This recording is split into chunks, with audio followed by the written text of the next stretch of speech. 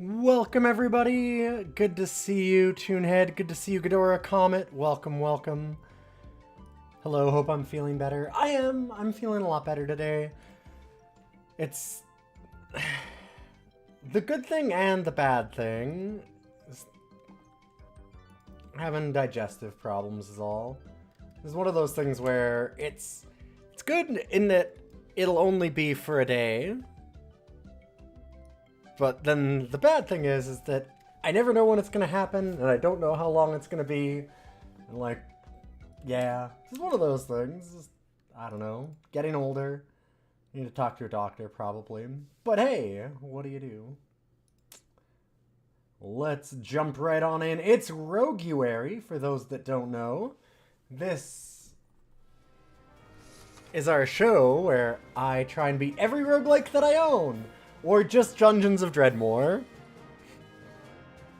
Or maybe just Dungeons of Dreadmore for months. So we're getting close. You can see on the side we have like a whole bunch of things that you can donate for to add new games, to lock in other games, all that kind of stuff. Oh, hi buddy! Oh, what a sweetie. Okay, you go ahead. It might take all of January, that's true. Oh no, we immediately had the bug where... Oh, or it's just crashing?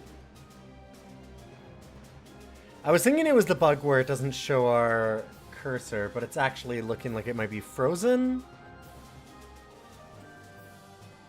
Dungeons of Dreadmore does not... doesn't work a lot. Oh! Hey! It loaded in. Okay, well, I don't know. I guess it was loading. We're good. Hopefully everyone's having a good day. All my fellow Canadians excited to do some Canadianing tomorrow.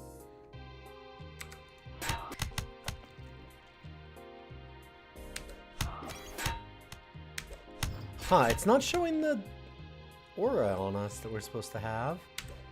It looks like it's working though, so I'm just gonna hands off and leave it alone, I guess. Ooh, my little wall of zombies here is doing good.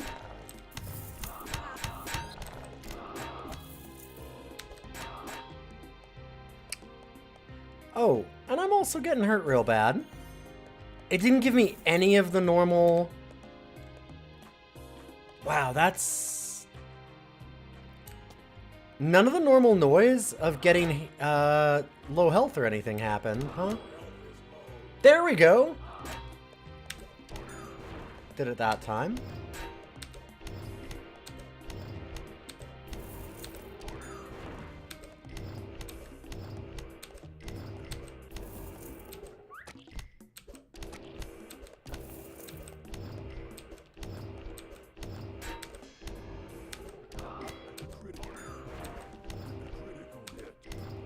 Game's being a bit odd today. Yeah. A little more even than normal.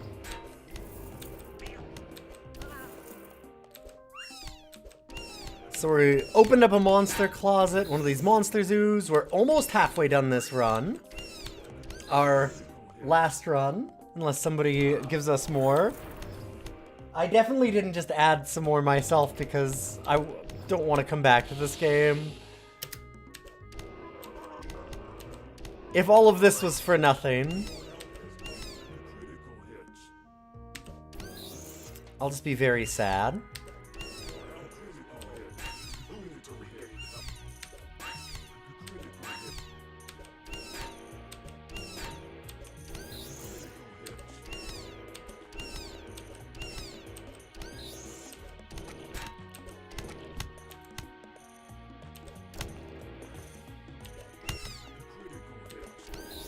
How much is this? 10. Okay.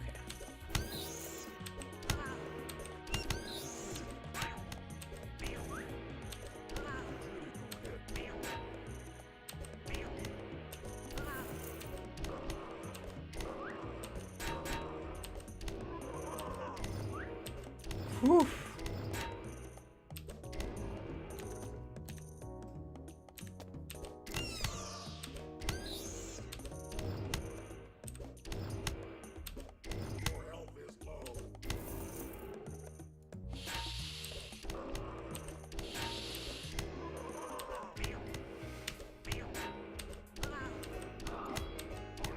Somehow still making it.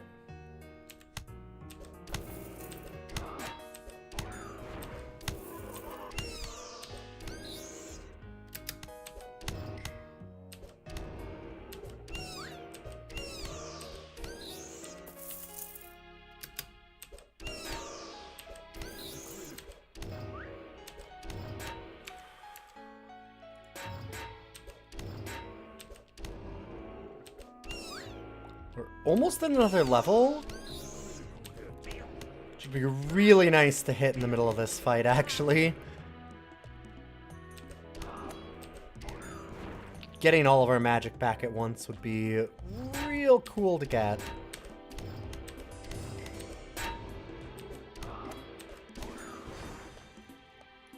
There we go.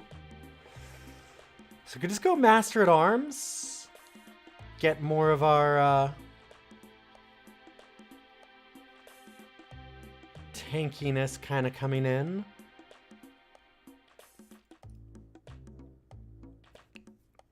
I definitely want, like, a lot more spells soon and ways to get back our magic. Like, all of this would be really nice. I think we just start here, though.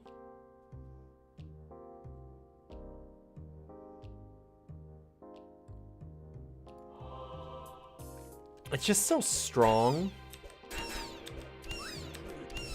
Randomly getting suit up so that we just stack a ton of regen. An extra block is like...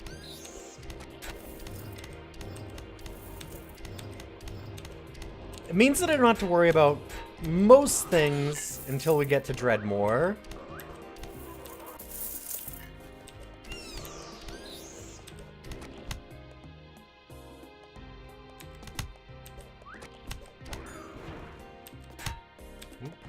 Did not mean to do that.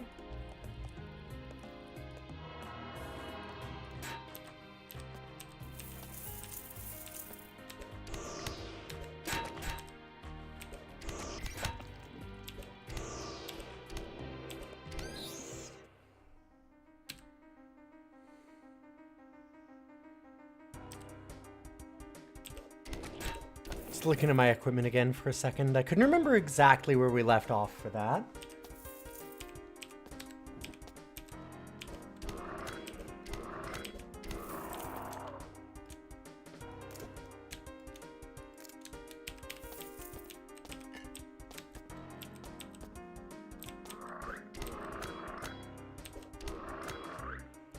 Jeez. Oh my god.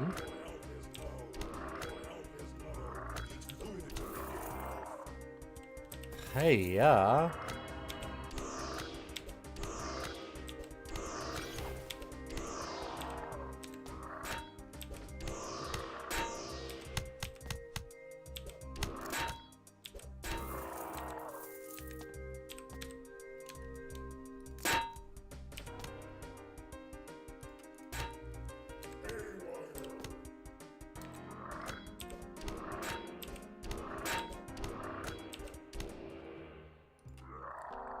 Okay, and cleared.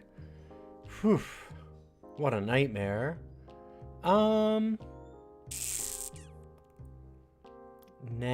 I like the belt that we have a lot more. Do we not have any boots? I have no boots, huh? Ain't got no flippy floppies or anything.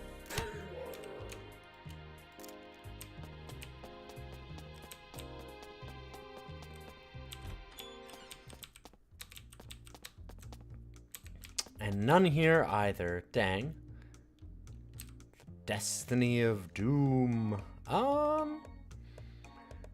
It's kind of better than that.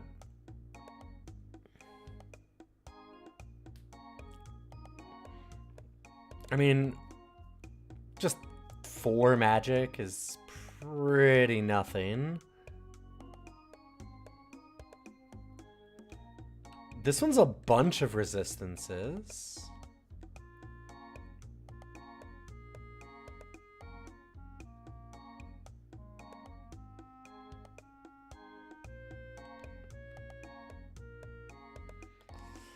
Dagger is a lot better than what we have, so we could do that.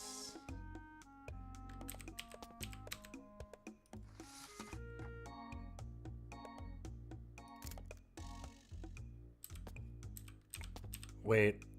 Shit. I've never just picked something up before. Hold up. How do I pay? Oh no.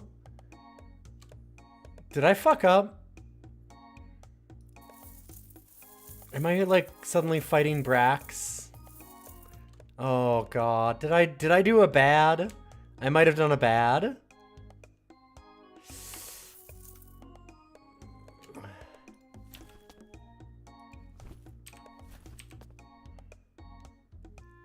Nope.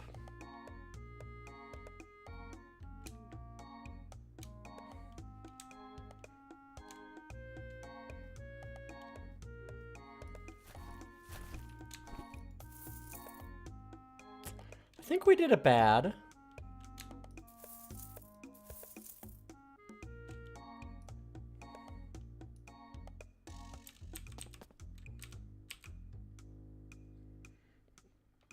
Okay, there we go.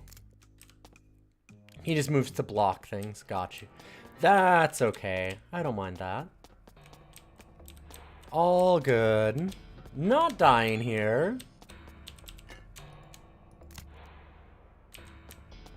I love not dying to the shopkeeper by accidentally stealing.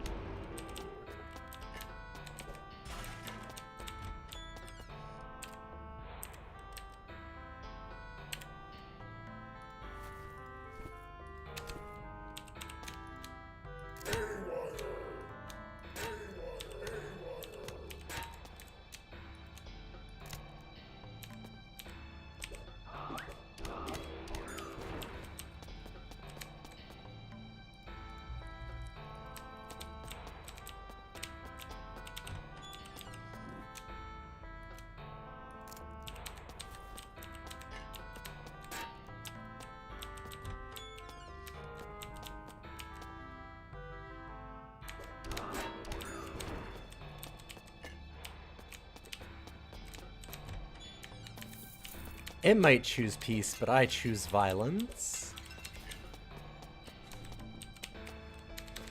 Okay, let's warp over. Oh, and it's just a blank wall. Huh. Oh, the Kobold Core Shopkeep is really good, yeah.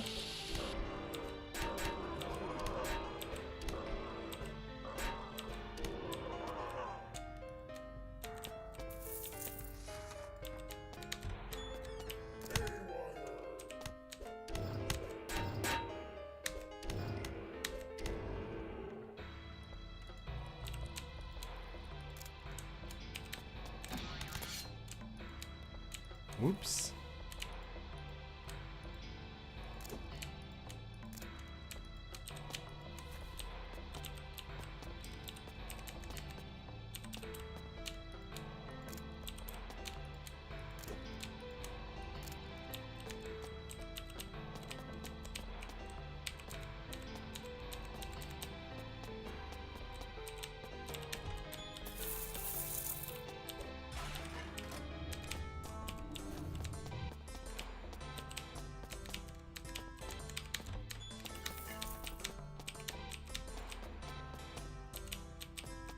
Not bad. I'm actually kind of curious.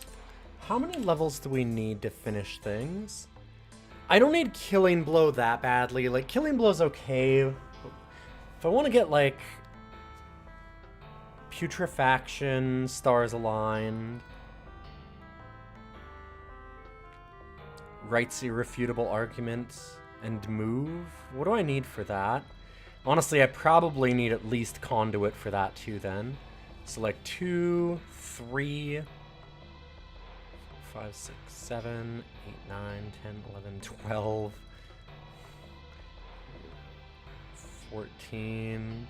Yeah. We'd need a lot of levels. I think the answer that I'm coming to is many, many levels.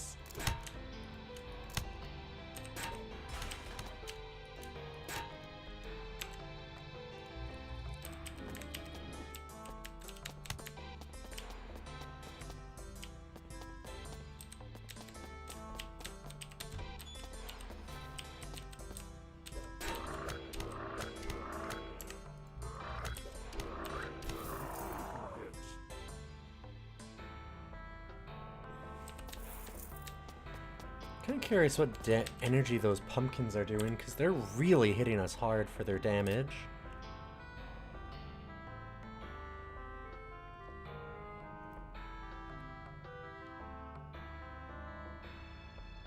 That is a lot of sagacity, so a lot of magic power. We're gonna use that. Seems great.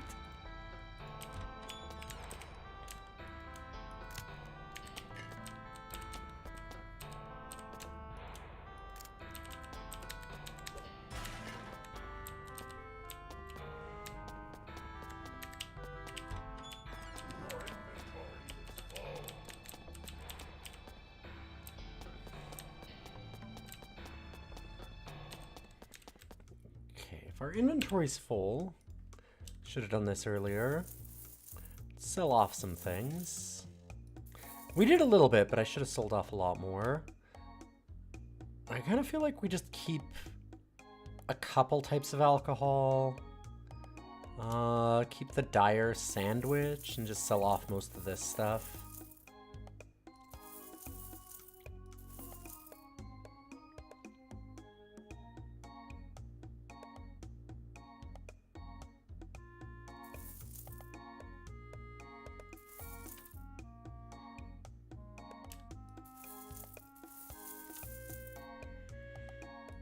Alright, better.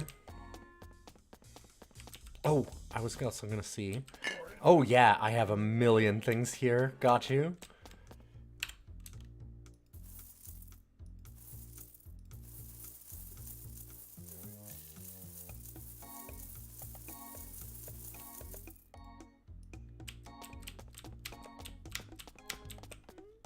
Should have checked. I'm going through all of those real quick to get all the inventory is full so that we can pick up any extra copies and not have to, like, do this more than needed.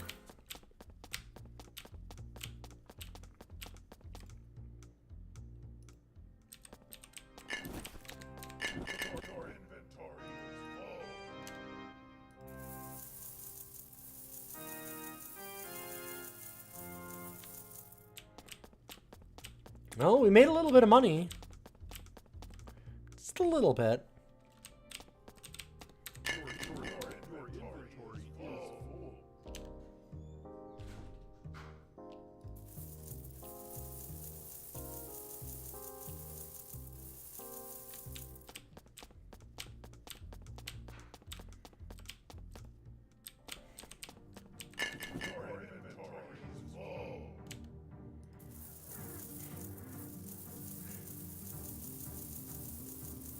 We found something out about our inventory. What do you think the game's trying to tell us?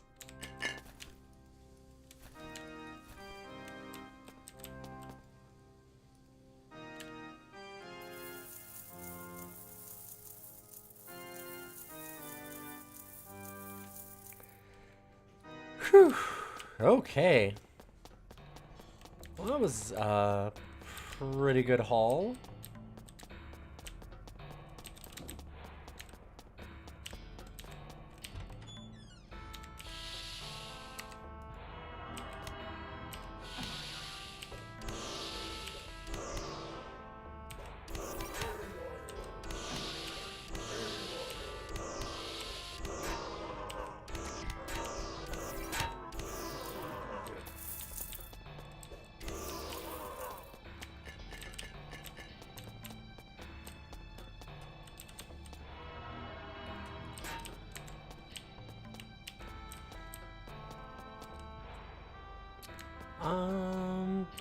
This is the easiest way down, it looks like.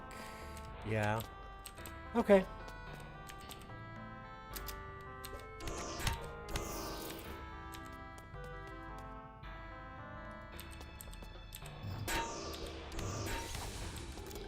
Welcome to level 5.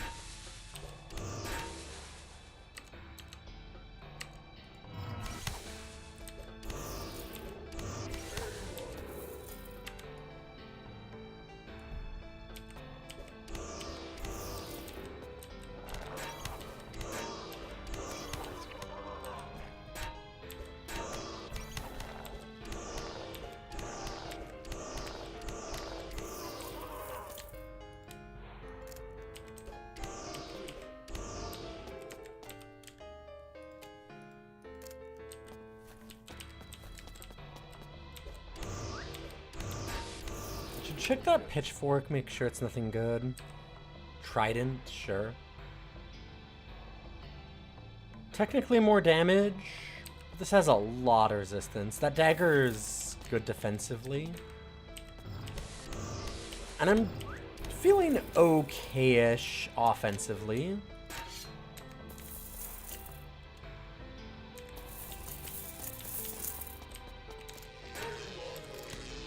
Ow.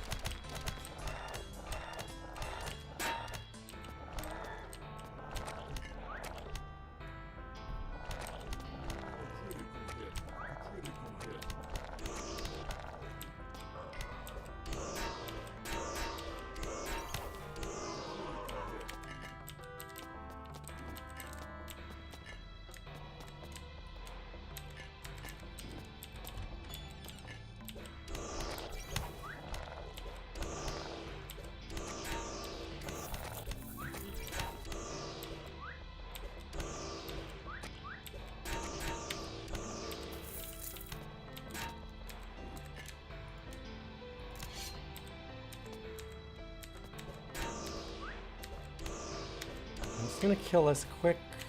There we go. This means I don't have it walking around setting off all those traps, which I want to use those traps for me.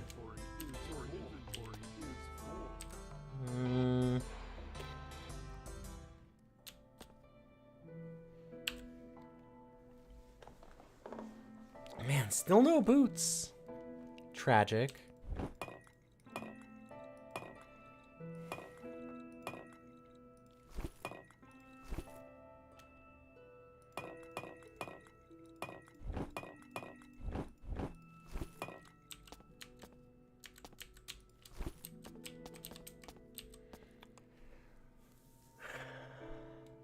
Gotta remember to use some of my range stuff. I'm just hoarding it right now, which is not actually useful.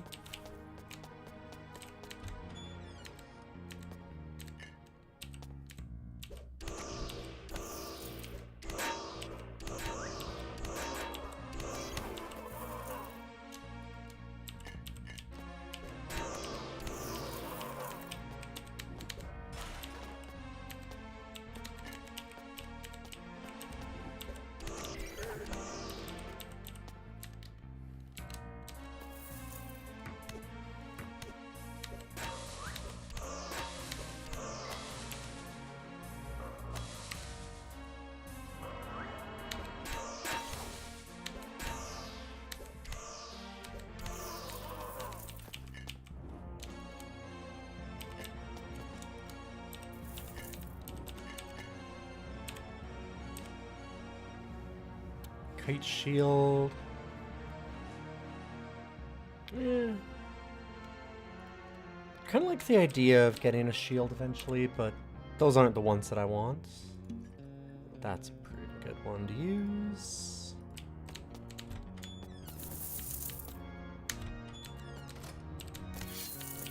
Oops. Hmm.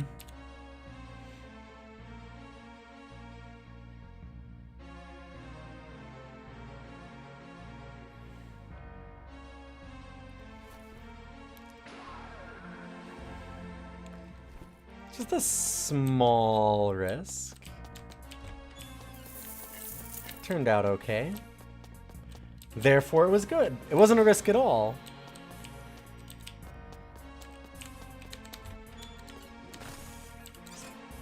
Always knew I was gonna get the good stuff. Alright, we released a whole bunch of gobos.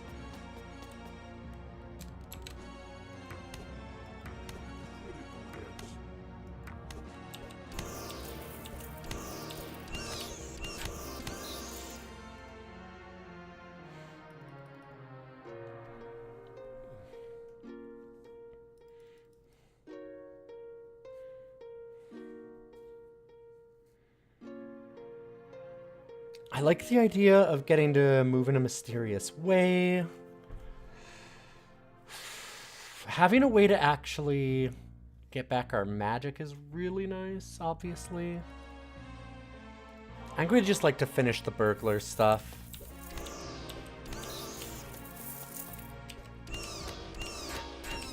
Having an escape teleport like that is just so strong.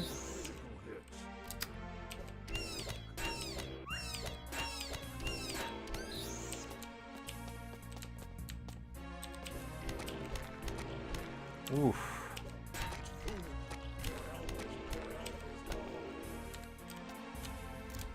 Quite a jerk. Those slimes are still a little scary sometimes.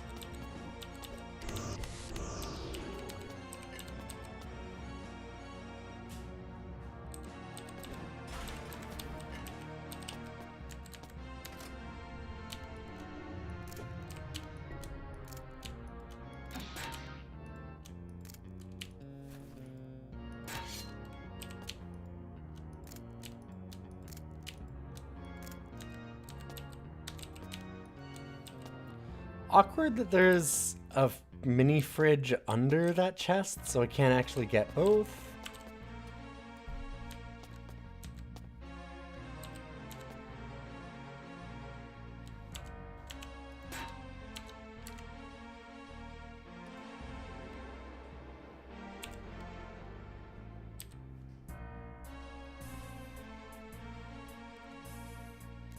I'm gonna say that's slightly better than what we have.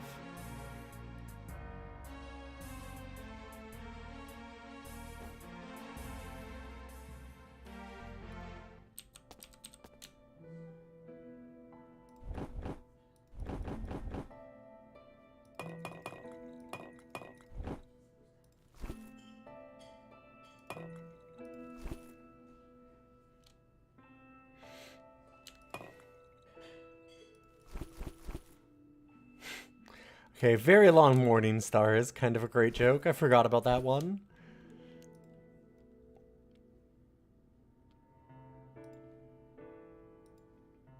Every once in a while, this game has a really good joke. That's one of them.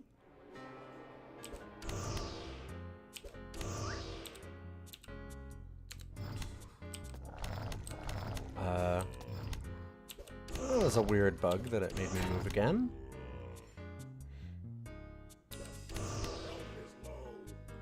Was worried.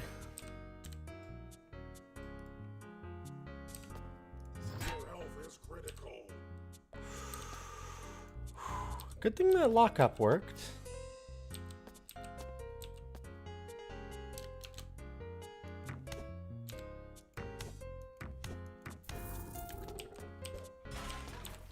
Hiya. Got a little scary.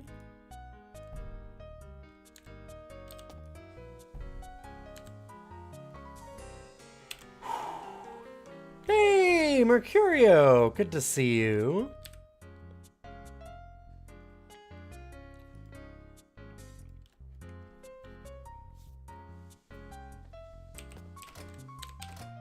Nope, that's not. I was trying to do this. Plum, the Nails of Apologies, which is a pretty strong axe. That's a lot of damage. We lose out on some resistance, but it's a lot of damage. It's a lot extra. This is 8, and this is, yeah, 21. A little better. I think I'm good with that.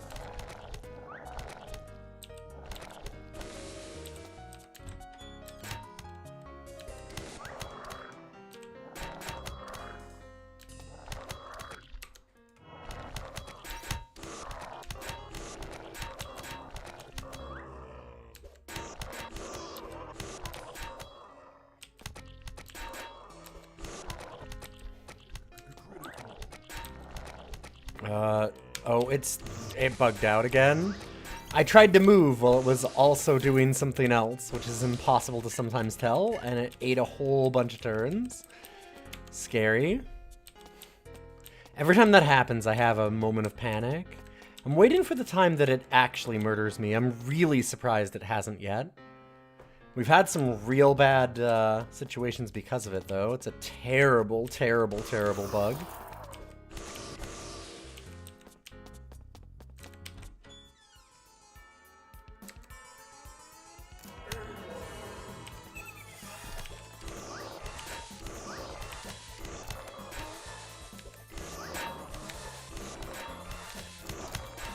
Alright, time to chew through a couple dozen enemies again.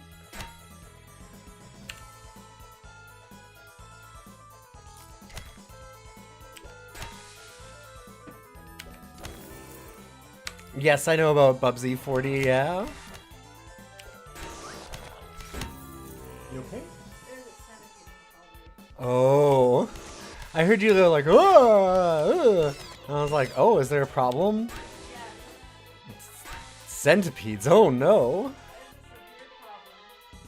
She is totally fine with things like spiders and all kinds of other creepy crawlies. Centipedes? Hell no. And earwigs. Earwigs are weird. Mostly the ones that, like the carriage bugs. The devil's carriage. Because those things look like they're gonna sting you. I don't love those.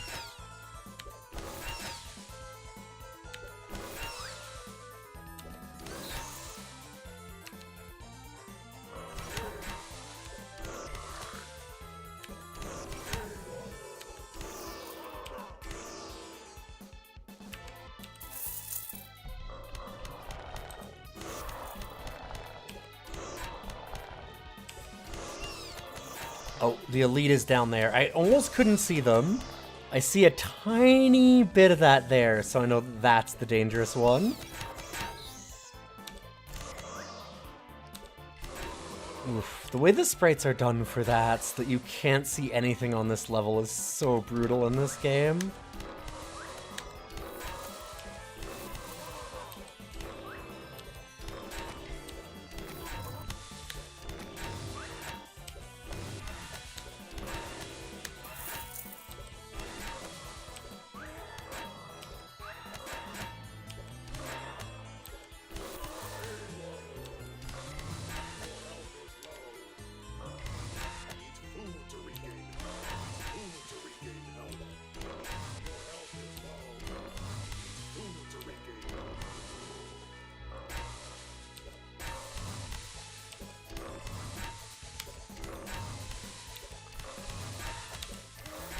Eat food to regain health, or I could just use my very cool magic. Seems to be working okay. Although, now I'm out of my very cool magic.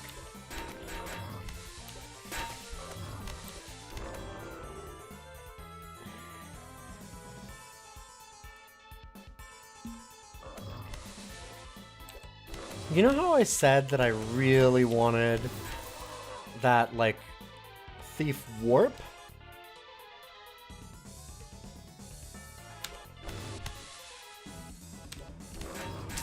It's for situations like this.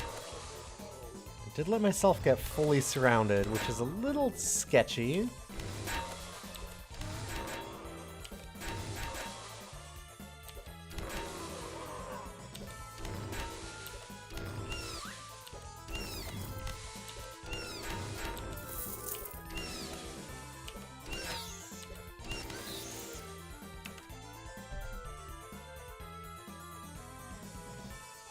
Okay, so that did nothing.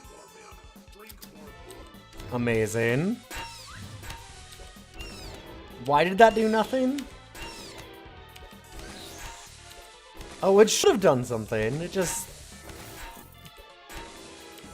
The zombie spell sometimes just decides to not do anything.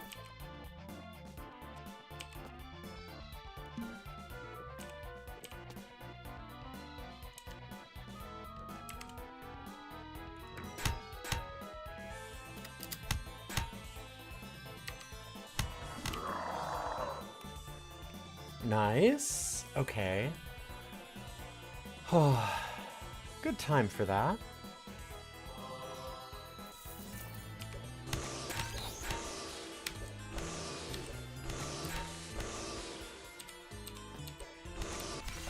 So now I've gotten most of my utility stuff.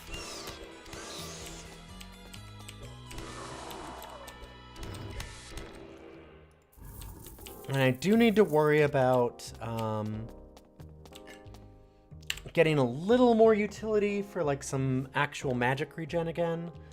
But for the most part, I'd say we're good. Also, Crown of Yellow is a huge upgrade for us. That's really nice.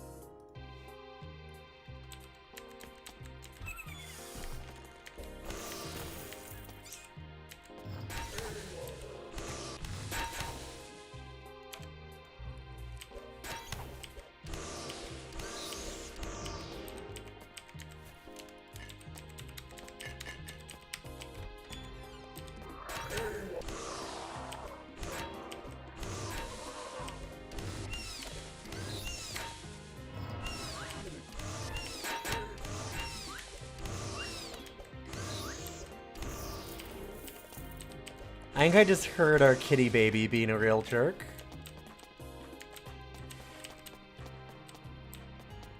Just heard Tanya going like, oh, I can't believe you did that kind of thing. So I'm like, uh-oh. Somebody's in trouble.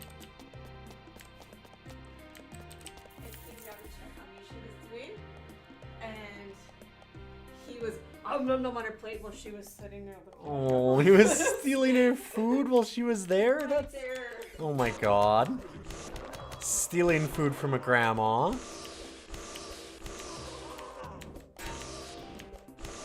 He apparently shoved her off of her plate and started eating it while she went upstairs for a second. Skull in progress. Good to see you, Kenshru. Welcome, welcome.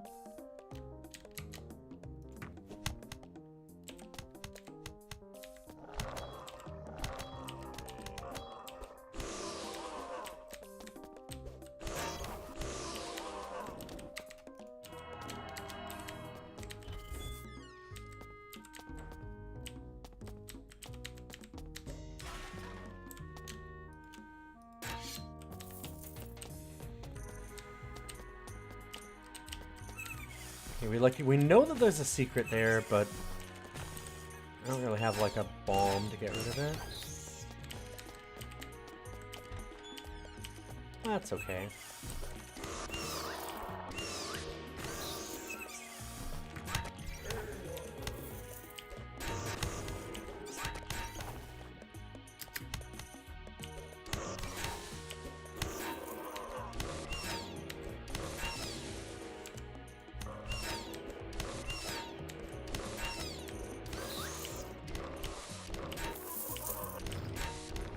I just thought of something. I'm just gonna look again.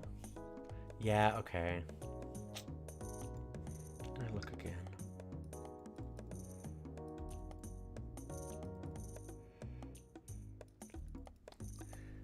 Okay.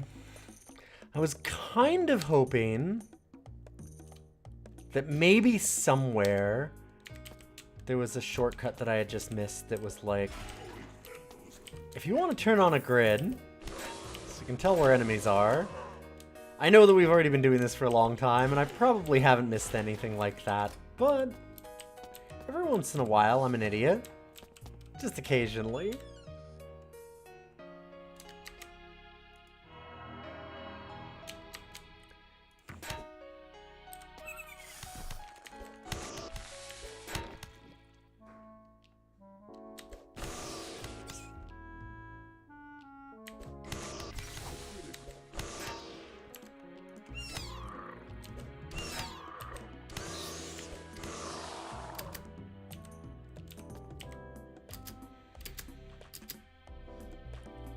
Not what I meant to do. There we go.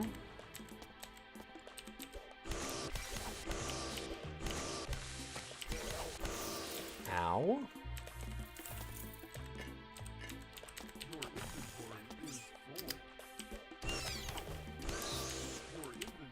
Your inventory is full.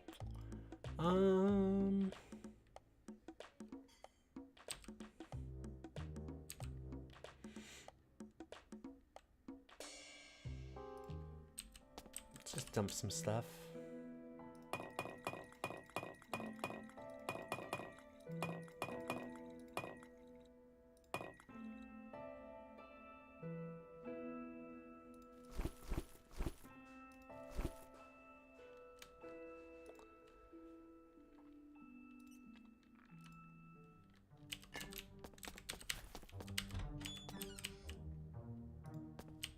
Hello? Oh, it's bugged again. Right, because we were walking when we moved, so... Ew.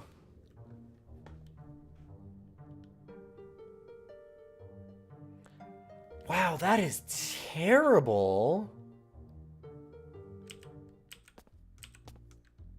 Wow, that is so bad.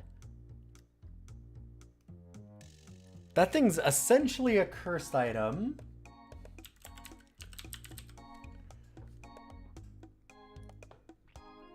I need to look at this again real quick. I just want to see if it's got any hidden properties.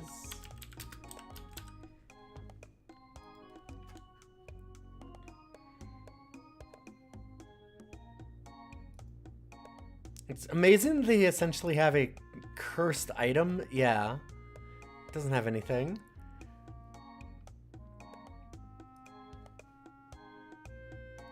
But you can just see what the stats are, so there's no reason to ever put it on. That's wildly bad. Minus 14 block chance. Minus 14 chance to hit. Minus 14 dodge. Like, are you kidding?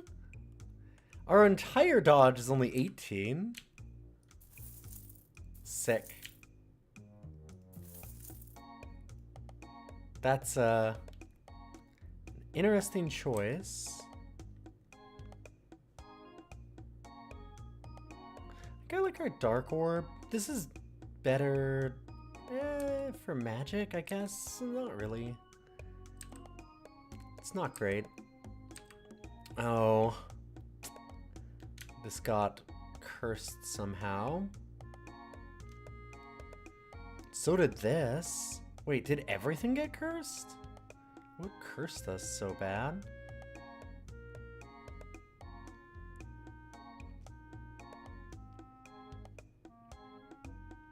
Okay, the belt and the robe. The robe minus 1 health, who cares? The belt's a problem.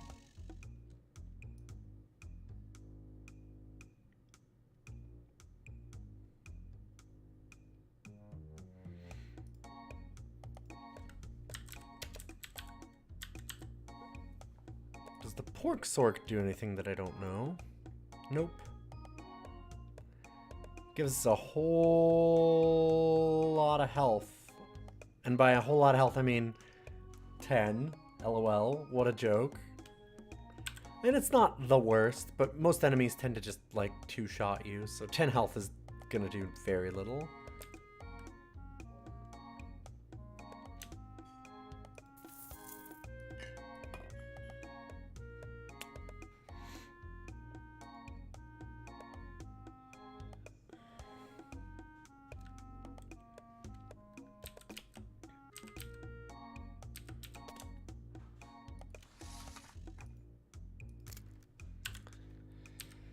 I guess.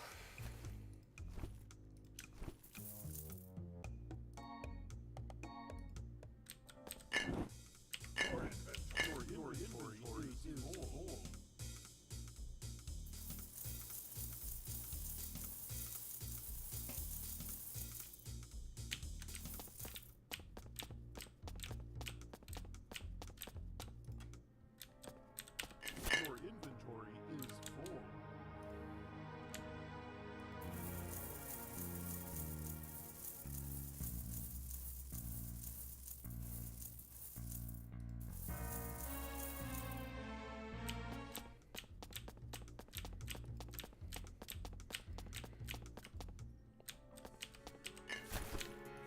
Still a little wild that we haven't even found a single pair of boots yet.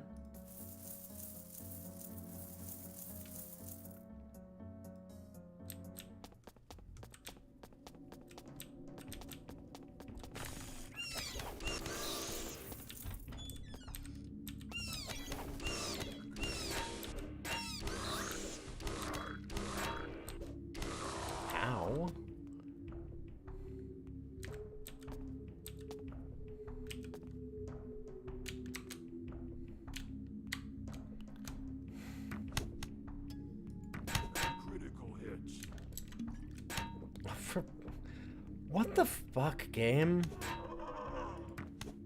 It just takes 2 inputs. Why not?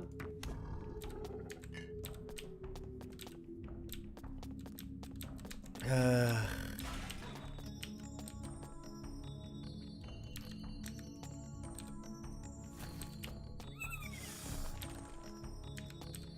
being able to get another belt is nice.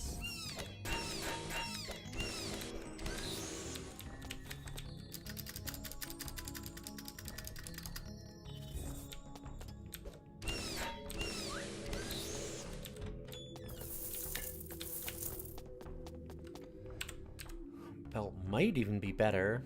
No, it's not. Definitely not, but...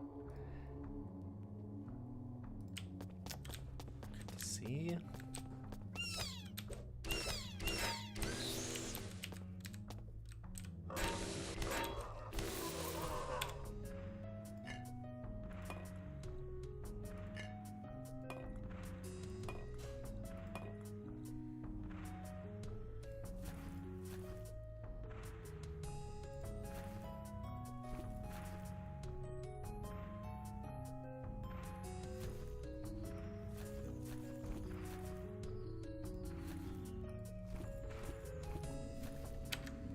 Okay, there we go.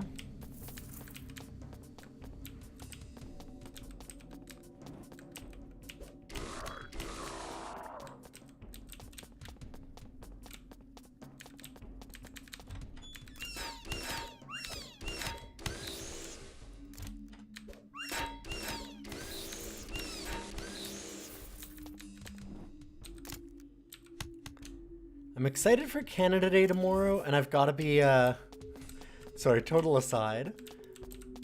I might have to make sure that I end the stream on time tonight, because I'm thinking of doing something very stupid. There's a 5K run that's happening across the city, and the organizers even like, make sure you try and use public transit and stuff so that, you know, we're trying to do runs, you want to use cars as little as possible. I'm like, yeah, that's a good idea. It's across town though, so I need to like... It's 9 in the morning that I'm doing the 5K if I do it, which I think I will. But then that also means if I decide to not drive, which also, again, I'm gonna do unless I end up getting up way too late that I just can't. It means that I need to bike across the city for like an hour and then do the 5K. Up and down a hill that's like 2 kilometers long, and it's like 300 meters of elevation. It's a brutal hill, so I'm gonna have to do that and then do the run. So I'm like, I should at least make sure that I get up on time because that's really early for me.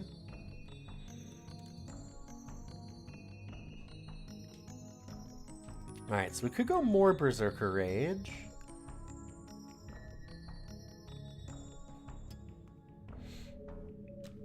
I'm kind of on, I should learn some more spells. And then I want to very quickly start getting into tap and conduits. I might just Berserker Rage first.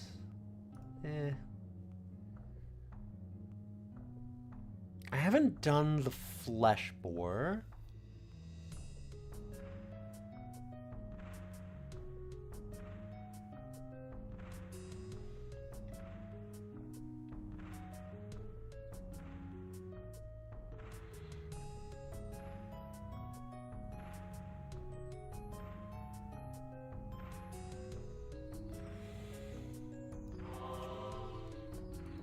Do that.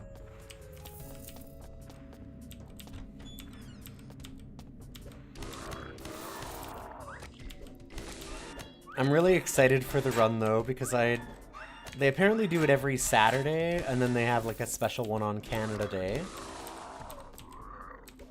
And I I looked at their, they have records of like every week that they do it, and I feel like, I'm like, oh, it's gonna be kind of amazing, because if I do my regular runtime, which is not necessarily me pushing it as hard as I can, ow, obviously, because that's just my regular training, I would be like, definitely top 5 of basically any week they run it. If not top 3. And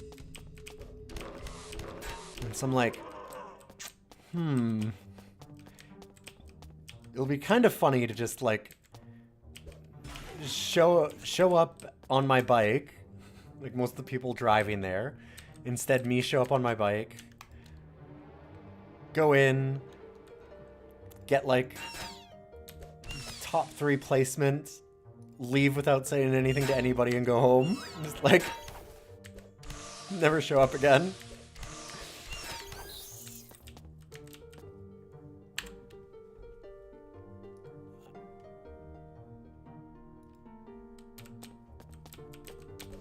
Just explain nothing. Go there, put in an incredible time, and then leave. Carry a mic to drop as I walk away. No. See, then that gives away the game. You just show up, get like first, and then walk away. And don't explain to anybody. I do understand the temptation to do more than that, but I think that wrecks it.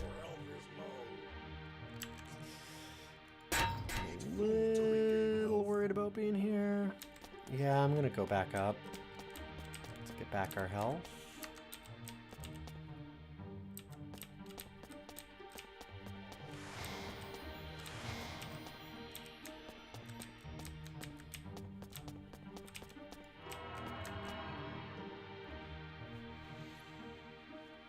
Show up in 80s running gear, 80 headband, whole shebang. I always wear a headband.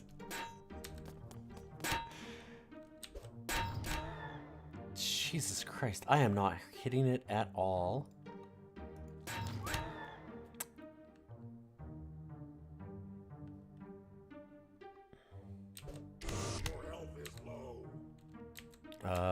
What? Why can I not go up? Why am I not allowed to move?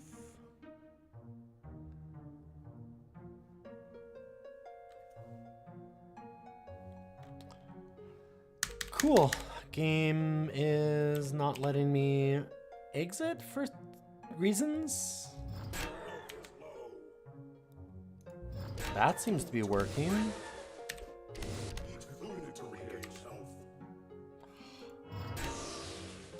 What the fuck? Okay. Now I can walk north. I don't... No idea why it wasn't letting me move. I mean, I was trying to cheese the stairs, but that's a roguelike tradition, okay? I should always be allowed to cheese the stairs. Good to see you, BS Ben. John 80s. Hey, listen. I'm not much of an 80s person. I'm a 90s person. I'm not that old. I was born in the 80s, but I grew up in the 90s.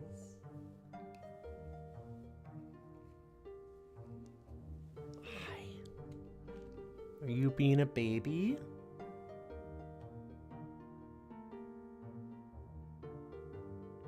Oh, well, that's so nice. Thank you.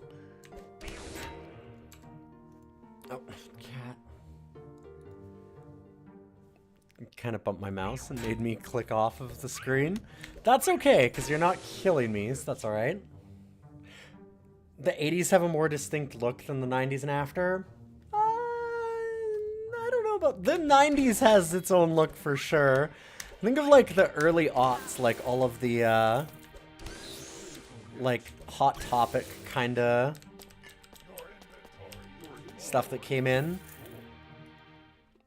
I think that the 80s gets exaggerated a lot easier in some ways, but I don't think that it's actually more unique or anything.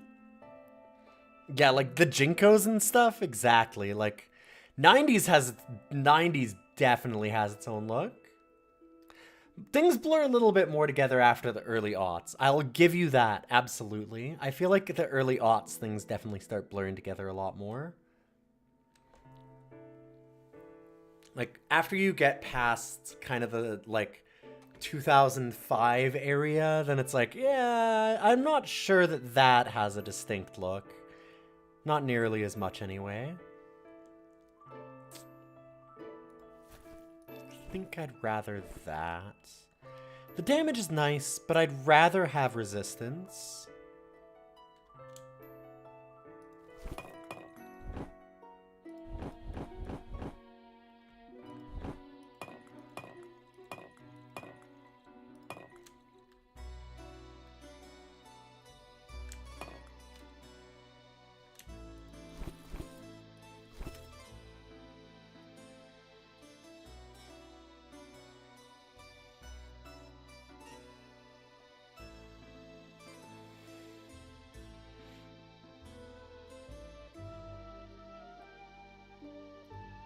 Okay, none of our other stuff got horribly cursed again.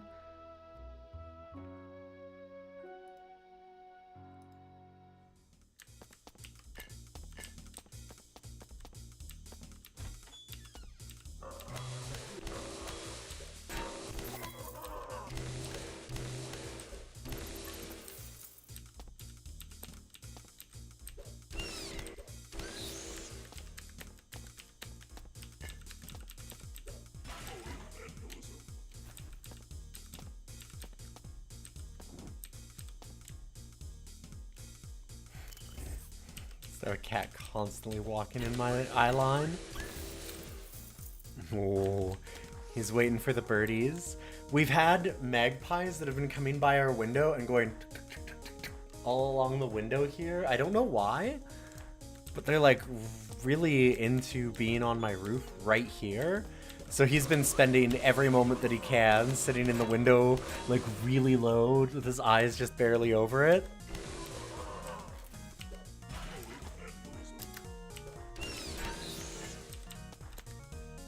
Oh yeah, they're going past. Wow, there's a whole lot of them.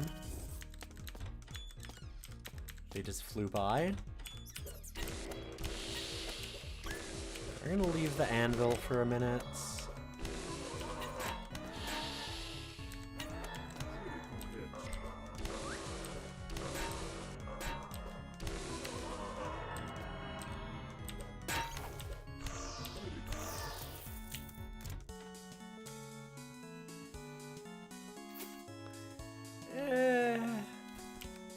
I love that steel plate gorget. Gorget. I definitely prefer our Cybertronic amulets. Yeah. Oops.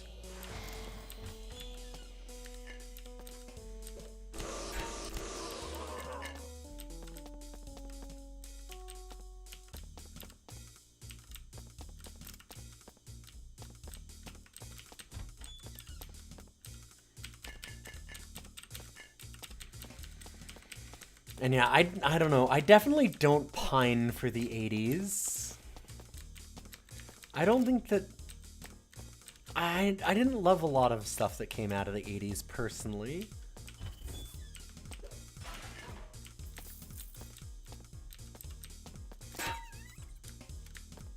Although it's really funny that I think... Oh. Oops. I'm not paying attention.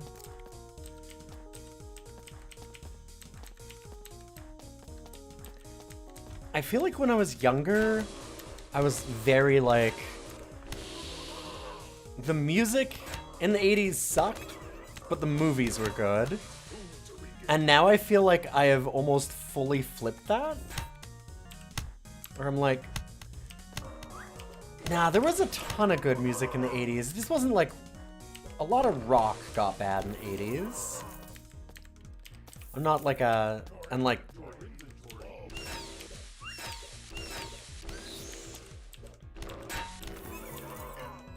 There's some like really interesting like electronic and some some of the pop music got really cool.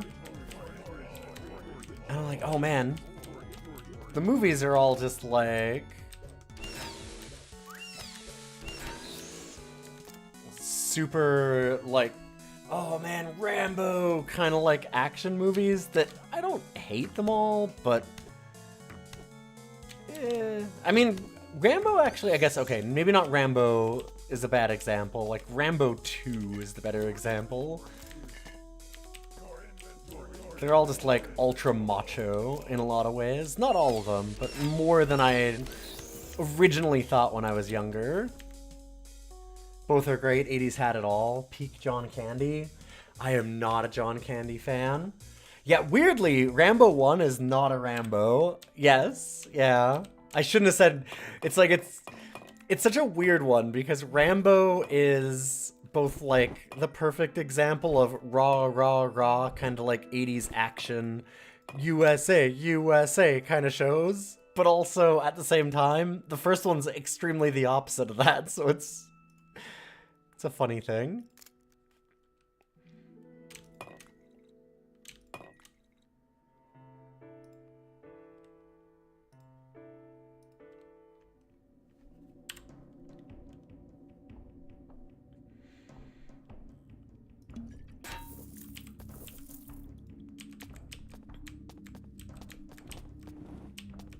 I'm not saying that all the movies or anything in the 80s were bad, but it's just like, you know, over the years, I'm like, you know, I think that I underestimated how good the music was and overestimated how good the movies were.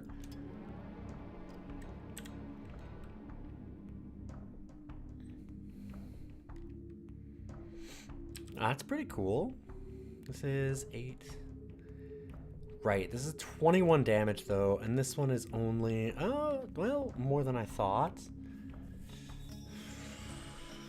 18. Extra regen, block chains, tons of different stuff. So we lose out on 3 points of damage, but then we also get actually only 2 points because it gives us burliness, which gives us more melee damage anyway. Yeah, this is just way better. Minor gameplay suggestion, sure.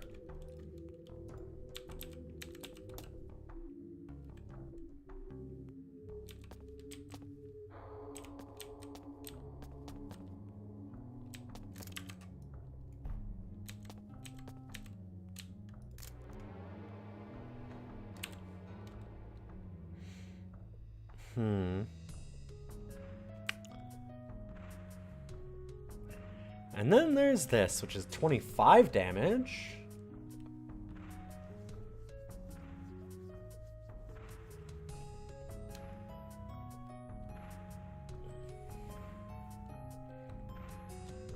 Well, yeah, I haven't even really been using the cubes, honestly.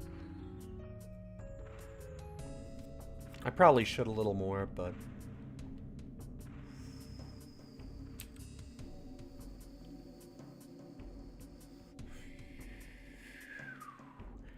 Dang.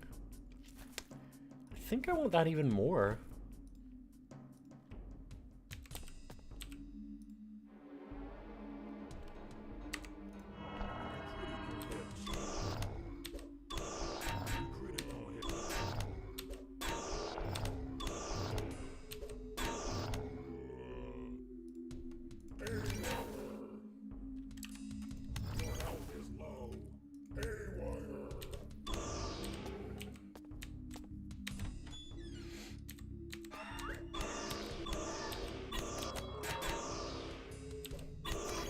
Yeah, you're right in that it's useful to keep some extras. I just have stopped bothering with the cube.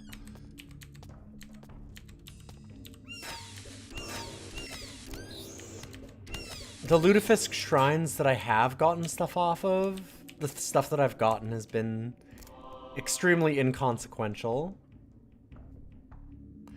And like, I'm sure that there's times when it'll not be.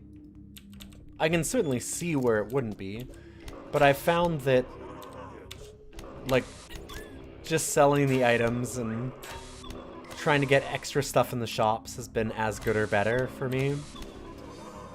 I don't know. The Lutefisk shrines have done almost nothing.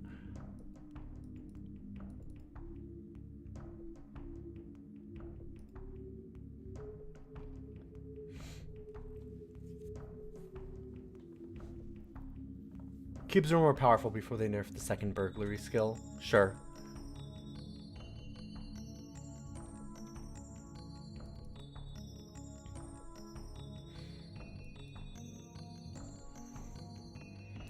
I don't know. I just...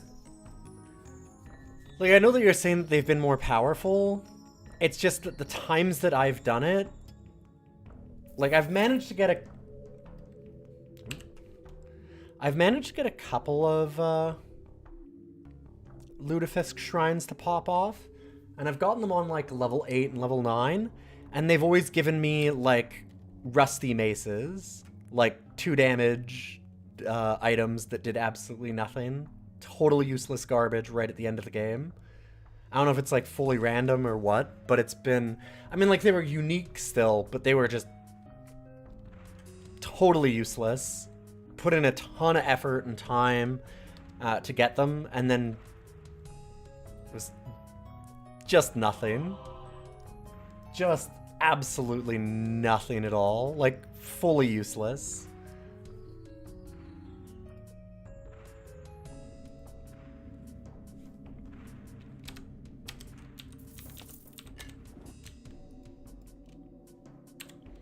Like, all the stuff that I was getting at the end of the game was way worse than this, which I've already replaced not even halfway through, or about halfway through.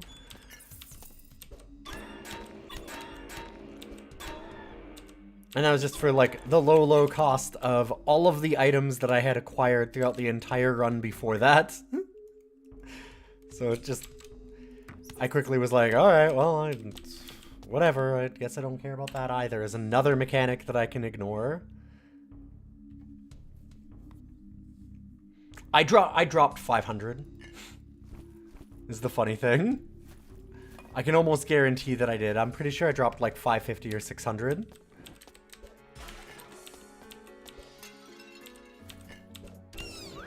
Because I saved up the entire run until we had hundreds and hundreds of Lutefisk. And then I finally did it. That was when I decided to pull the trigger on it. I'm like, let's see how high we can go. And I went really, really high on it. And I got just nothing.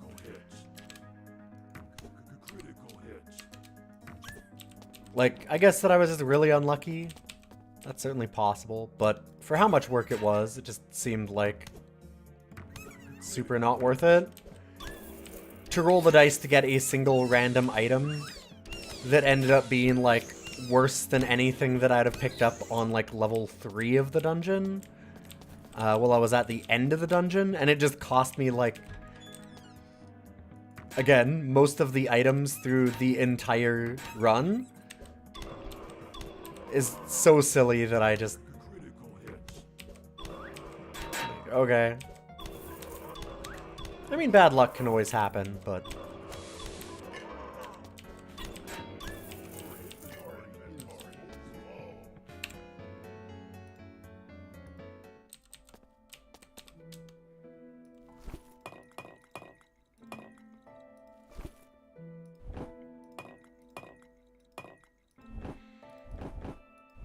Yeah, we got basically nothing at all that was useful out of it. So I was like,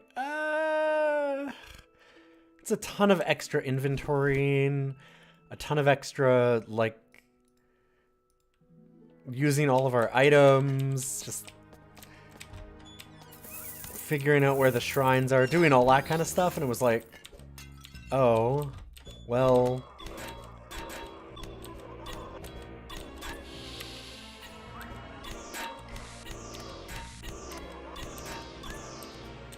If there was a way for us to have it go off more often, and if we were, like, using archaeology to turn some of those items into experience or something, so that when we get real garbage, we can still at least chuck it, maybe it'd still be useful, but... for my experience of where we used it, it was just absolutely pointless. It's super honked and did absolutely nothing for us. took a lot of effort.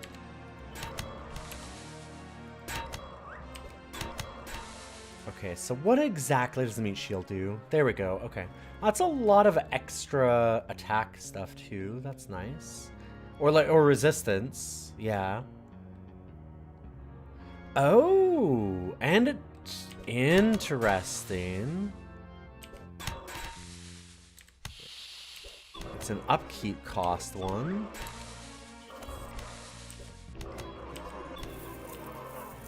Does it regenerate how many hits it takes? I think not.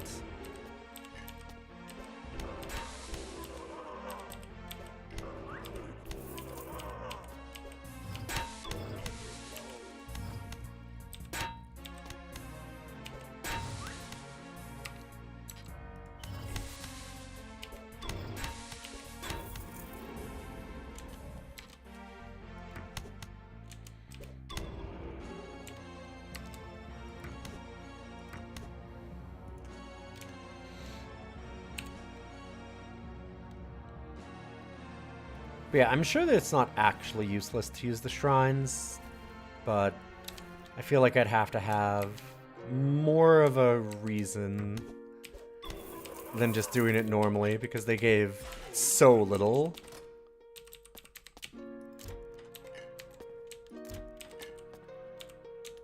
And there are incentives for that. He said, like, if I wasn't using any bolts, so I could just sell those off easily, if I had the archaeology to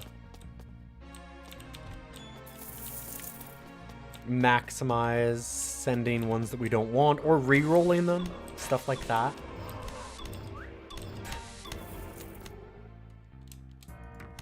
Yeah, currently just...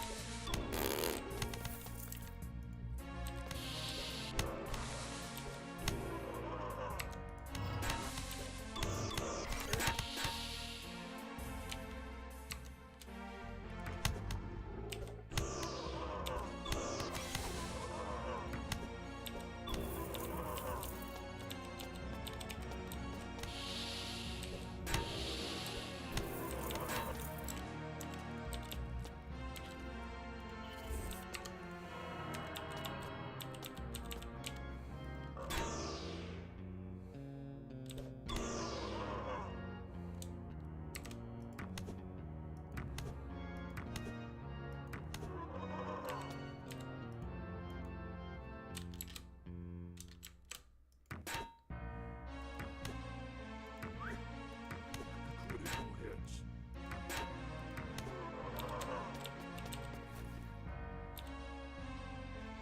Do I think I'll ever beat Dungeons of Dreadmore? Yes, I hope.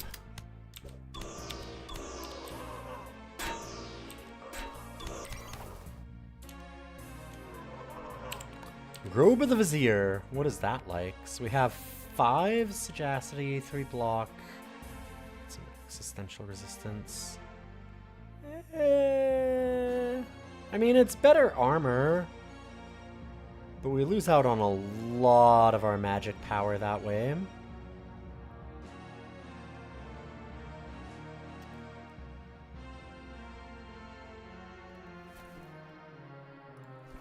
Oh, wow. So 5 sagacity actually does not make up for 3 magic power. Huh. That's interesting.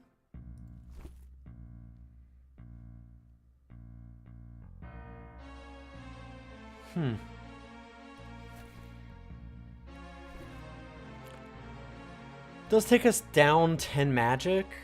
I don't think that's that big of a deal. Maybe I'm just massively overrating the stats. Guess so.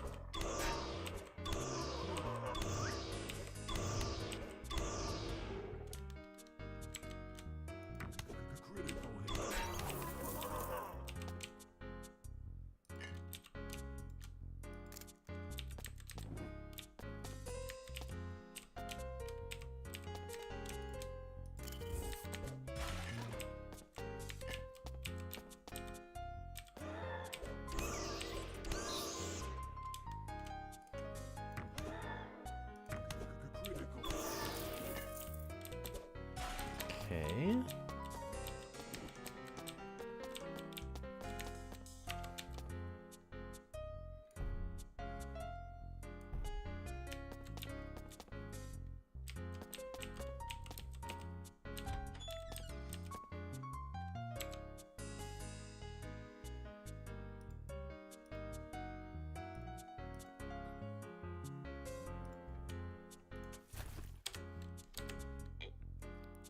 Do our yoink spell.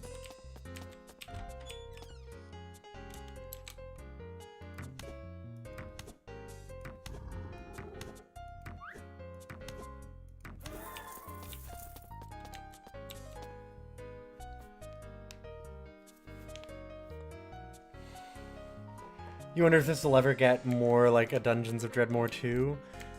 It seems unlikely that there's ever going to be a second.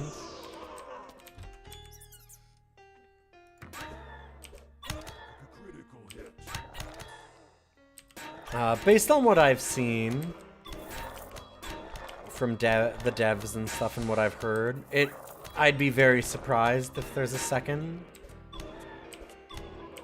Or like new updates for this. There was talk about it, but all of the talk seems extremely speculative, unfortunately.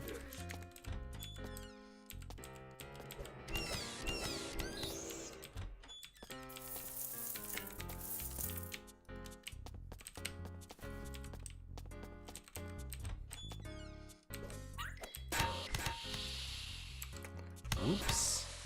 That's not what I meant to do.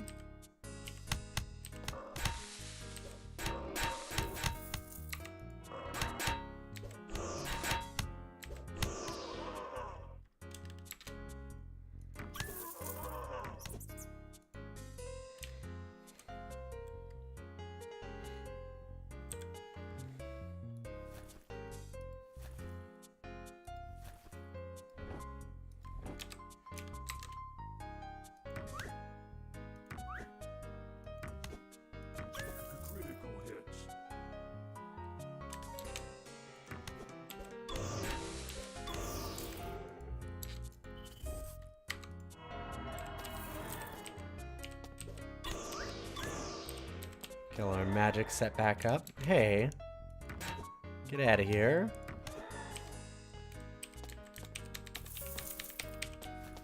I really wish they would be able to make a second one of this.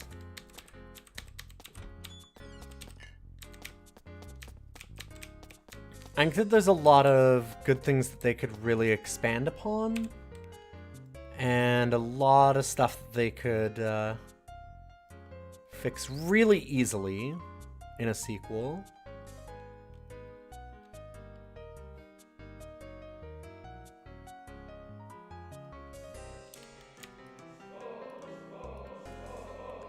Here, I'll go for the 500, like Ghidorah said.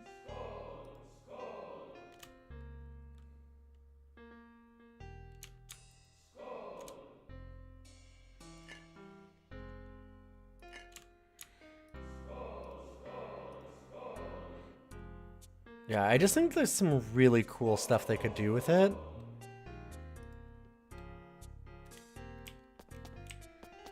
And it's a game where I think that the improvements are both, there'd be a lot of impactful improvements and a lot of easy ones to make.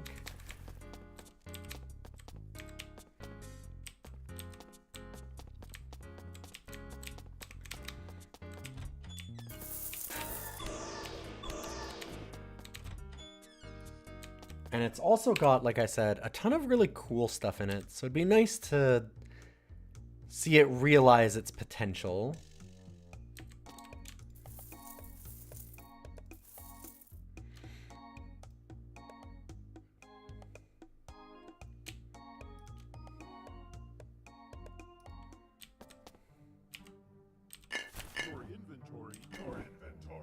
Your inventory is full.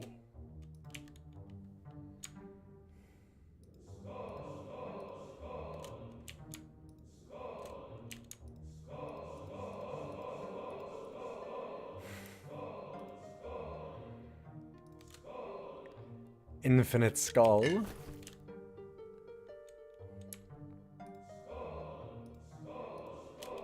inventory is full. Your inventory is full.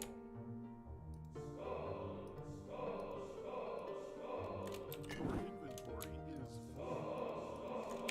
Your inventory is full.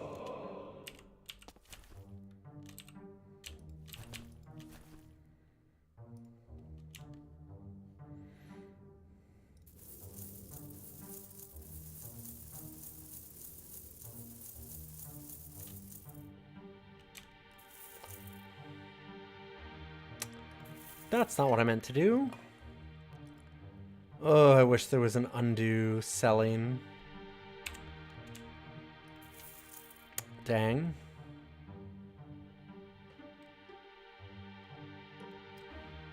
Oh well.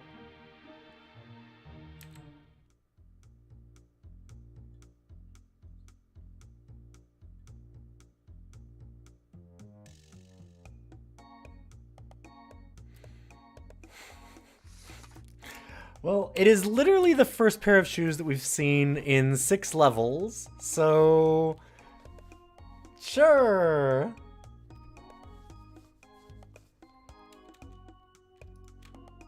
The Lutefisk shrines are also dungeon level dependent. Fair enough.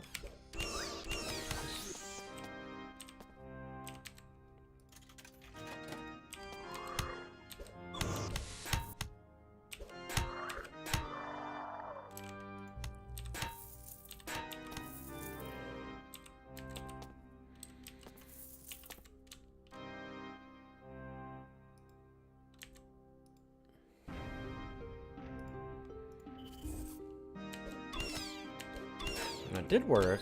Huh.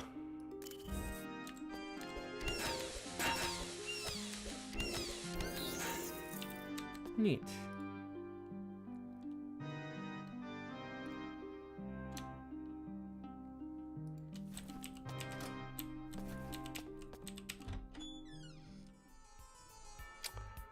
Well...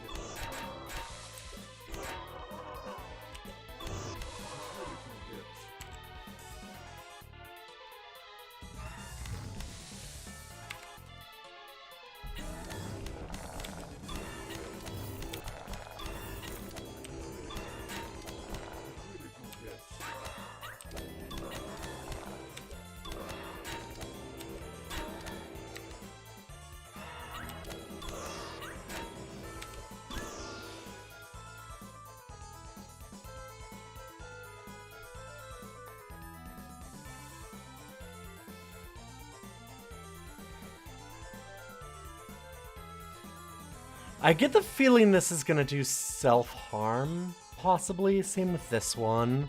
I might want to just go for some of these now. Or go for the Ziggy.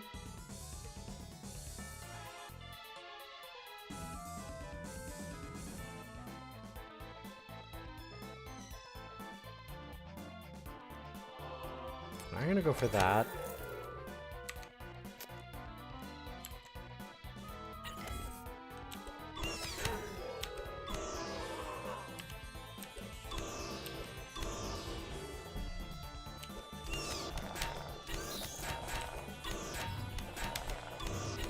I feel like exploding corpses is absolutely a friendly fire spell, though. I don't know how I feel about that right now.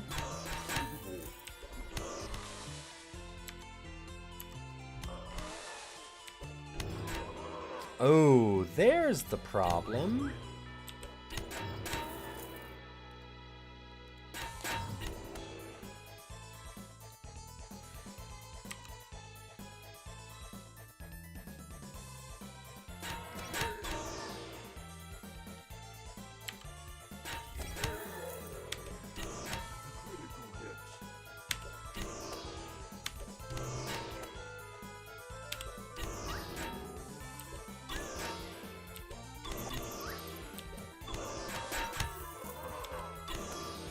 Exploding corpses is a war crime. That's likely.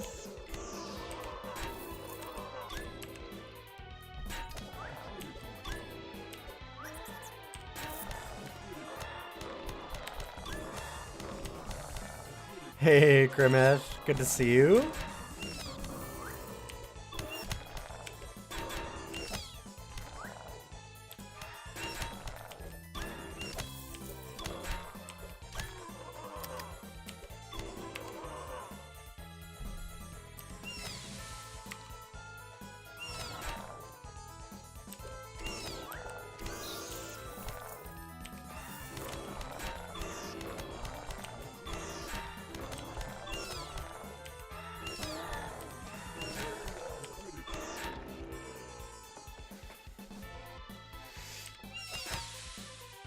I just realized how dark it's getting in my room. It's that time of year where it's like, light, light, light. Oh my god, why is it so dark?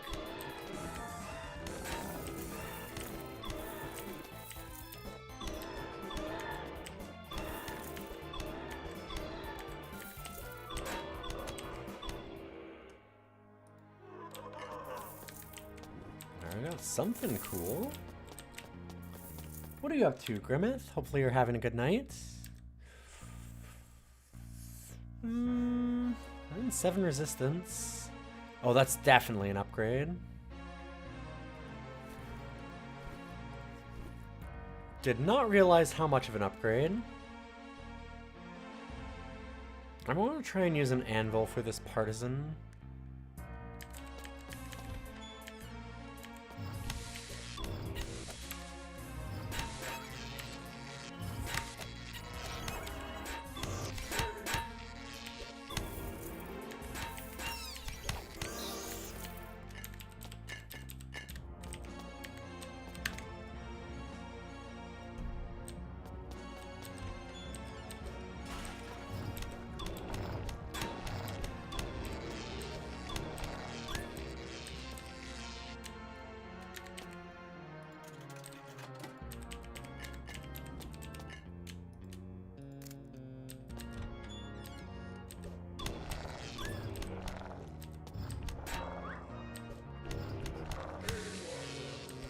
Okay, so we gotta remember, level 6 has a Lutefisk shrine.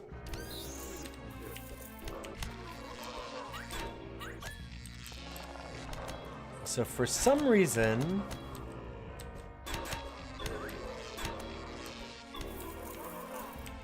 there's not a better one. Like one on a deeper level. We can always go back to level 6 and try. Try to get our 500 Lutefisk.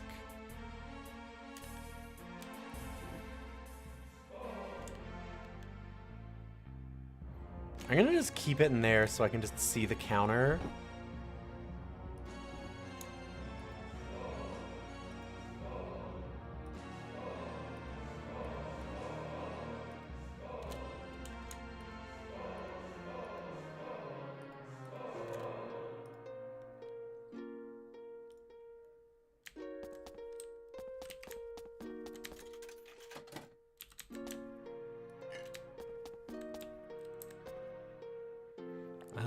Did we get this whole floor? It looks like it.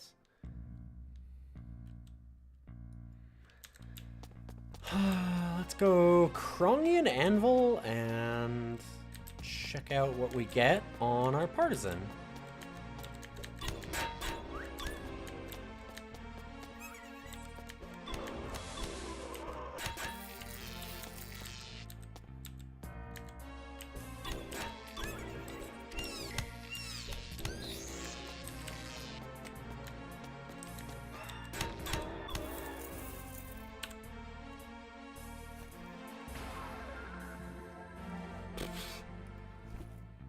Well,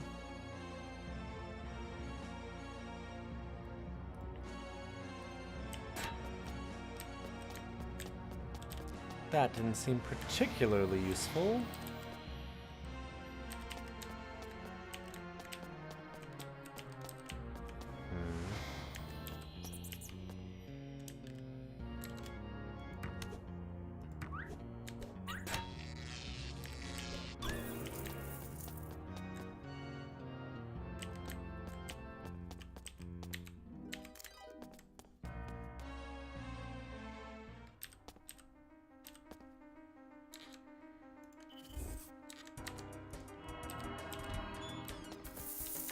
Gotta remember to put on all my upgrades.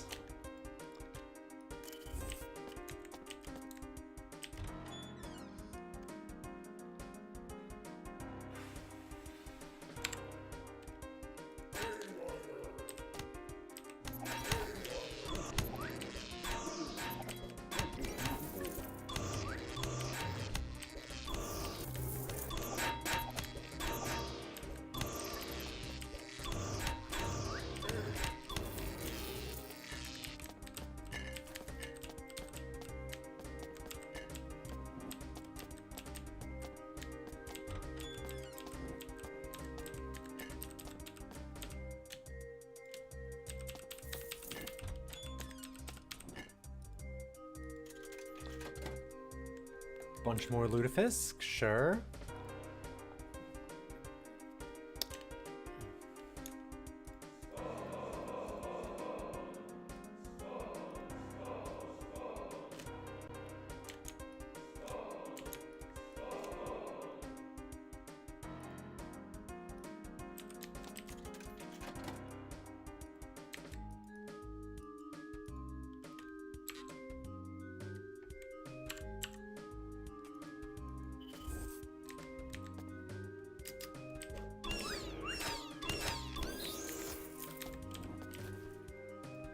Aha, got another secret Diggle listening post. God, there's actually a specific part where that comes up early in Star Trek Discovery. Writers didn't really research their clever plan enough, and then some episodes later had the character who proposed booby-trapping corpses specifically call out the Geneva Conventions as a touchstone. Huh. Oh no. That seems real bad. 1 second. I feel like Star Trek in particular should not be doing things like violating the Geneva Conventions. It's not your favorite moment. Yeah.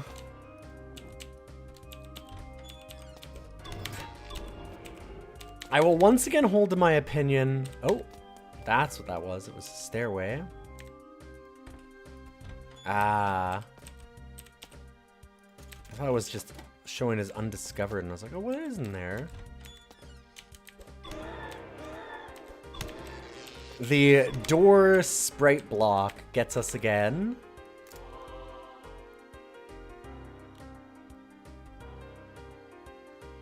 Alright.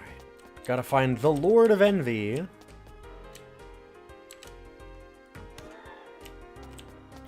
Yeah, I'm one of those people that I am very much of the opinion that, alright, so level 7 also has a Lutefisk Shrine. As much as a lot of DS9 was still pretty good, it wrecked Star Trek.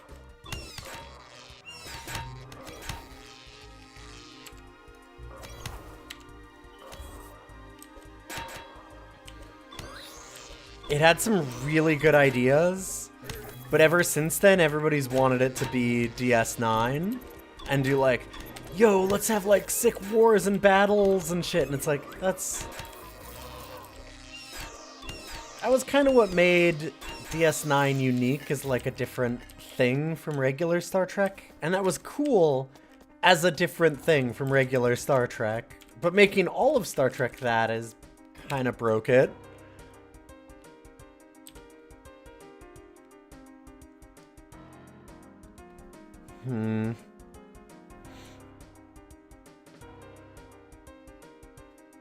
Better magic, less magic resist, less necromantic resist. It shifted a lot away from something to aspire to, exactly. Well, and just like having the little moments of like a lot of Star Trek episodes. And I mean, I'm not saying that there's none now, but like Star Trek for me worked as like an episodic, like that's another thing, is that it really got into being less of an episodic kind of thing. And that's a lot of, I mean, a lot of TV just moved away from that. And I can understand why, but it'd be nice if some of it realized that they could go back to that and that it works better that way.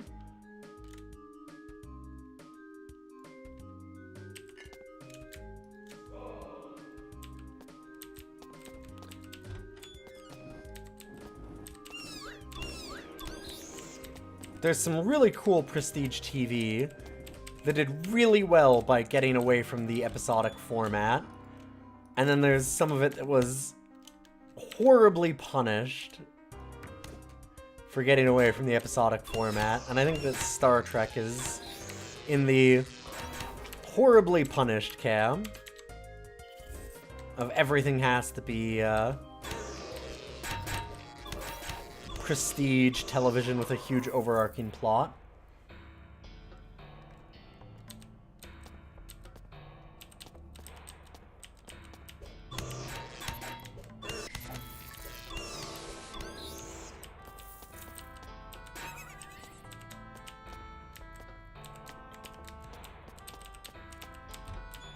Like I said, like a lot of the best episodes of Star Trek are them sitting in a courtroom.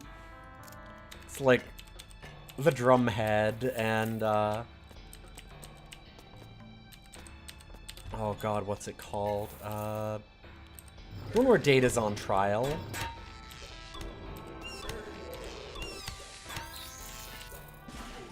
Deciding if he counts as being a person or not. Or, honestly, actually, or the Measure of Man, thank you. I should have remembered the name of that. Or, the one that gets memed all the time, which is so funny, or it was for a long time. It was, like, seen as a joke, but it was like, Jesus, there are 4 lights. That was a 2 or 3-parter, to be fair.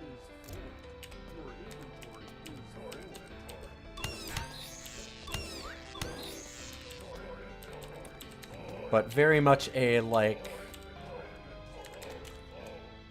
the writers kind of saying, Jesus Christ, we should not be torturing people. Which, yeah.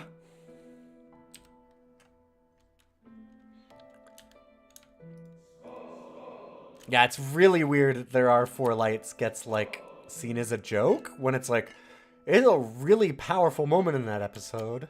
It's really well done. Hey, Fist Angrily, good to see you. One of your favorite episodes opens with an alien Greek chorister citing the Kaplan's log. Yeah, exactly. Like, it's weird, goofy shit like that that's sometimes really good about Star Trek. And I think they've kind of lost some of that.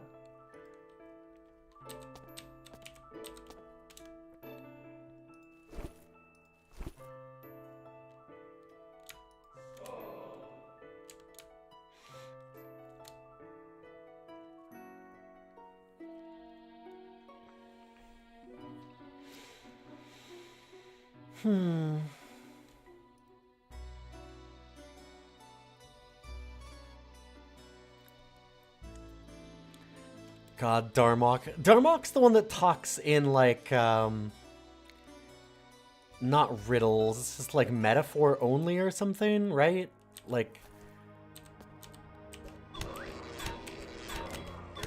it's the one that talks only in... I mean, that's why you're bringing it up, yeah. Because it talks only in, like, mimetic language kind of thing. Cultural references only. Yeah. And, like, stuff like that's neat.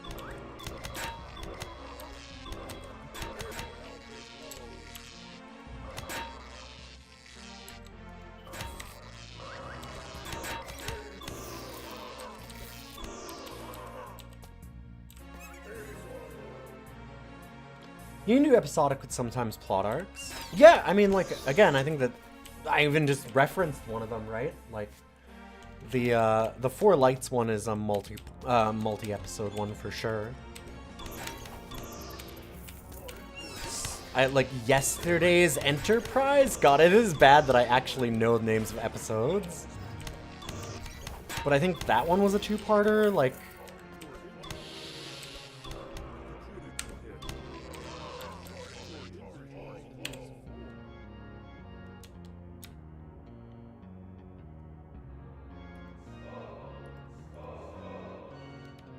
I'm actually not that big of a Star Trek fan, so it's funny that I'm actually remembering all the names of these. I like Star Trek quite a bit, but it's not my favorite show of all time or anything. It's been really easy for me to avoid the modern stuff.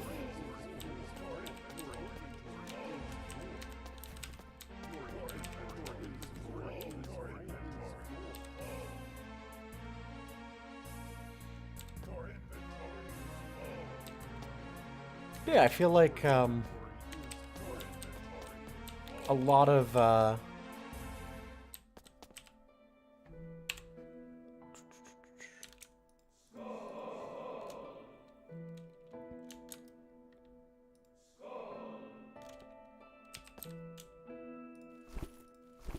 sorry, lost my train of thought there. A lot of the Star Trek that I was okay with was very like episodic with occasional arcs. Like, me saying episodic doesn't mean that you can't have any arcs ever. And like some episodic shows also did have like an overarching plot eventually. It's just, I don't know. I think they just need to be okay with having episodes that aren't that, especially for something like Star Trek.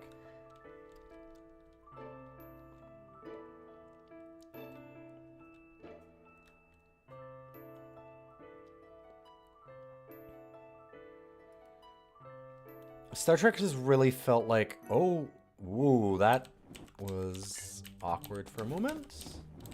Really long hitching load.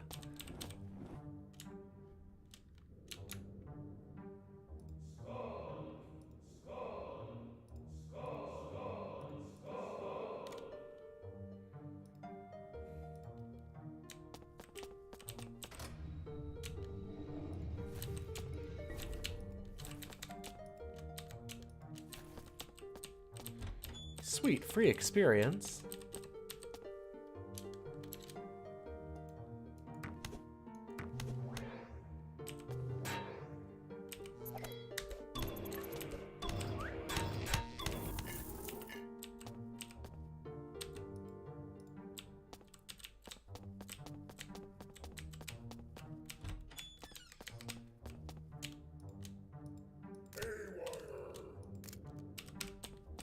Because, yeah, like I said, like, X-Files did that, like, Buffy did that.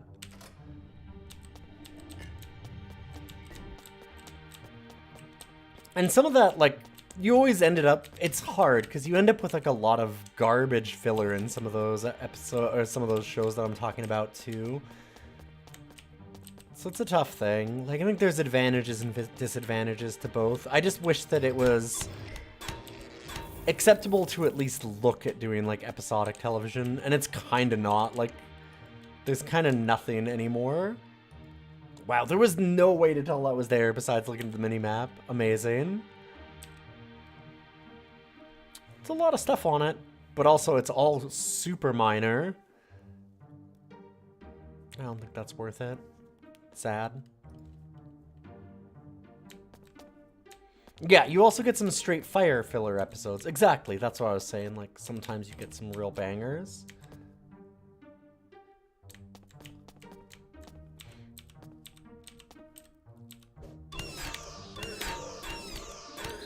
I mean, sitcoms are a little different than what we're talking about, but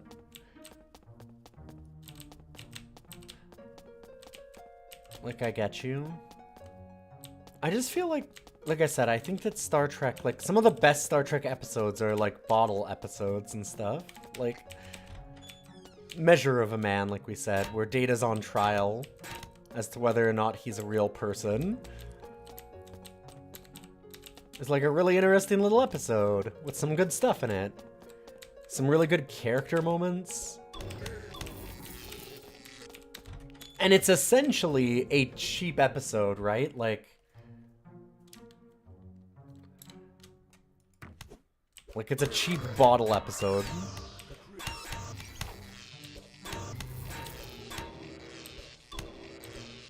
And yet it ends up being one of the best of the series. Same with, like, the Drumhead, I think, was the same.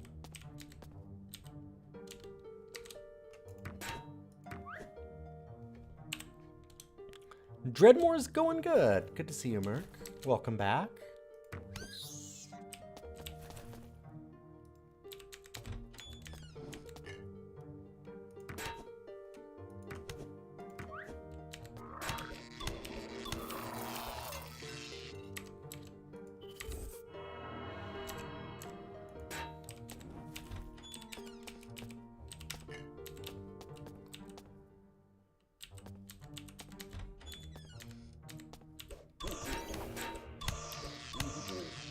I keep hearing really good things about lower decks.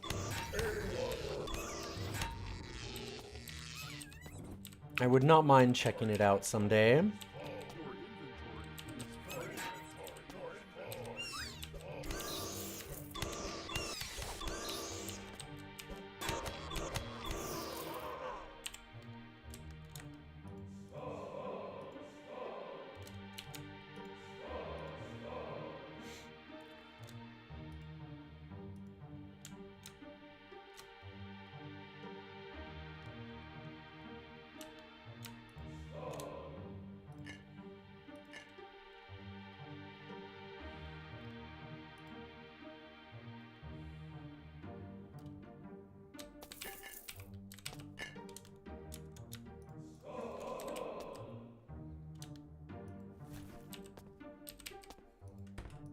Oh, that's what it is. Okay, I see.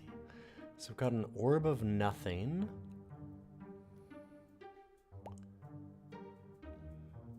So we don't get as much magic resist, but that's okay. Our magic resist is pretty good already.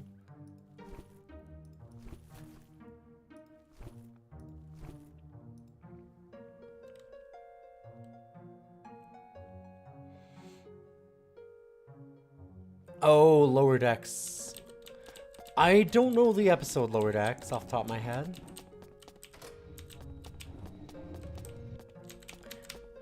So it's kind of surprising that I know any of them off the top of my head.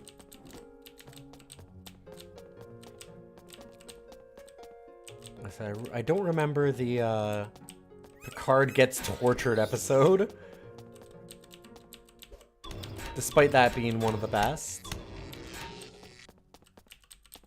I'm not generally as, Missing Matter said, knowing episodes is not normally a thing that I do.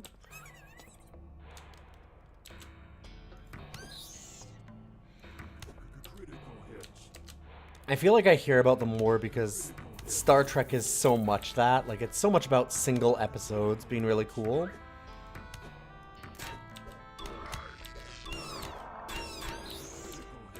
You know, like all the favorites, like Spock's Brain. People love that one.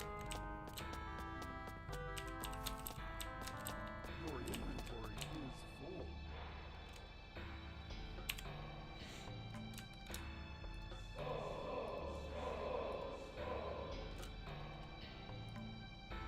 full. Coot doesn't love Spock. He's the best.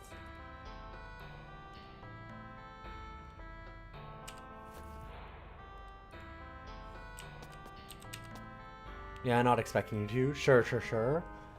As you said, a step story from the main cast that focuses on 3 lower-ranking folks on the ship. Okay.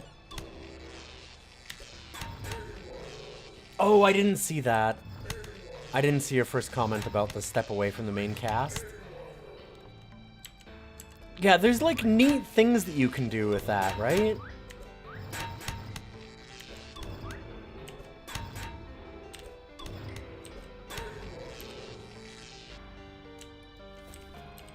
It's just really cool when you can kind of play around with the format a bit.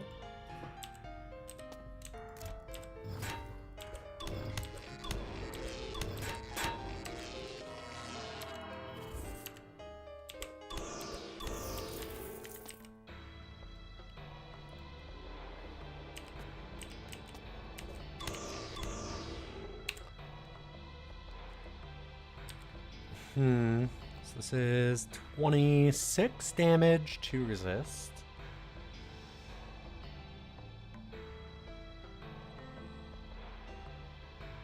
That's 25 damage, 2 trap sense, and 2 other skills. I think I like this a little more. They're really similar.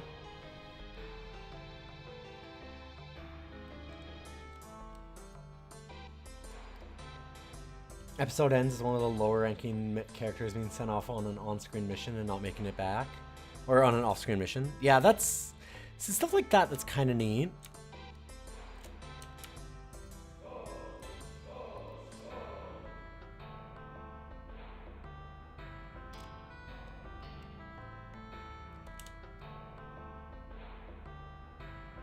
Getting you to care about just some random...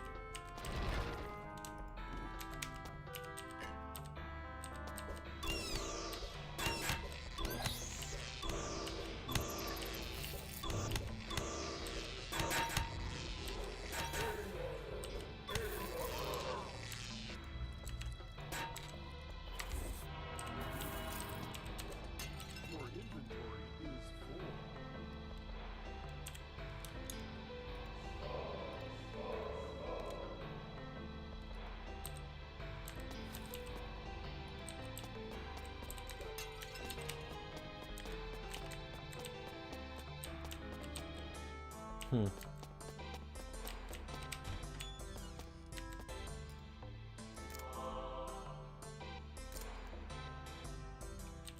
the way over there. Okay. Care about this guy and we'll kill him.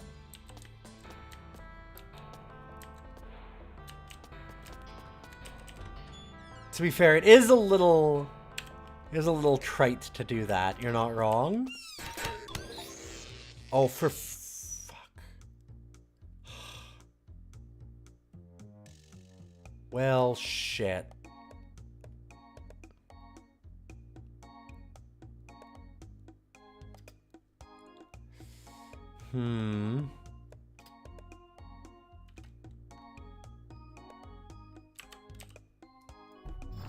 Critical hit.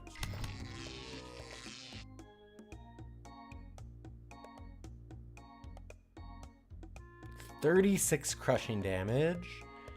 Ow.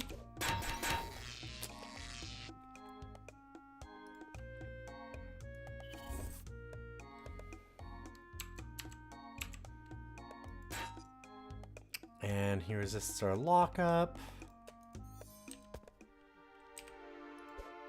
Oh, fuck's sakes. That's so annoying. Oh my god.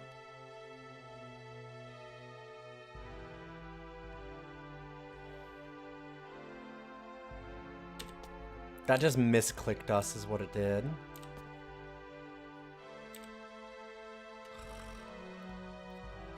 Oh, that sucks.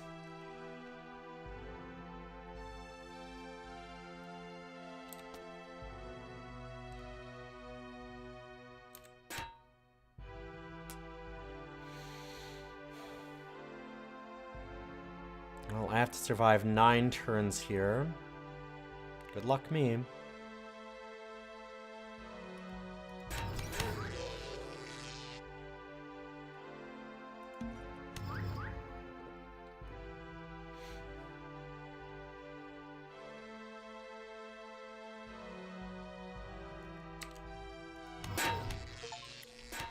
Stupid! God damn it.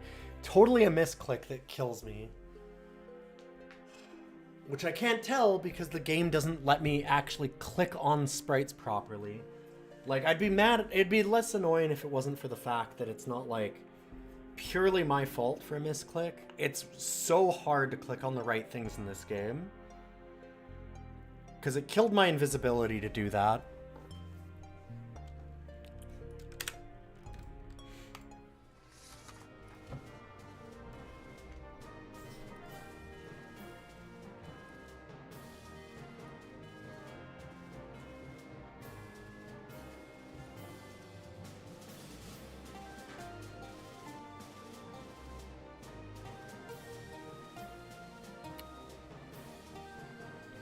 Ugh.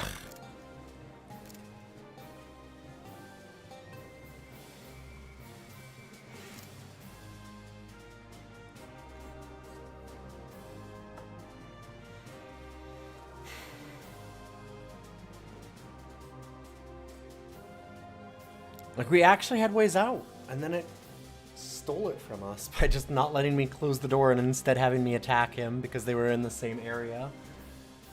Them being on the same square made it not possible for me to actually click properly. I should have realized. I should have realized that it wouldn't let me actually do the thing that I was trying.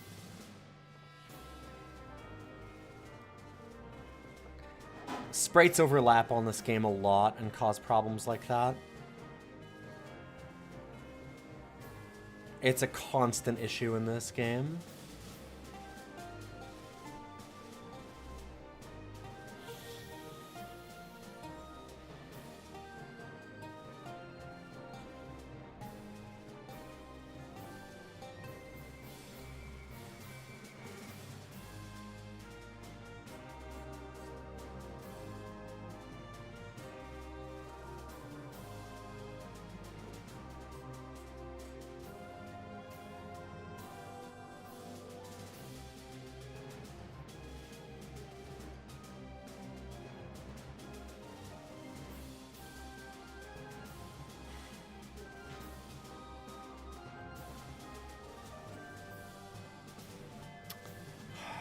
It's the same run back. I really wanted to see if this could beat Dread more.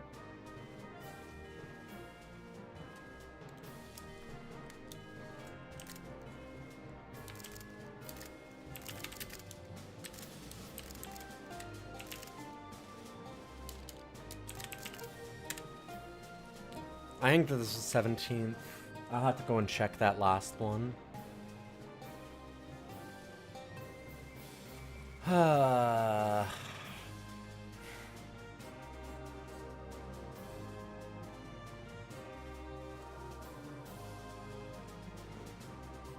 Let me check a thing. I'm gonna make sure that I'm correct on that.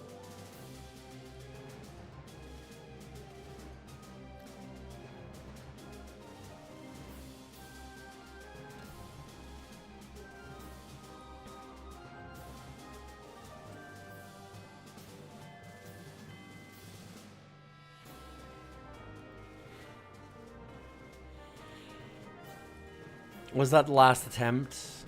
Yeah, it probably should have been. Oh, no, that was the... Oh, God.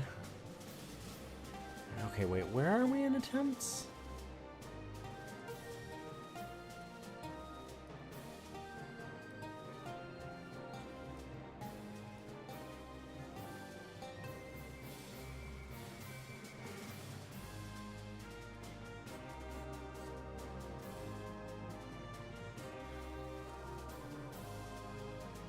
I'm looking back at this and what I named the last one. No, it's supposed to be the last attempt. I should be done the game, but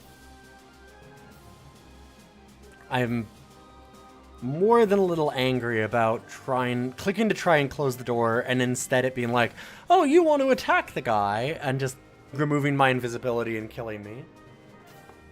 Weirdly, that's a problem. Weirdly, I found that very annoying.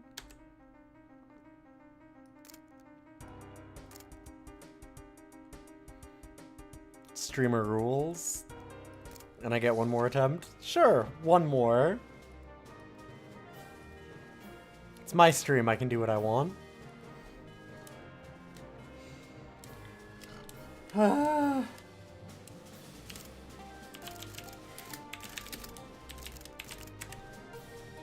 20th, apparently.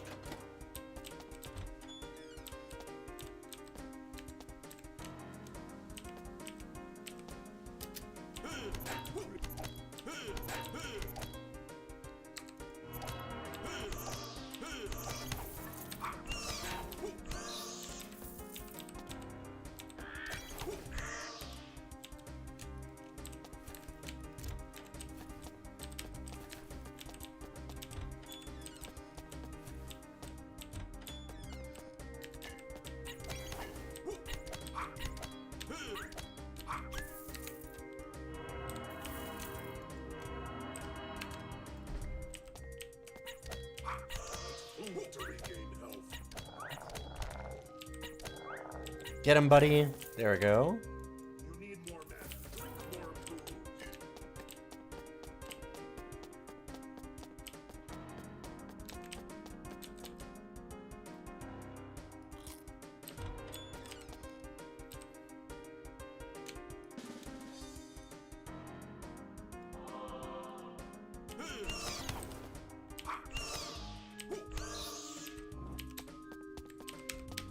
Okay, we need a weapon.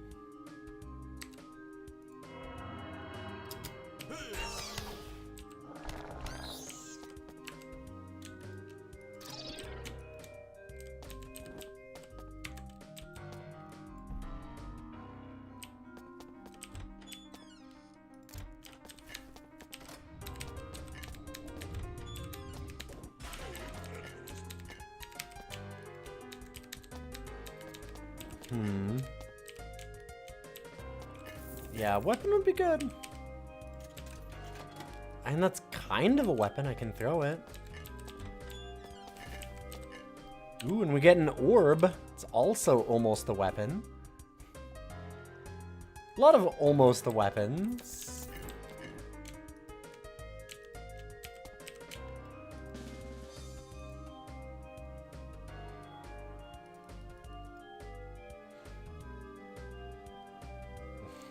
You should change attempts left to guaranteed attempts.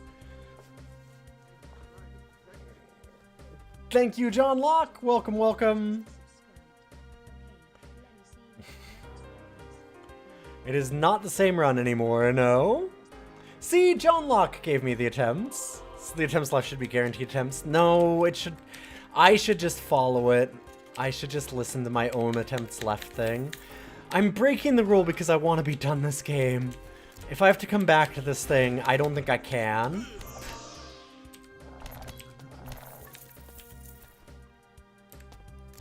Like, I don't think you understand. If I have to quit this game and then come back to it later...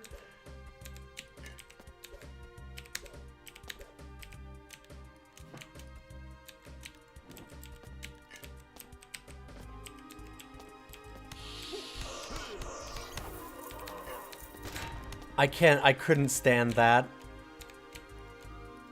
Food to regain health.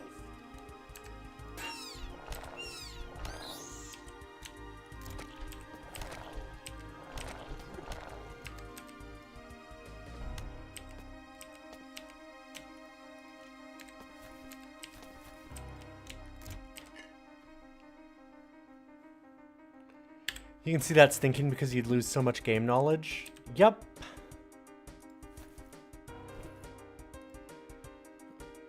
Also just like the dread of having this game back in the queue. There's lots of other games that we spent a ton of time on and didn't finish.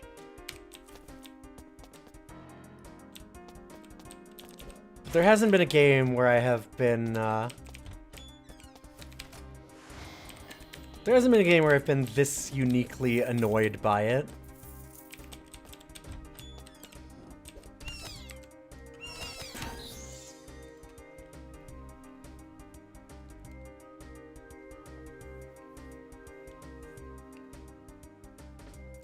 No, the last DLC made a lot of things better.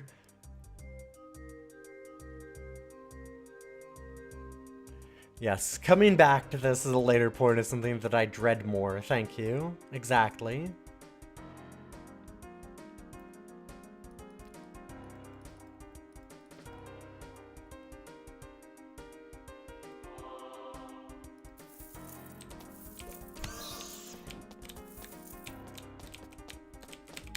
You're horrible. I love you.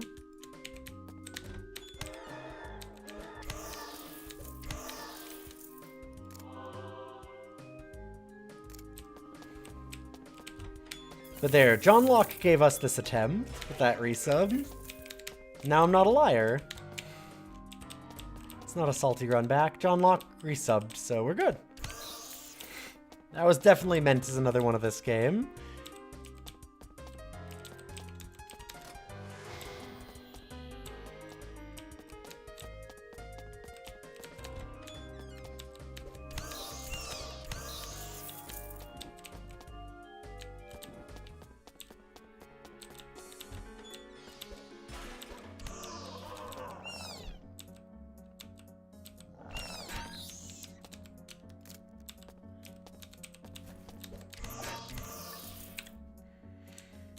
I'm quite the seer. Yeah, have you not seen my glasses? See? You can see lots of stuff with them.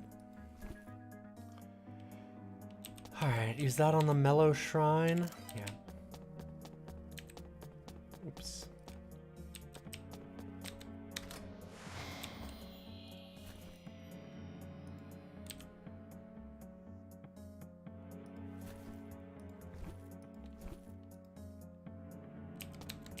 Give us a ton of regen, sure.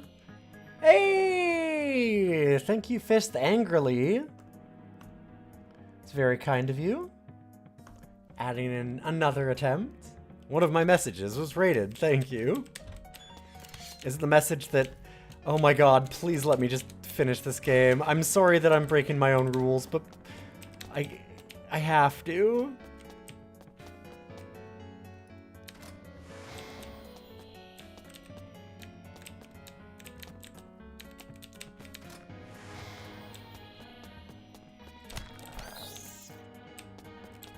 This game is very funny to me right now for a bunch of reasons, actually, like in all of our run-throughs with it. This is a thing that happens to me a lot. But,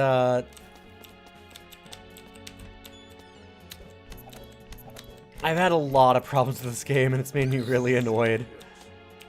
And quite salty and stuff. But,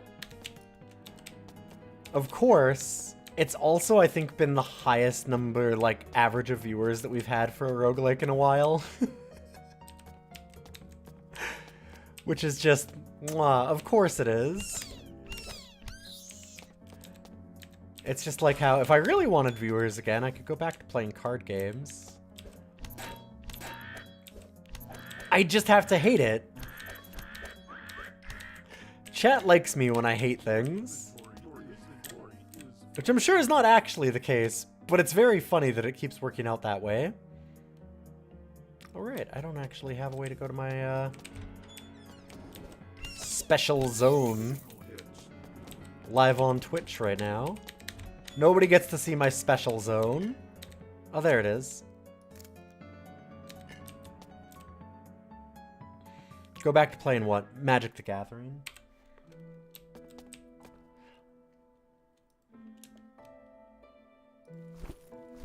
Or even Eternal, honestly. I made my name playing Magic a long time ago. I will not be going back.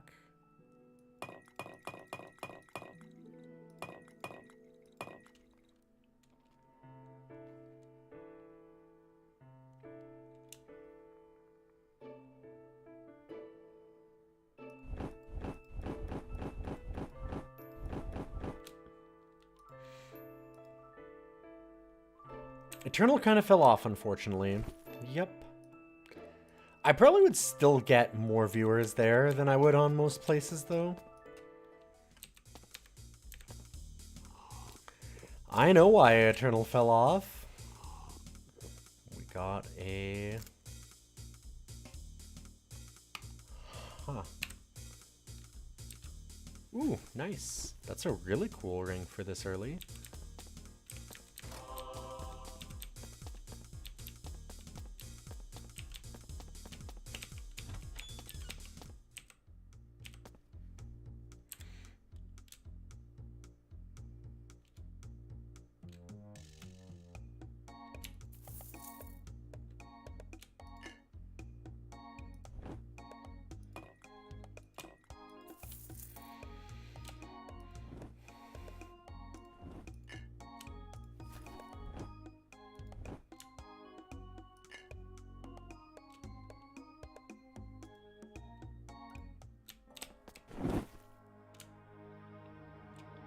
Okay, so actually I should put a pile of things that I'll transmute into Lutefisk. I should do that. Those I'm not going to, I'll just sell that.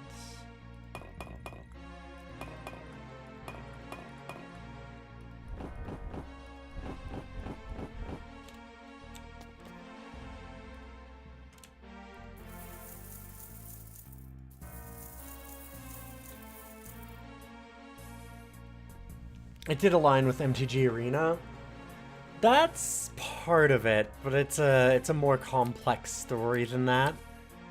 It's not at all Eternal's fault. The community of Eternal killed Eternal. A lot of streamers murdered it. Diamond Ring of the Darkest Stars. Does that have a hidden thing that it does? Possibly. How so? A lot of the people that were streaming it got really, really mad about drops campaigns and killed the game. is the very, very, very short version of that.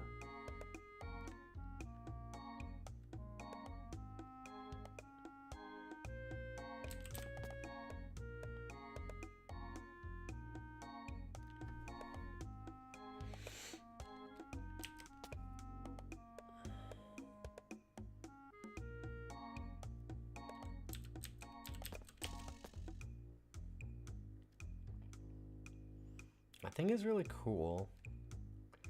Okay, so gotta remember that that's on level 1 here.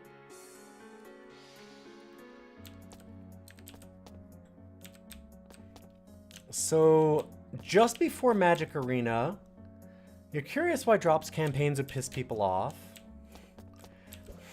You and me both. For other games, all the streamers seem to like them. So it was early on when drops started on Twitch, right as Magic Arena was scheduled to drop soon. It might have actually started, it might have like been an alpha kind of thing or early access of some kind. I think it was. But imagine what would happen is that there would be like, say, me and Jonah Vale and like I'm trying to think of like and like a Cassandrith or something streaming all at the same time as like 3 bigger names, and we'd all split. Like at that time when they started the drops campaigns, I went from like say 125 to 150 average viewers to over 1,000 average. And Jonah would get fucking pissed. Why?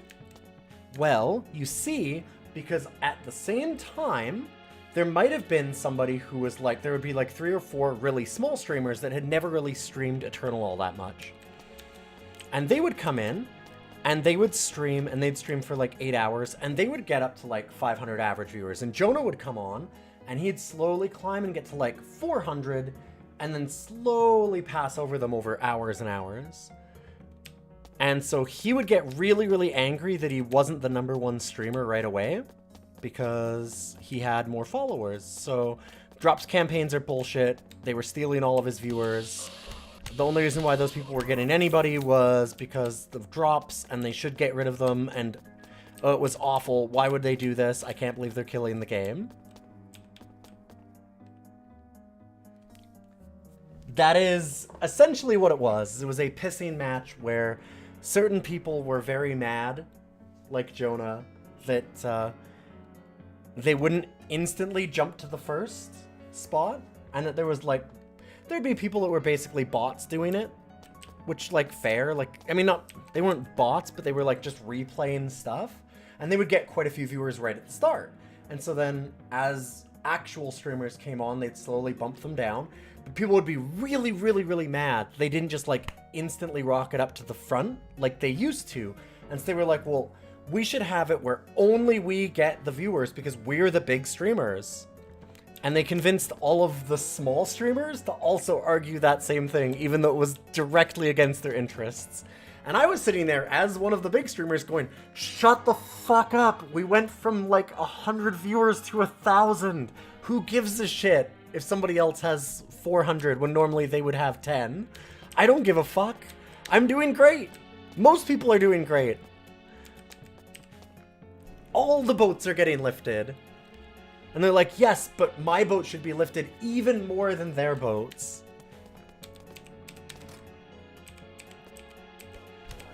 And that was a tabooed thing to say because people were getting really, really angry about it and was causing a ton of infighting. And so I tried to be more diplomatic about it, and I should have been less diplomatic about it.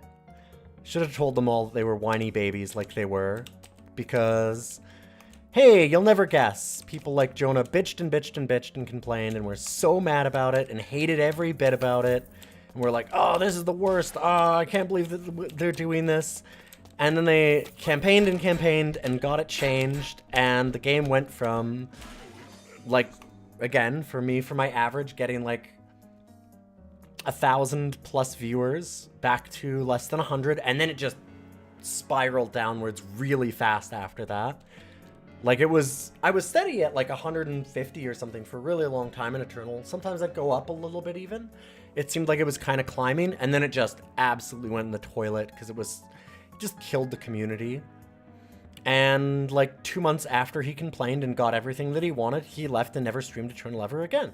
And so did like 4 or 5 other people that were like that. Because they're like, well, there are no viewers here. And it's like, I wonder fucking why. I wonder why. Who knows? Could have been any reason. I'm not mad about it. Why would I be mad about it? Just because we had our chance to actually have like a game that was fun, where the devs weren't total shitheads, where like it was growing and interesting and we had like real viewership. Why would I be mad that people were whiny babies and pissed all that away? Why would that suck? I also saw from people that like, one thing that really killed me, where they were like, because I was like, afterwards too, I'd complain like, where I'm like, it made me enough subs and enough sponsorship money and things like that from doing ads that I could have actually done this full time. Like, it was on that edge where I was like, holy shit, like, this is actually making enough money that I'm paying for things. Like, it's great. I can really stream real hours because this is worth doing, finally. And as that started evaporating, people were like, well, you are just basically stealing money from like Toyota and stuff that were doing these sponsorships where you just had a ton of viewers and it was all just like fake just because it drops.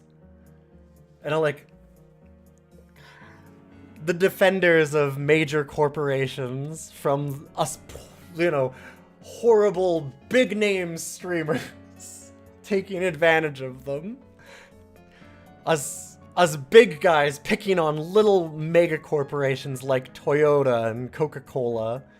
We really needed to just check ourselves and...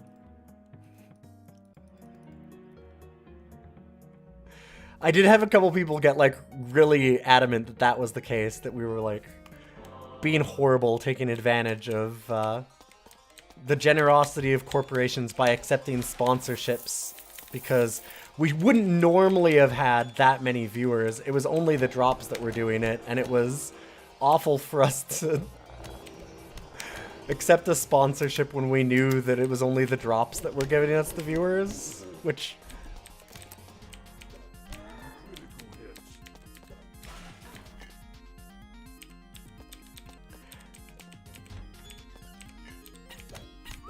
Having someone in chat get mad about that was, like, one of my wilder days.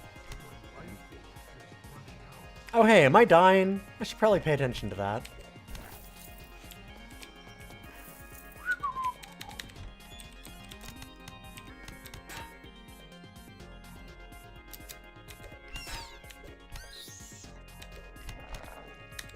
Oh, why do people care?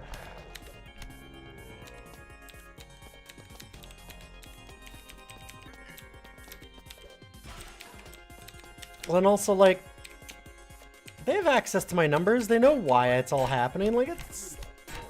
I wasn't doing anything untoward at all.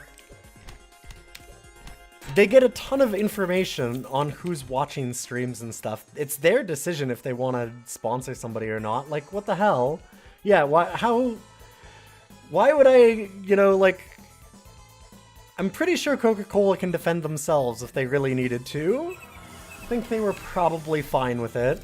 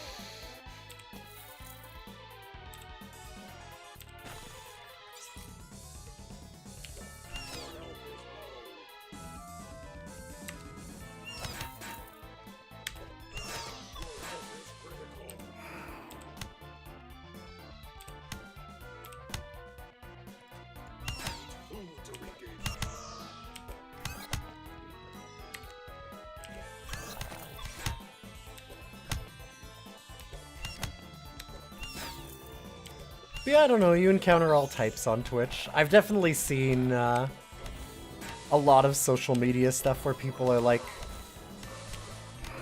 defenders of major brands and things. Like Wizards was a big one. That was always one of the funniest things about, like, as I got more and more tired of some of the bullshit from Wizards, you'd always get people that would like, well, they probably meant this. And it was like, if they meant that, let them say it. Like, you don't need to be the interpreter for Mega Corporation.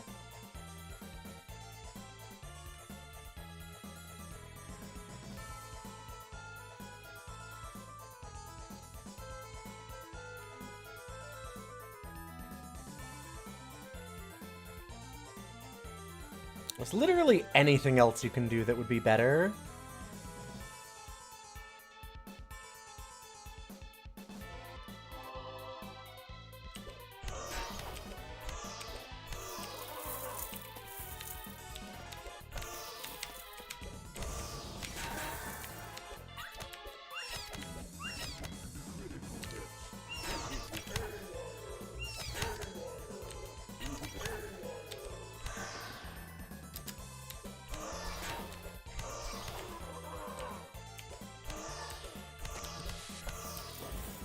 The, like, corporate speak interpreters, where, like, they'd make a PR blunder, and people would be like, well, they probably didn't mean it that way, and it's like, they have a whole team of PR people. Let them, like, if that's not what they mean, let them figure it out.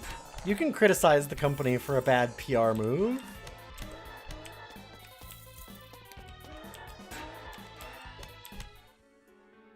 That was one that always kind of killed me.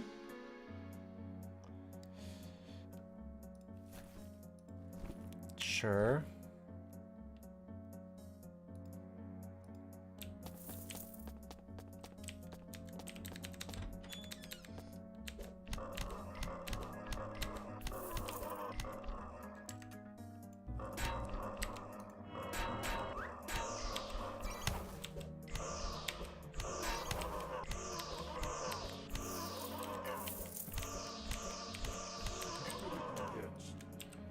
Nice if it could just sit in the corner and let me do that. That's not helpful.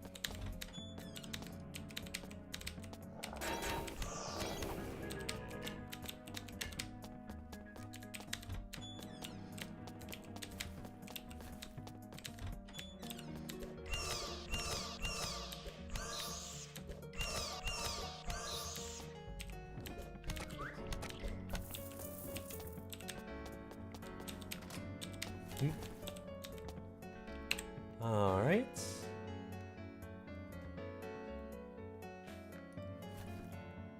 So I think it was banana. Nope. That's okay. That actually works out alright. I'm looking for stuff that I can get rid of a bunch of them for Herodic Cube later. And that is something that works for that.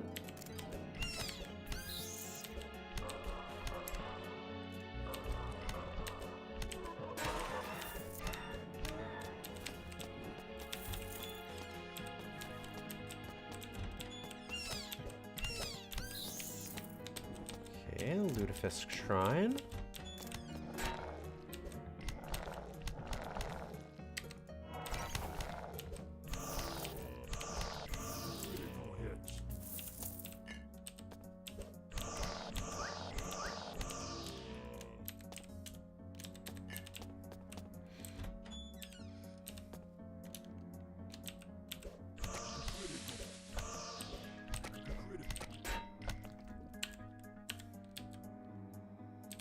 Do you have a crossbow?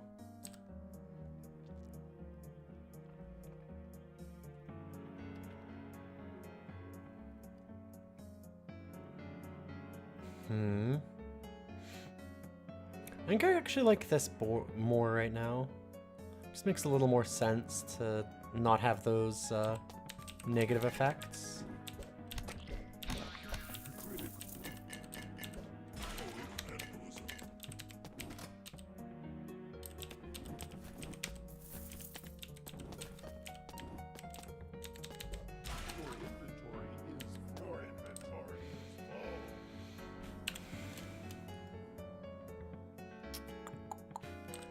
Sad we don't have a quadratic cube yet.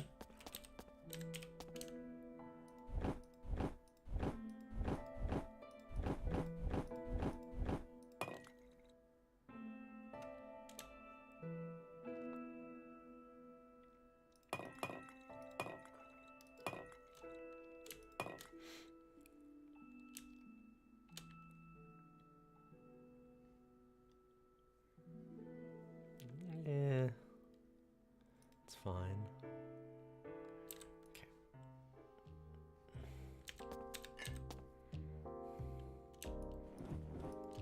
Oh, I just realized.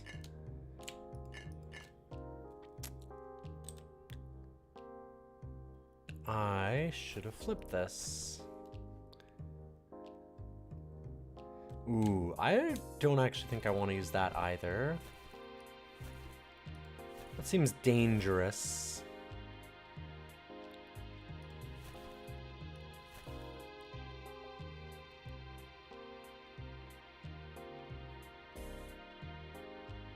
Oh wait, it might... Okay, it transforms into resources. I misread that. Or misunderstood. I thought that would probably transform them into other... like, enemies? But no, it's not like polymorphine. So I'm kind of interested in seeing that.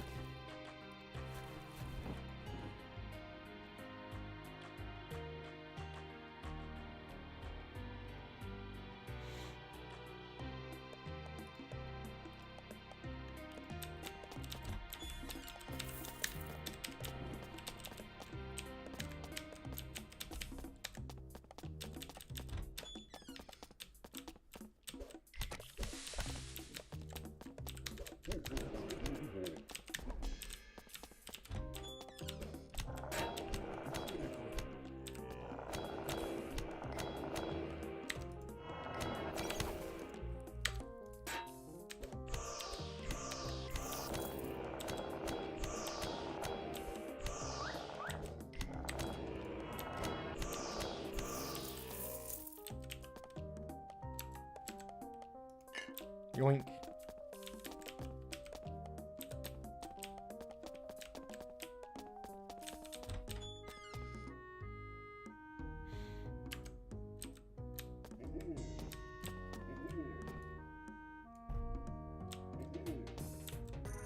Get him, guys. He's a real pain in the ass. I can almost certainly take him solo. But he transports away in really annoying ways, where if I do that, he just sits there and gets beat up. The only time we ever said assume good intent or anything like that is when people are brigading against a specific person. Yeah, exactly. Like, against a specific person, sure, but... I mean, even then, like, once they get specifically, like, significantly famous enough, they have, like, PR people or agents or something. Somebody's literally getting paid for that. Don't worry about it. It's not your problem.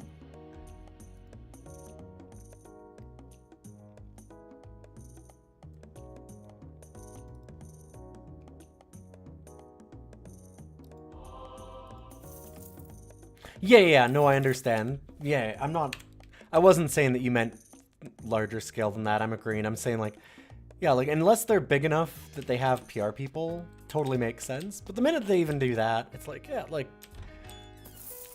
you don't need to be... Like, we're both just agreeing fervently. It's really weird to defend people that are rich and famous, and it's even weirder to defend corporations.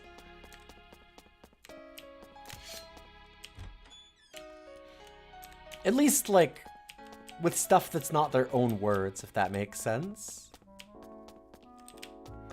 Like, I can understand somebody going like, oh, like, so-and-so said this or whatever, and it's like, no, that's not what they said, though. Like,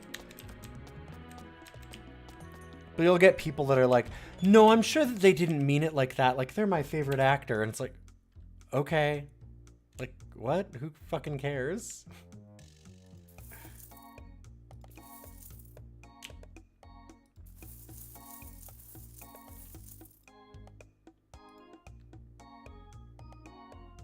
How would I drink water without the cool, refreshing taste of Nestle? Yeah, exactly. How would we?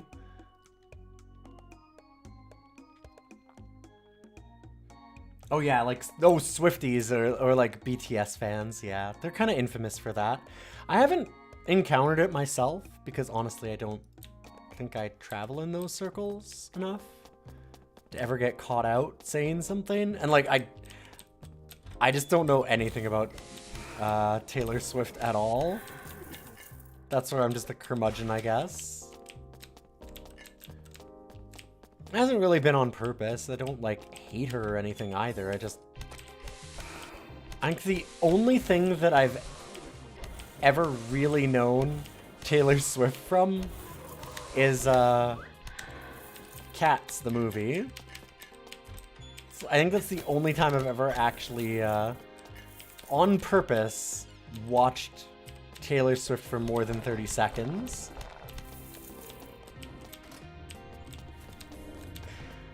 Which is an amazing stat, if I do say so myself.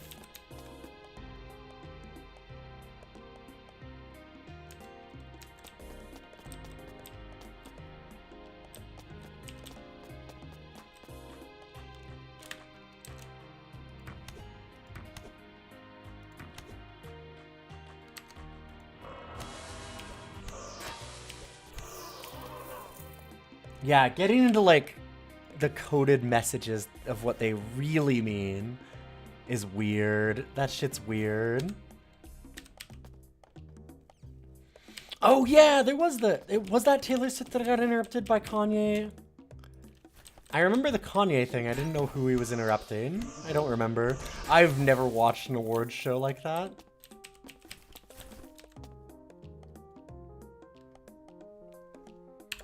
Yeah, that was awesome. Yes. We'll say that was awesome. Definitely. If there's a word for that, it's awesome.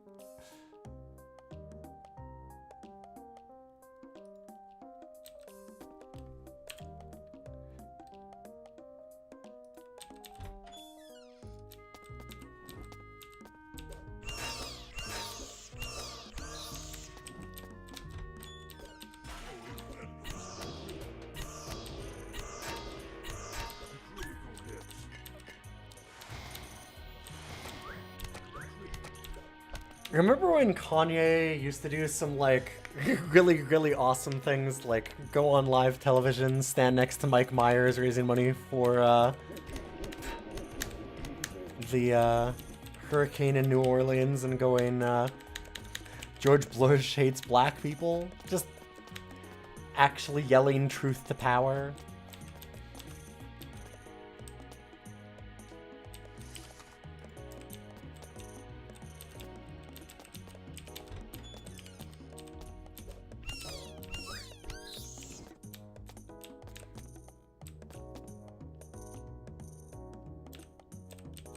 Yeah, it was Katrina. Yep.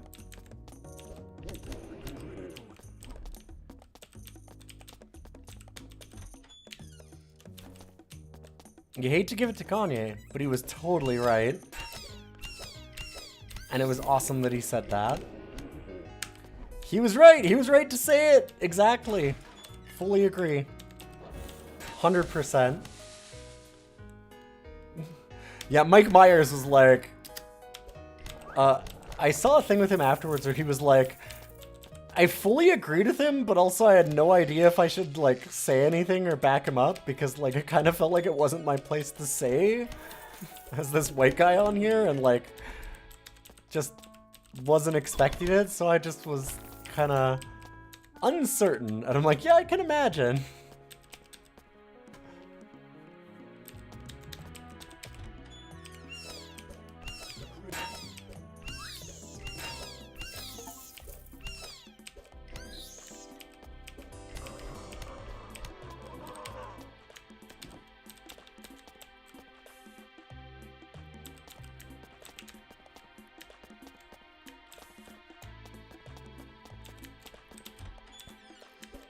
Flustering a comedian like that isn't an easy thing to do. Depends on the comedian.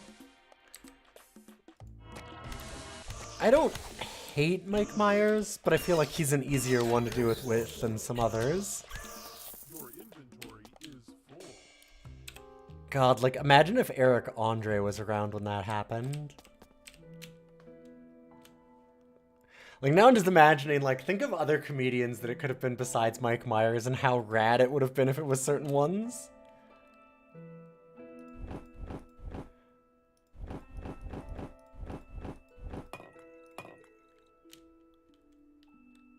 Like, if you had Mike Myers standing next to him right then, God. Or if you had Eric Andre standing next to him instead of Mike Myers, that would have been unbelievably cool. I'm sure that would have been a cool zone moment. Something would have been very rad. You would not have flustered George Carlin, no. Exactly.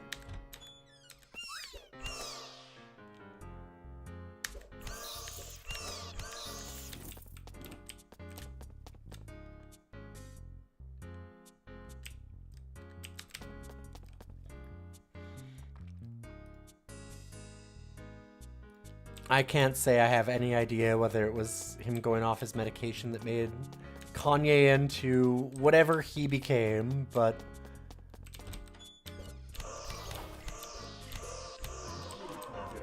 he sure did become something. I can't know what was personally happening with him, but he sure became something.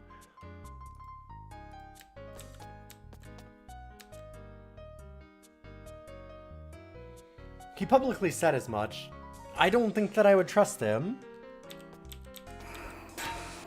Because he said that multiple times about a bunch of different things in the past.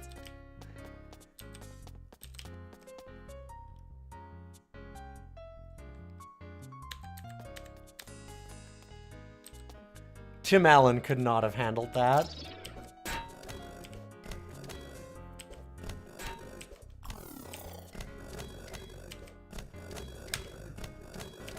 You're just trying to bait me into talking about Tim Allen.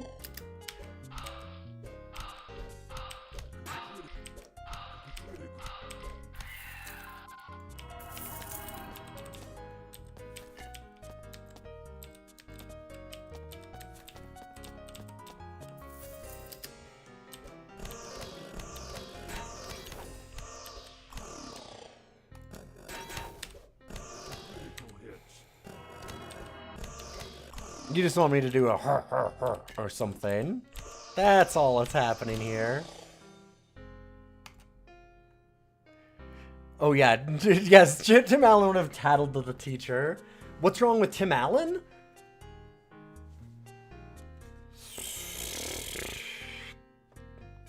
Do you have time?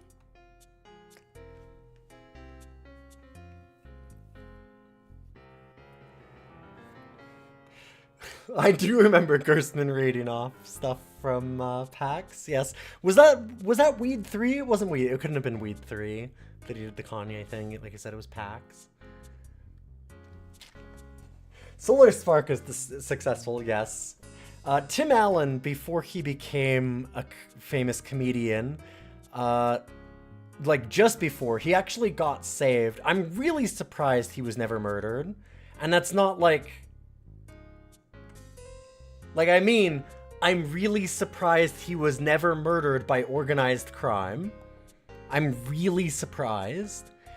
Tim Allen was a high-level drug trafficker who got caught smuggling like a kilo of cocaine through an airport and then turned narc on all of the higher-level people that he was with. And then he became famous right after that. And then made his entire name be synonymous with being like, all these, you know, horrible criminal lefties and evil wokeists. You know, they don't know morals like I do, being a high-level drug trafficker. He was facing like 50 years in prison, and he sold everybody out to get out.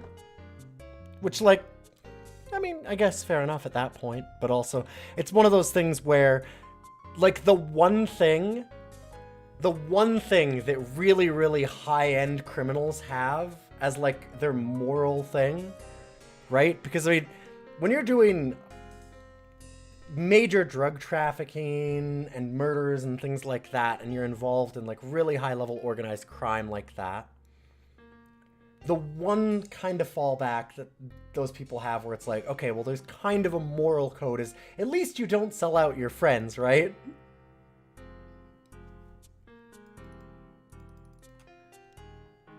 Nope. Not saying that, like, that absolves them or anything, or, you know, that they're good because they, better or worse, whether they snitch or not in a way, but it's just, I don't know, it's kind of funny to me that even, like, the one thing that, like, some higher level criminals will lean on to be like, well, you know, at least I would never rat. No, not Tim Allen. It's incredible that he got hired by Disney and stuff right after that. Like,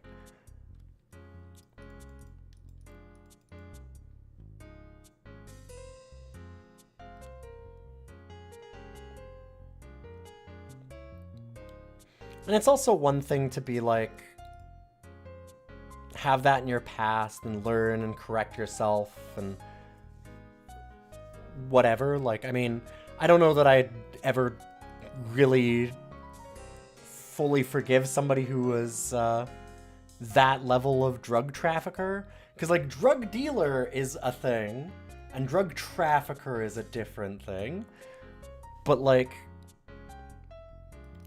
you can kind of get around to, like, okay, like, you can't hold it against everybody forever.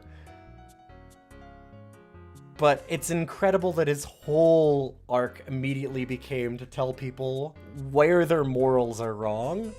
And it's like, dude, fuck you. Of the people that should be out moralizing, Tim Allen is near the bottom of the list.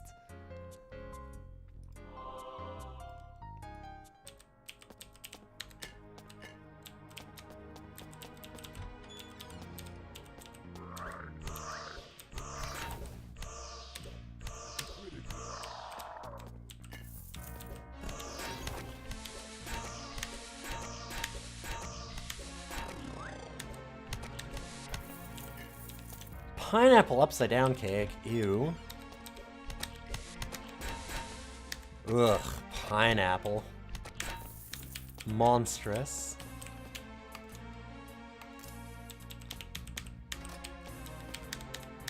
It's a bad fruit. It needs to figure out what it wants to be. It's not an apple, it's not pine. It's bullshit. It's a lying fruit.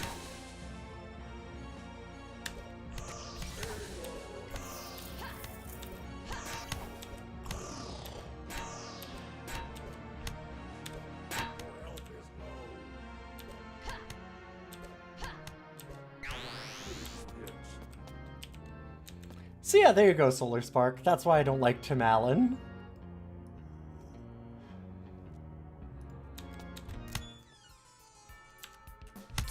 Well, shouldn't have gone in here so fast.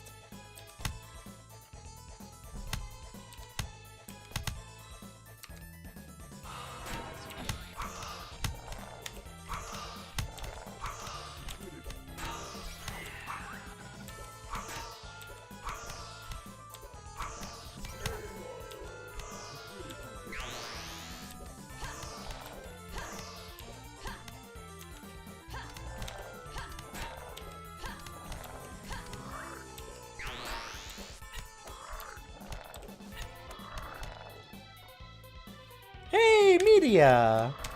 Welcome, welcome. You didn't know his backstory? Most people don't, because, like, it's incredible to imagine that somebody as successful as Tim Allen was, like, trafficking hard drugs.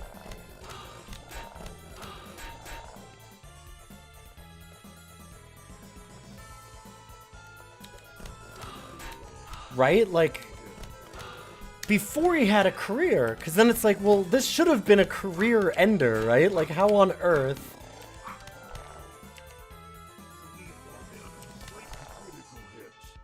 Like, it's kind of wild to look at it and go like, wait, he became super famous after getting caught trying to traffic like a kilo of cocaine through an airport? What? That's... It just doesn't seem possible. Do you know what I mean? Like...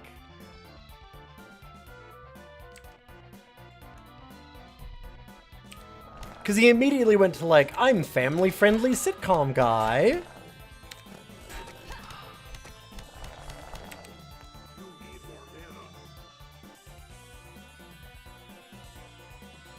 Like, he immediately went into this cosplay of like, I'm gonna be TV dad that moralizes, and that's gonna be my whole persona now, and it's like...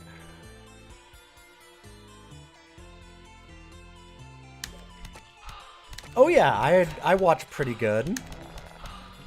Pretty Good is one of the only, like, YouTube essay kind of stuff that I'll actually sit down and watch.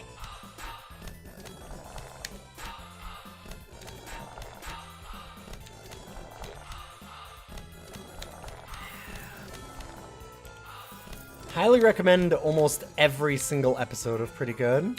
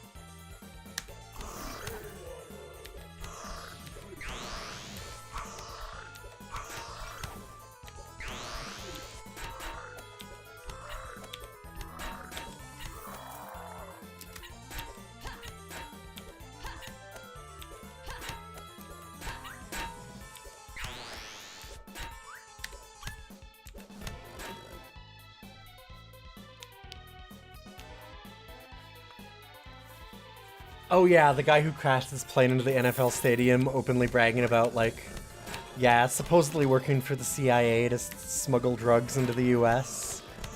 And like, I can't get arrested for this. I'm friends with the CIA. Which, there's almost certainly some truth to it. But loudly announcing that, I'm sure didn't make them exactly happy to bail him out. If there's one way to have them not do that anymore, it's to publicly announce your relationship.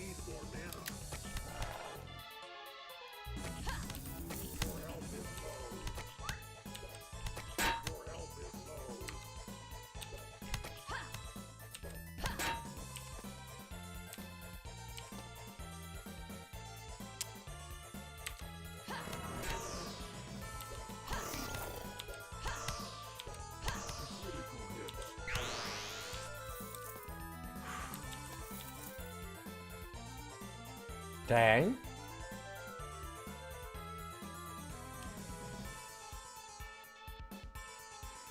Yeah, there was some time between.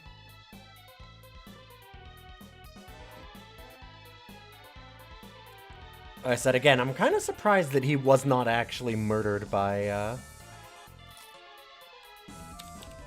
somebody. Because you got to imagine, if you're smuggling a kilo of cocaine and then you sell out everybody, generally that's not something that you walk away from easily without being in, like, witness protection.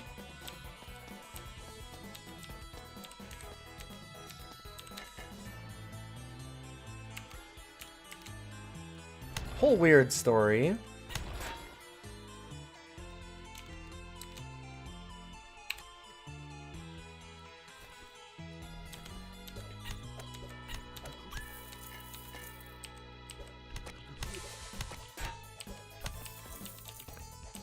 Tim Allen drug trafficker is real wild, though.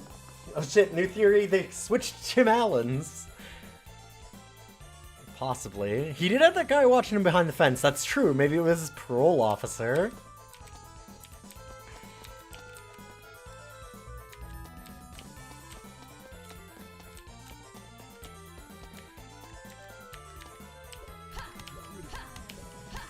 The lore we didn't know about Tool Time. Or Home Improvement. And like, Ghidorah said Tool Time and that got me. The show was not Tool Time. Please. Let's get our sitcom lore proper here.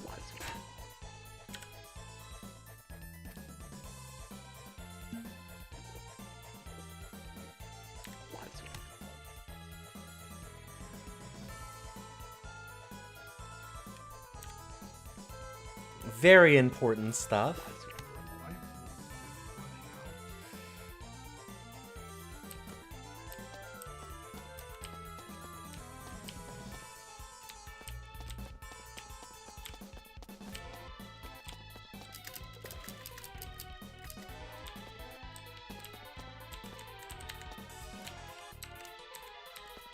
Well, yep, you got that rather wrong. You should be horribly ashamed. Terrible of you.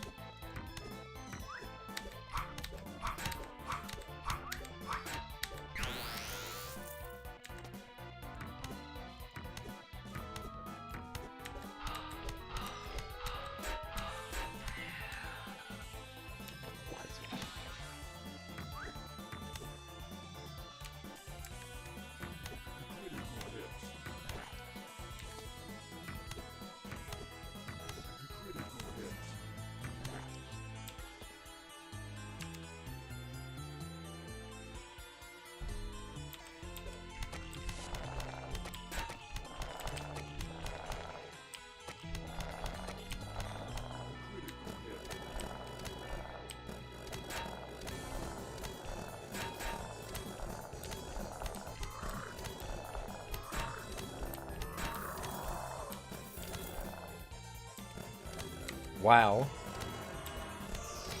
You are a problem. There we go.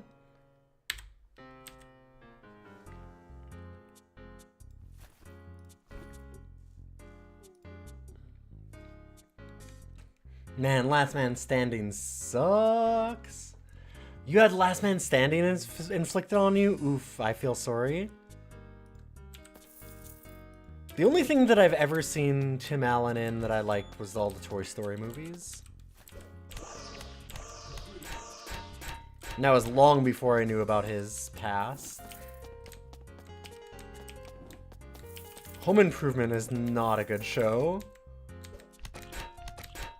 Critical hit.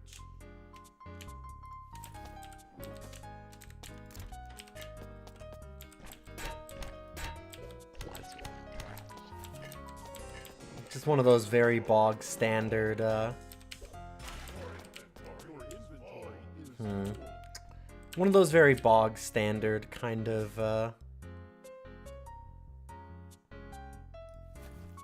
90s sitcoms.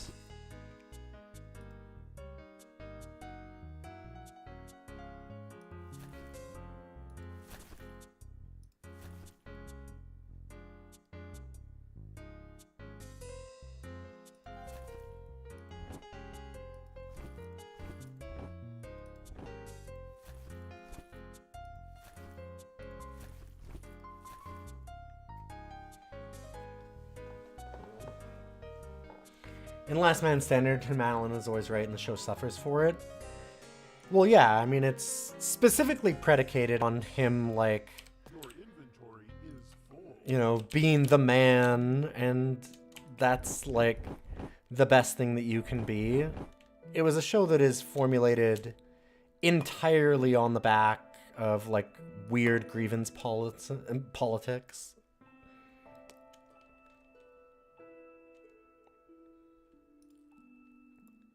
It is for a very, very specific political audience and nobody else.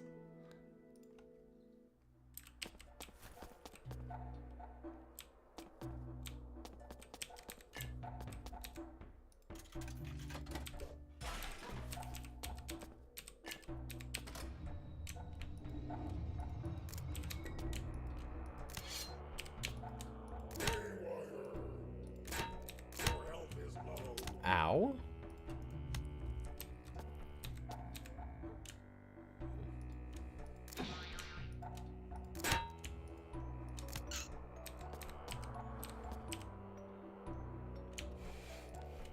Not the Santa movies, it draws on an experience of making deliveries.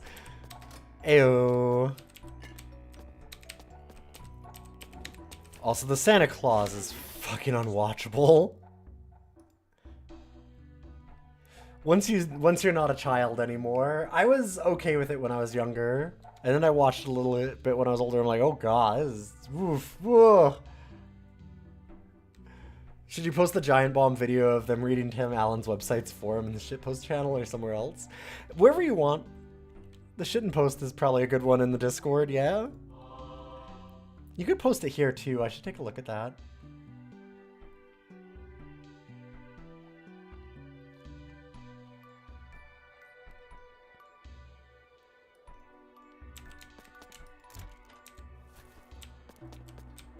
That sounds great. I don't remember them reading that off, and I'm sure it's amazing.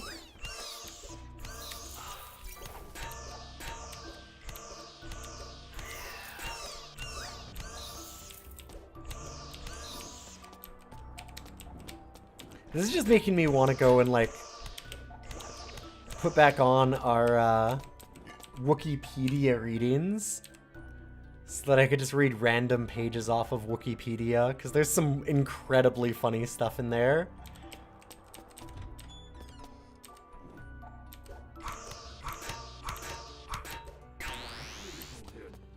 Huh. I don't think I've ever seen these spikes before.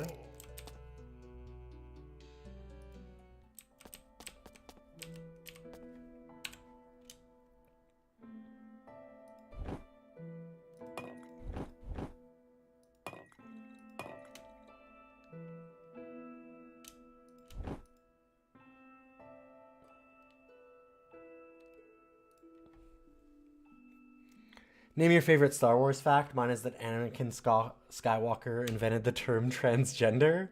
Hell yeah. That's great. I did not know about that one. I don't know, because some of my knowledge is like meta knowledge is one of my favorites. Which is, for example, that like I absolutely love the bigger Luke theory, which is not really a lore thing. I love conspiracy theories. I absolutely adore them. I mean, when they're not frustrating the hell out of me because they've taken over the entire world somehow. But like, especially really, really dumb, mostly harmless ones are very funny. And Bigger Luke is really good. And yes, Luke is dumb, and Luke was even worse, yes. Although Luke is an April Fool's joke, I will say. As much as I'm a fan of Luke Skywalker. That was an April Fool's thing. But Luke is not, and that's very, very good. I'm also a fan of Luke was my other one that I was going to say was my favorite. But if you do the meta-knowledge, I think that the Bigger Luke theory wins out. Bigger Luke theory being a conspiracy theory that Mark Hamill did not play Luke Skywalker. At least for, like, a lot of scenes. That there was more than one actor.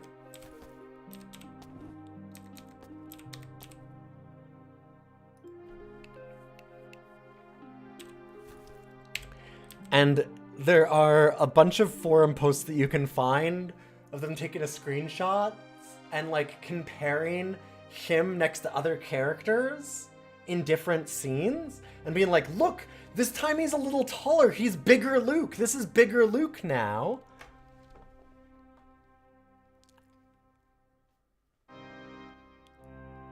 Which is really, really funny because if you watch it at all and you see any of those screenshots, it's perspective. It's called perspective.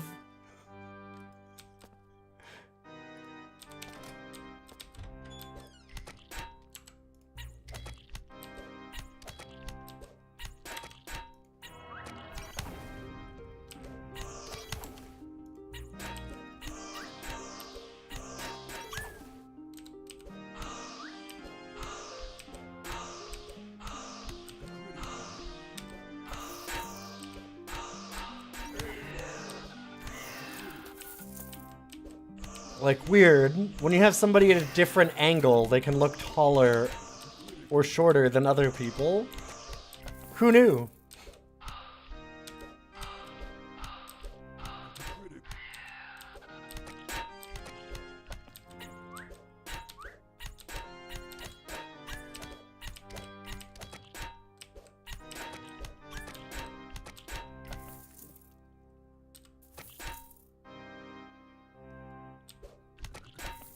Reminds me of the original cut where they shopped in a blaster shot, missing Han in every scene change.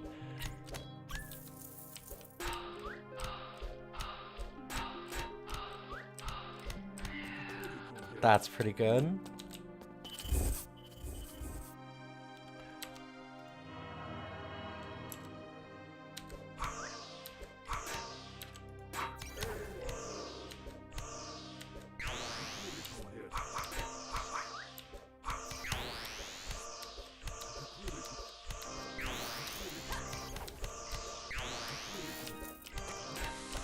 God, the stun on that spell is so good. I like my Radiant Aura.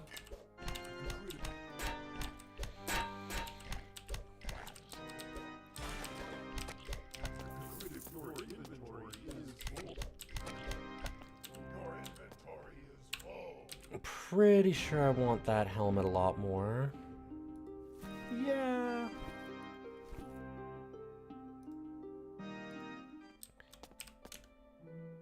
Go back here. I really need a heraldic cube. A heraldic cube. I said heraldic, which no, it's not. It's nothing to do with heraldry.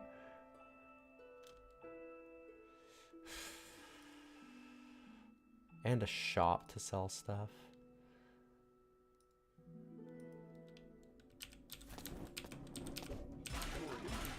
Yeah.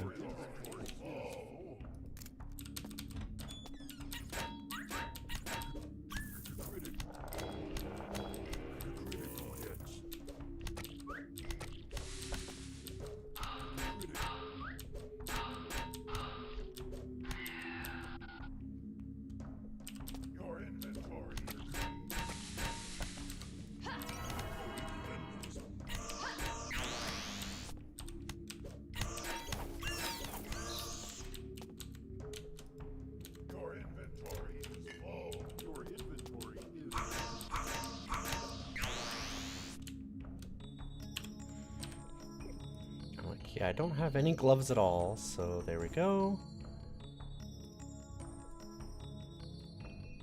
Not opening that yet.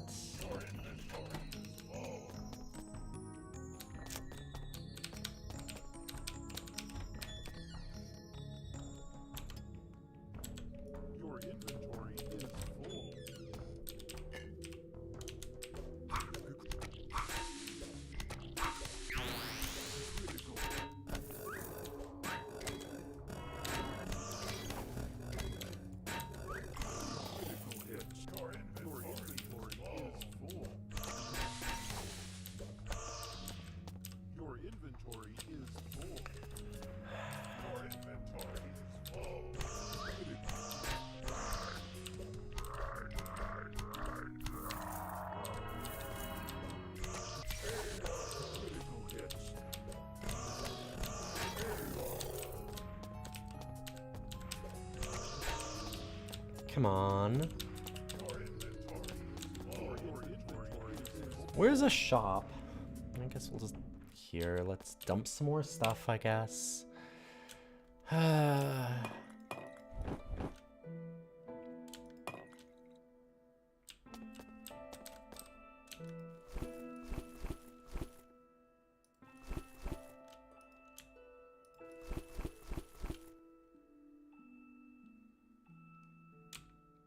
Trying to keep together stuff that I'll sell and stuff that I'm going to put into a lutefisk cube. Sure, that'll give us enough space for now.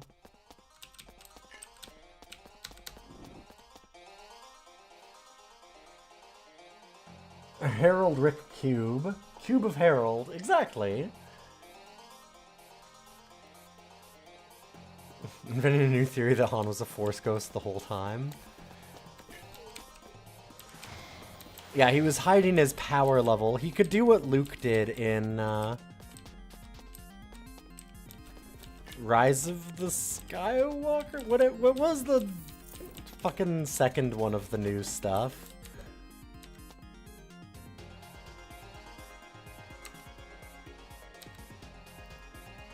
Last Jedi?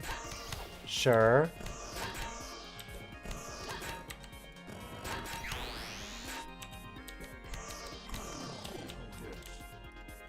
That one. What's the one where Palpatine randomly comes back then? Is that Rise of the Skywalker? Holy shit, I don't even remember. The good one, or so people try to tell me. I do think that Last Jedi was the best of them.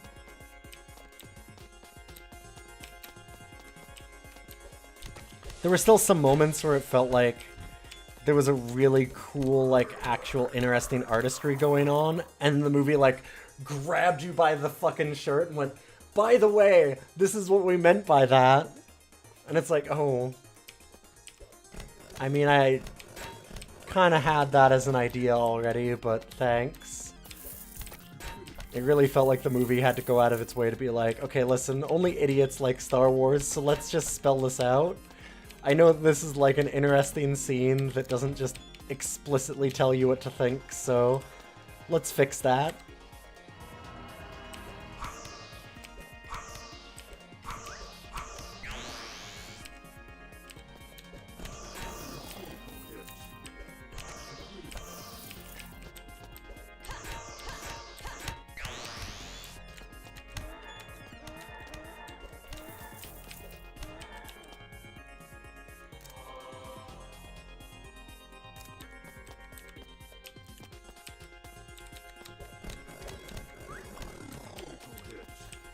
Yeah, I don't know that I'd say The Last Jedi is the good one, but I think that it's the better one. It was at least interesting. It had ideas of taking Star Wars in some new, interesting directions, and everyone was really upset by the thought of that.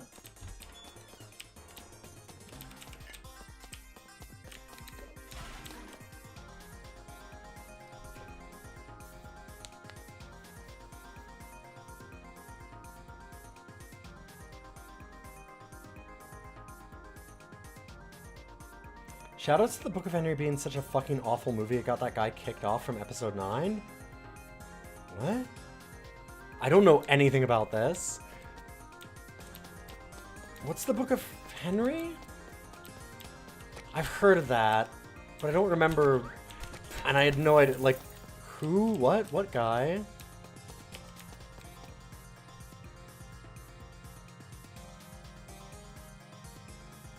They were going to have 3 movies for the trilogy. They did have 3 movies.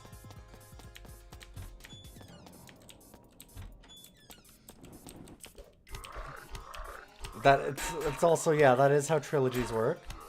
I'm confused. 3 directors. Oh, okay. Sure. Which, that was the ultimate bad idea for the whole thing.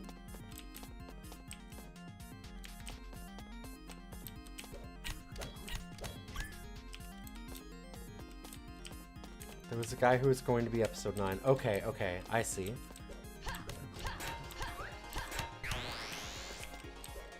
Okay, now I'm following what you're saying. That makes a little more sense. Because, yeah, I was very much doing the, like, wait, but that's how, yeah, trilogies do work in threes.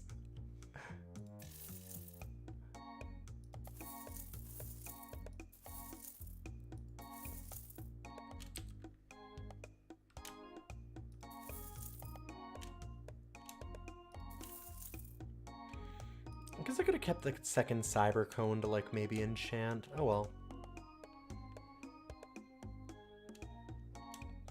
3 directors could have been fine. It's possible, but they needed to have then, like, a real through line of the writer.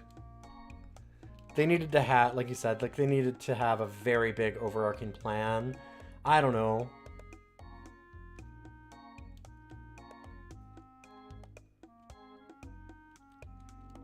And Panic kicked him off and brought back JJ. Okay, fair enough. Yeah, I didn't know that. That's wild.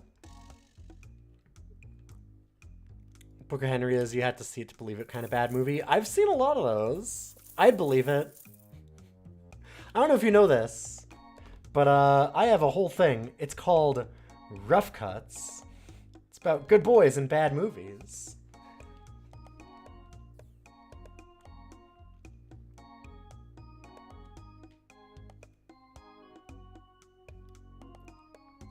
Well, they brought back Wedge Antilles, but for Rise of the Skywalker, that's tragic. I am actually one of the nerds that I'm like, I like Wedge. I get that. It's only because I read Kevin J. Anderson's? God, what's it called? Like the X-Wing series? Rogue Squadron? Yeah, Rogue Squadron series. There was some cool stuff in that one. I maintained there was actually some neat ideas in that. It was Stackpole. No, it was Stackpole. Yep, that's what it was. I should have remembered that because he's the Battletech writer. The minute you said Stackpole, I went, yep, that was the one.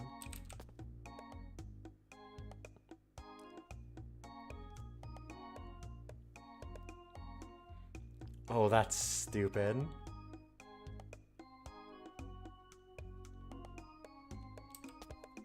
I would like that. Okay, so there's a really big ring on a higher floor, and there's this thing that I actually really want now.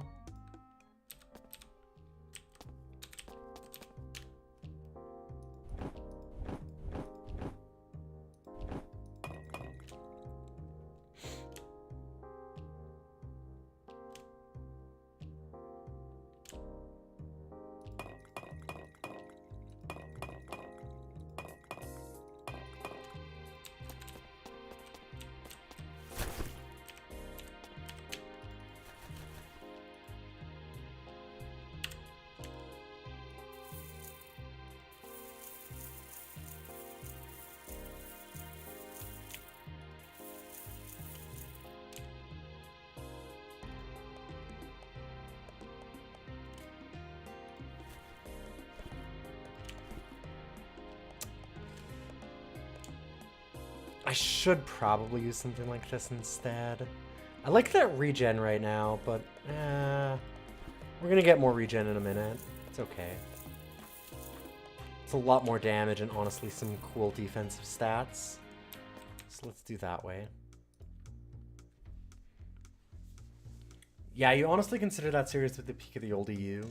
It's funny because that's the only ones that I ever read too. It was so funny.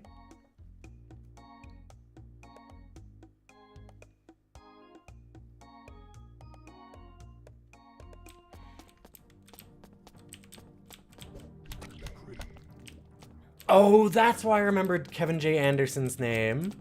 Yes. It's because of the Dune stuff. That's why I was thinking of him, not Stackpole. I never liked Anderson. Yeah. Alright, just one moment. I'm gonna go and get some water.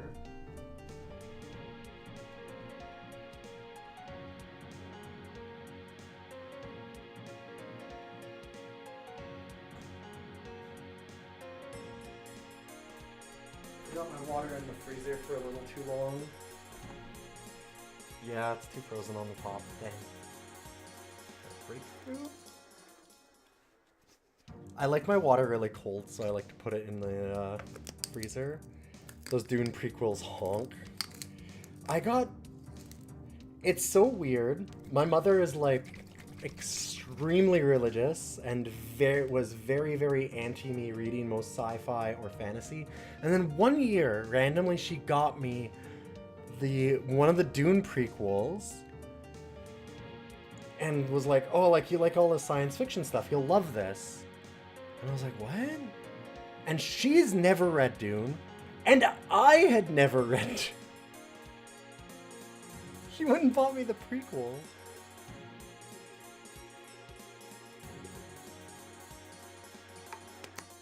It was a nice thought. I appreciated it. It was a good thought. But boy. Yeah. It was a weird decision. And what did I think of the book? I didn't read it.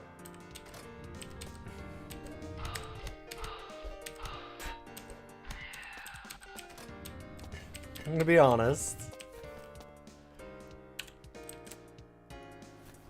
Because I knew about it, and I was like, I don't know anything about Dune. This is a prequel to Dune, so that's not gonna help me. And also, everybody that I knew had spent forever talking about how unbelievably unreadable those prequels were. I kind of skimmed a little bit of it, and it did not seem interesting.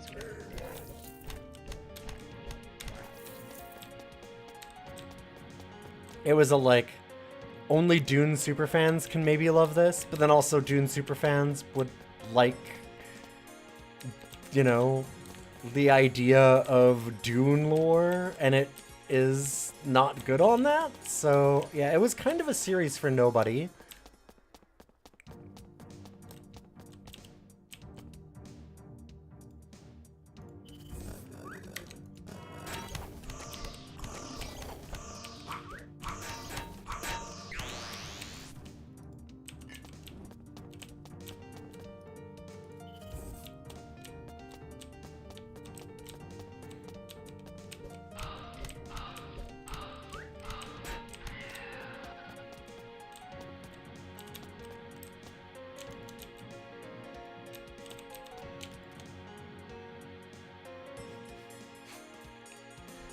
Did it really spawn an enemy on me? Wild.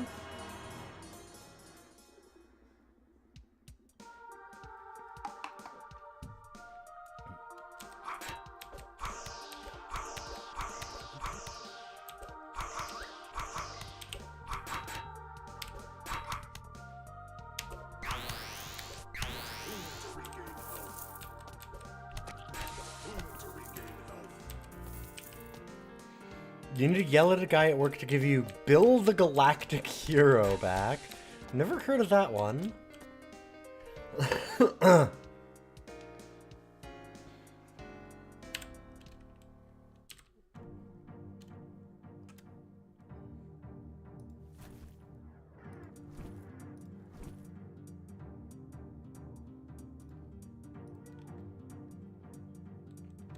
I'd like Bill the Galactic Hero.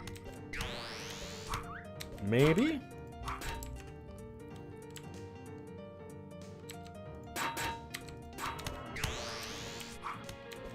I mean, with a name like Bill the Galactic Hero, I'm a little intrigued.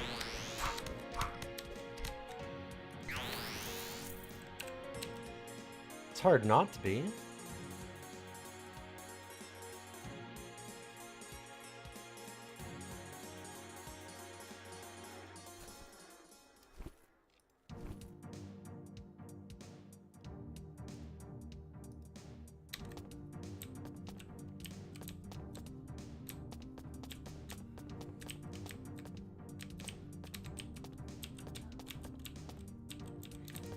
You loaned one of your coworkers' guards ages ago? Oh, that's unfortunate. Guards is great. Definitely need to get that one back.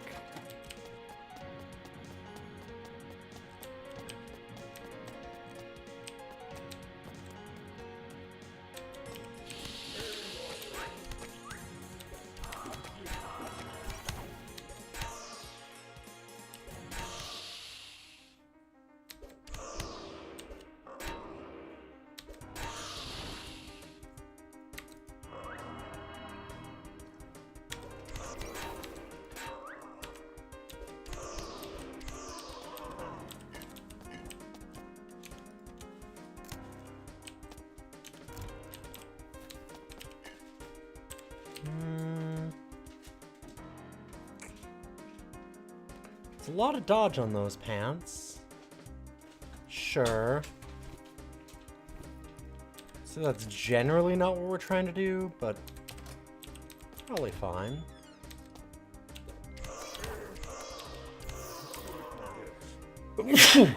Ooh. I actually had a old friend over recently. I don't have a lot of friends in my city anymore, but I met my old roommate at Pride. He's a really, really cool person. Really awesome guy. And I was like, holy shit, you're still around. So we kind of talked and reconnected a little bit. And I convinced Tanya to loan him one of her things that I really wanted to show him, which is Woven, if you haven't seen it, which is a series by... Oh, God. I ate my input again. False Knees, the webcomic. It's a really, really good one.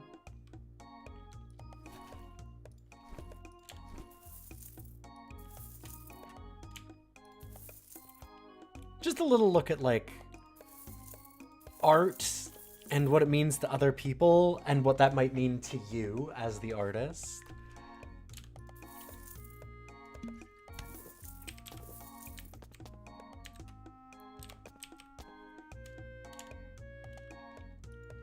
I'd highly recommend it to almost anybody. It's really, really easy to read, and it's got a great message and stuff in it. Like, it's just good.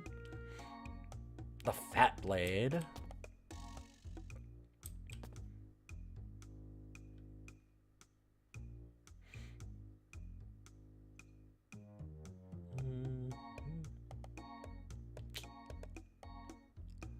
We do need an amulet. That's an expensive one.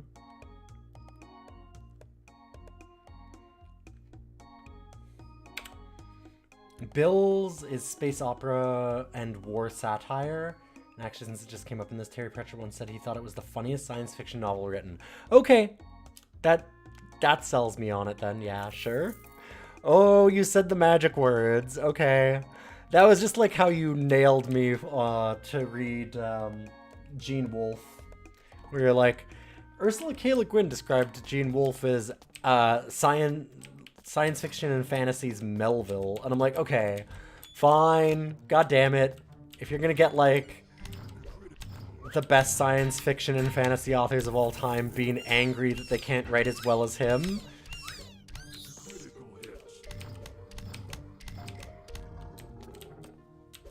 there's probably something there. It's a wild endorsement. Both of those are wild endorsements, yeah.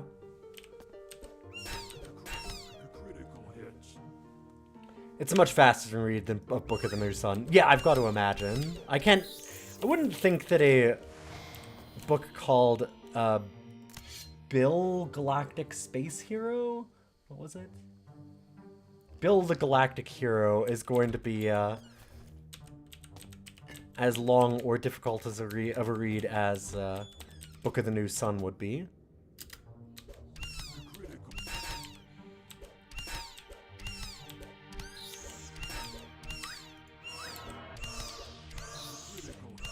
Not that I didn't think that Book of the New Sun has been, like, a super difficult read. Although I do think it starts off a little slow, and it's definitely a downside. Might be a necessary evil, but it's... I do think the pacing of the first book is a little rough.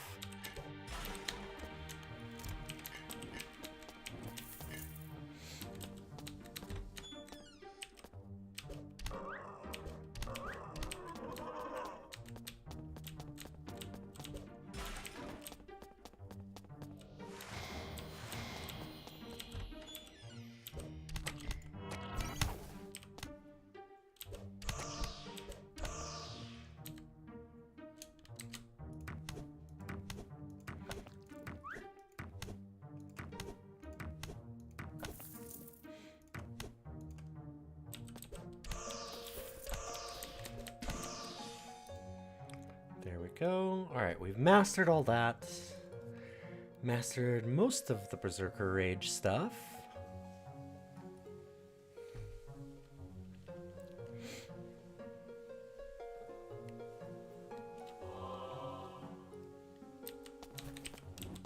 I'll level things a little differently this time.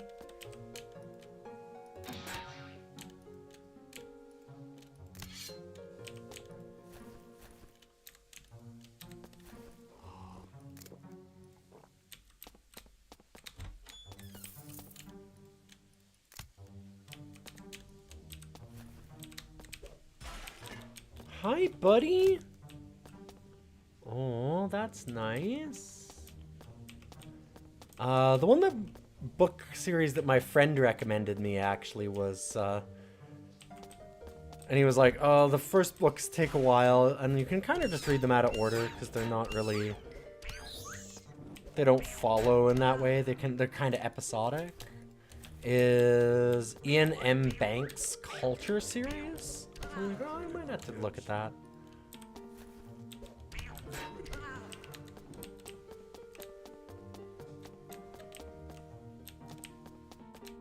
He's like, not all of them are good, and the first couple books are a little rough, but...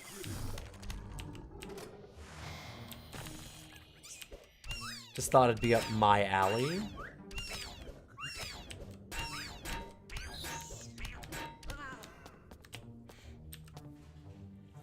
Thanks for the link to the Giant Bomb reading the Tim Allen stuff, by the way. I'm excited to save that for later. I have it on my other screen.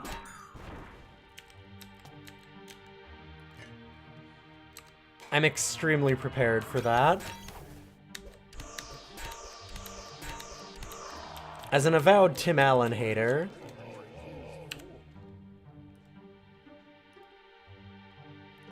I figure it's only fair. Like, Tim Allen would hate me, so I should be able to hate Tim Allen.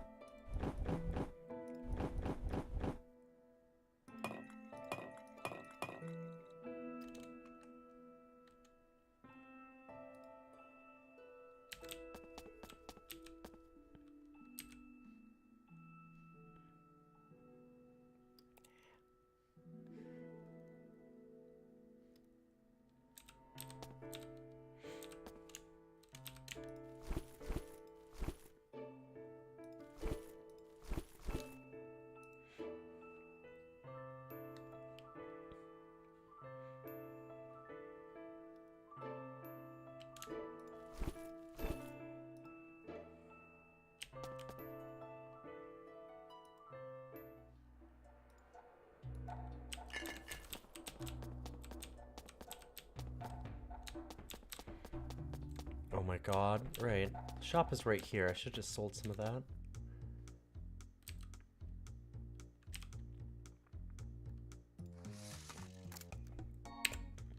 Also, you know what? Okay, don't put bottles on your feet. That's probably no good. However...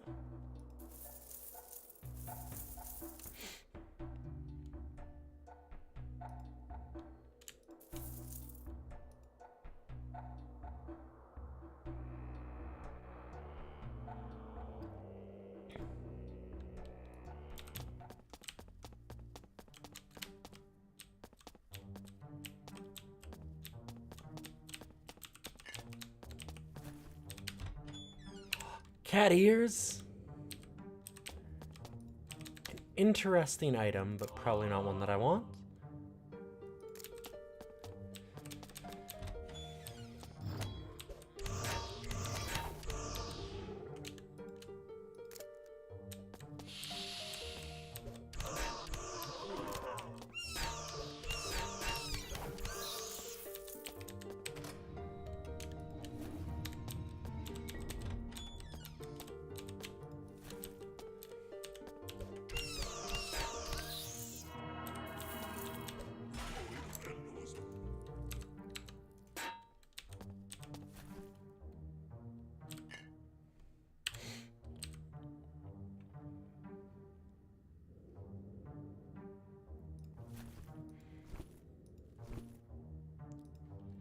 Kind of liking our stuff for all of the magic reflection things that we're getting.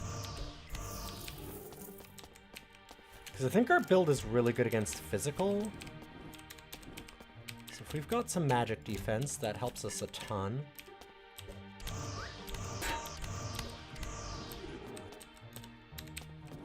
Your inventory is full. What if I want to just pick it up and drink it? Can I just... Thank you.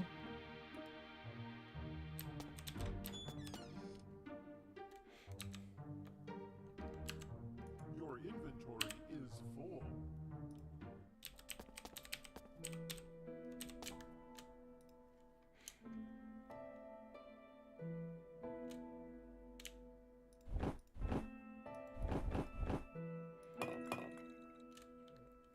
Once we get a Lutefisk cube, we're gonna be able to do so much stuff.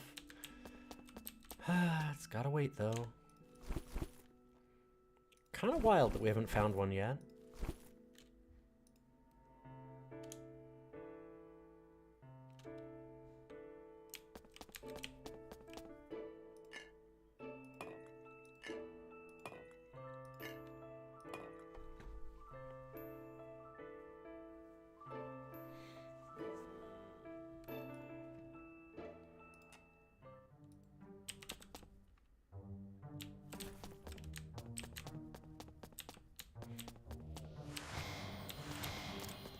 Whoops.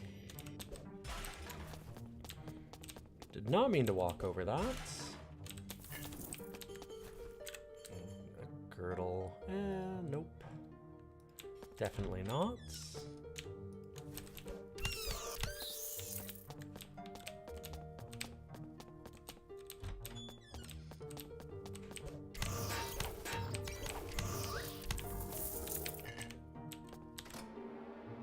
Oh, I didn't mean to do that.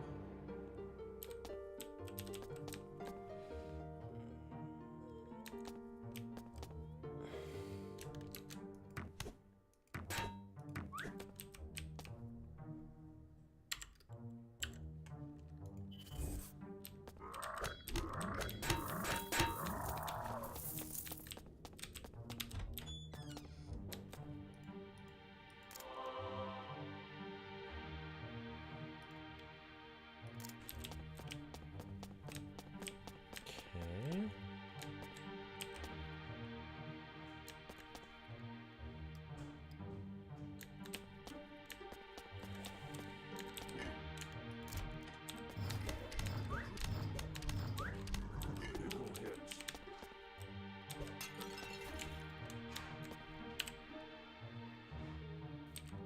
That's neat. I like this one a little more. Cybernetic orb is certainly a thing. I think I like the shield more still, too. It's pretty cool. That is a neat orb.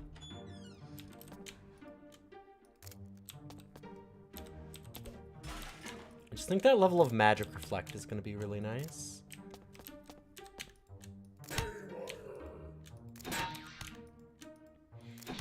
And I feel like I have a lot of ways to get back magic already. And I'm going to get a lot more. The Laywalker stuff seems just really powerful. Jeez. There's a lot of these. A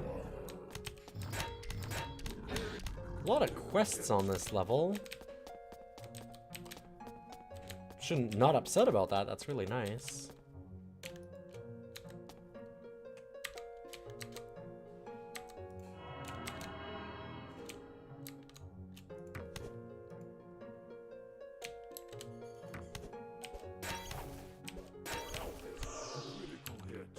Whoa! Yikes, you hit me real hard. Gotcha. I should have paid attention to that.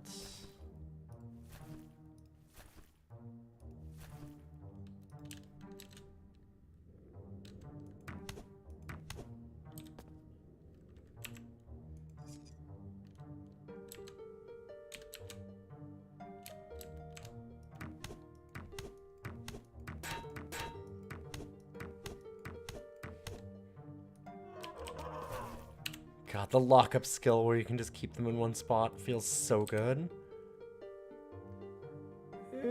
7. They're almost the same. We'll be fine with what we have. Very similar items.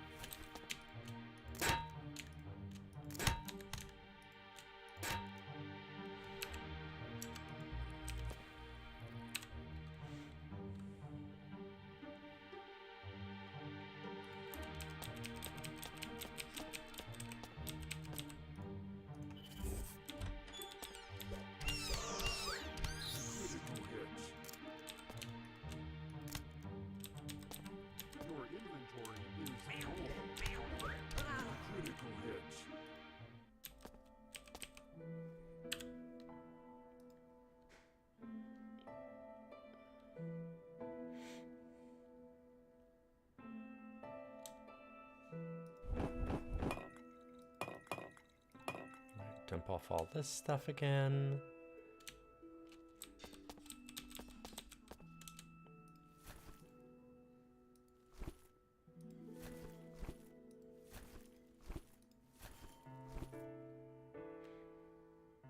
I kind of want to put the cybernetic orb to the side, just in case I want it later. Sure, whatever. It's fine. Where's my lutefisk cube? It would be funny if we spent the whole run not getting one.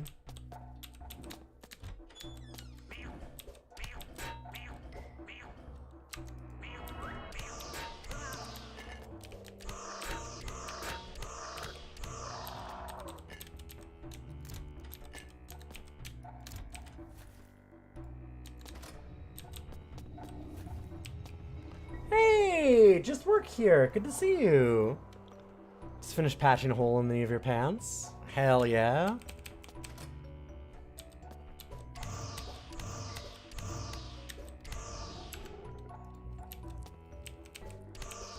I wish I still had skills to sew.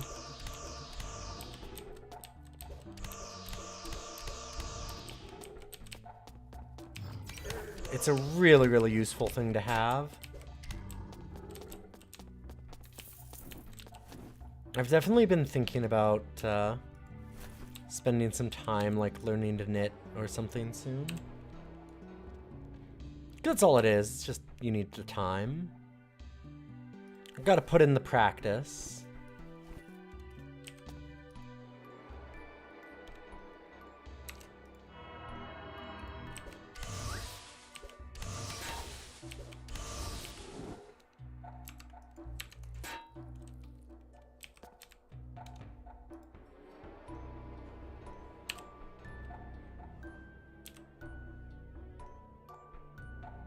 This is 17, 18. 18 and 1 resist. This is 18 and 3 enemy dodge reduction. Huh. I think I'll keep this one. The little stuffed animal kits are good for learning. Yeah, I need to do something like that. Tanya would also love that. She loves her stuffed animals.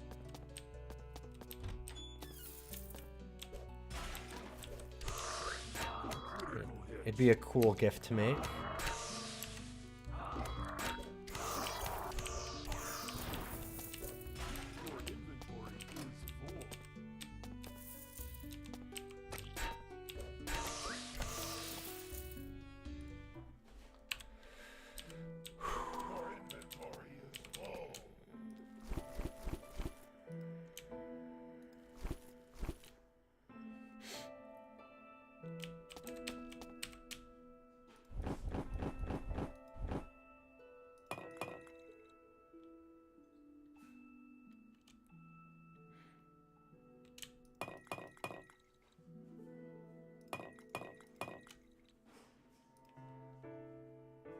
Sure. Go with that.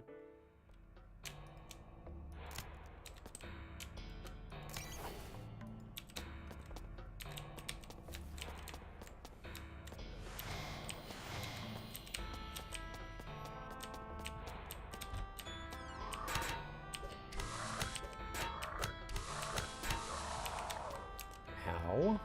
Ooh.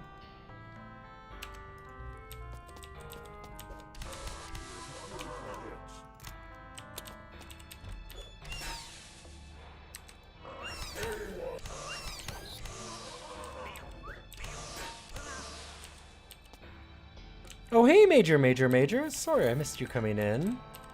Thought that was somebody else that I knew posting that up. How have you been? Hopefully your job hunt is going well.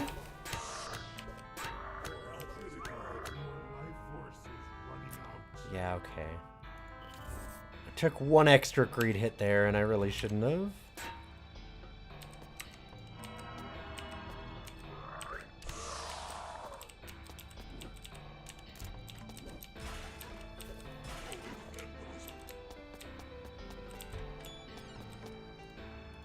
Good lord, another quest. We got like 6 on this level.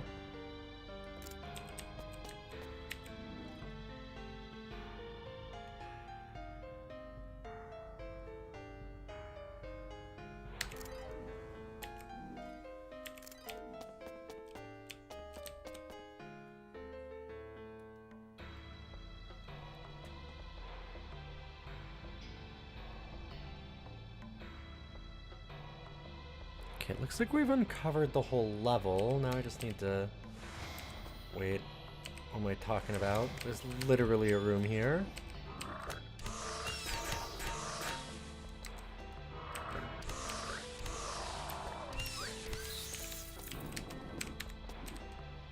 Job hunt is kind of taking a step back as we recover. Fair enough, fair enough.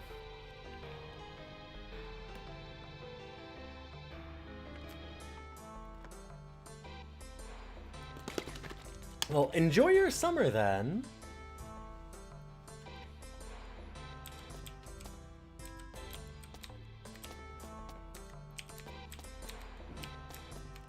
It's an awesome thing to get. I love the job that I have, and I'm very, very lucky to have it. And God, do I wish that I'd get summers. But like, I get no free time in the summer.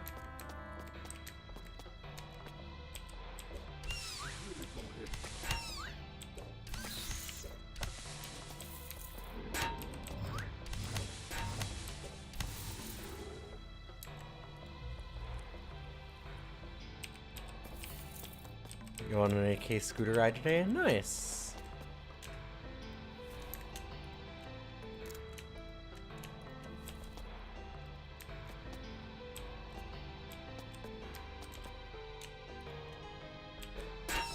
Why is it summoning them on me? What is this game doing? What a decision.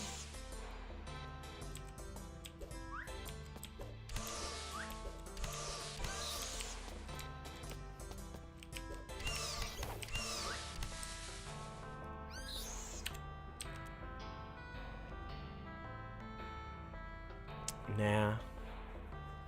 Got some good regen, which is neat, but I think we've got better things to do. We did have an item to sacrifice here.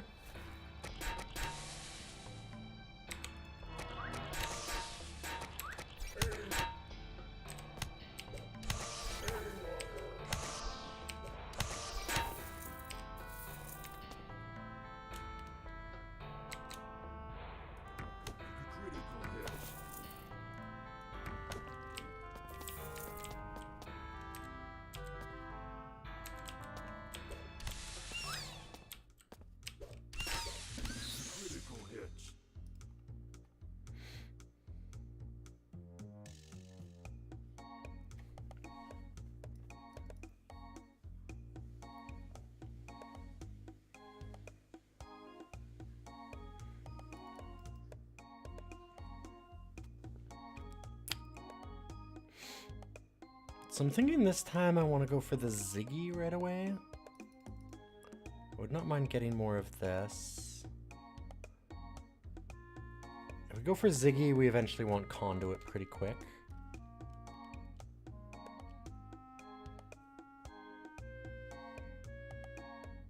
I was thinking I want to cast more stuff.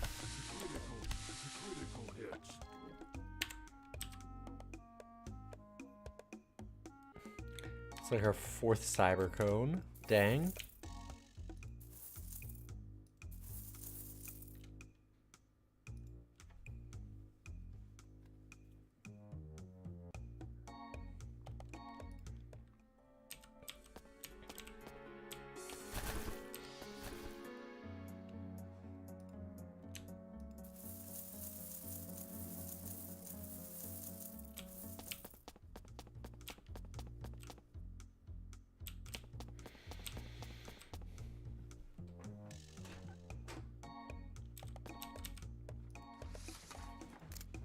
I've been thinking about buying that, so I guess I will.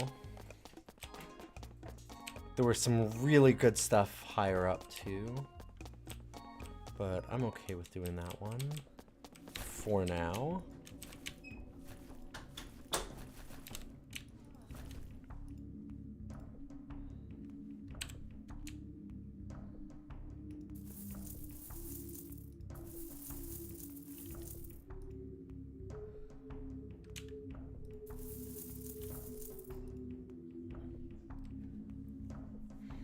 $6,500.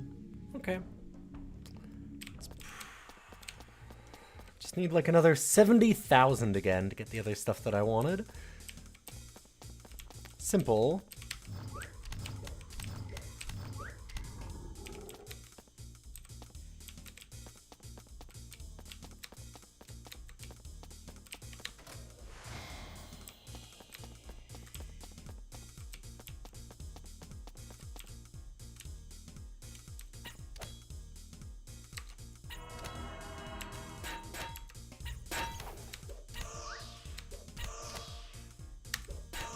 How goes the Moraine of Dread? Well, we're still doing it. I'm no longer on level 8 or 9 or whatever, and I'm back to level 4. So, there you go. We had a game kind of ate my input and made me... Well, I was being forced to fight the shopkeeper. That one... The forced to fight the shopkeeper... Well, not exactly my fault. I can understand why that happened. That wasn't why I got mad, but then I tried to, like, close the door on him, but he was in the same spot kind of thing, or there was, like, another one that was there, and I was invisible. And when I clicked on it highlighted, it instead clicked on him and attacked him, and that killed me. Didn't love that. So we're still playing.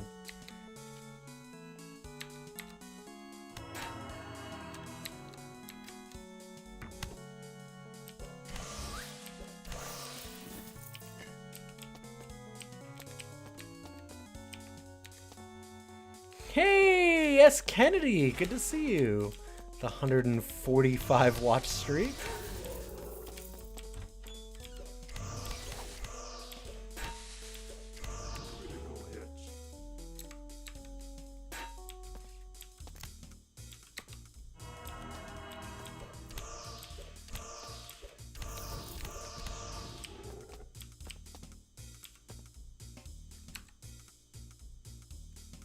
Yoink. I don't need Electrum Ring, do I? I don't think so.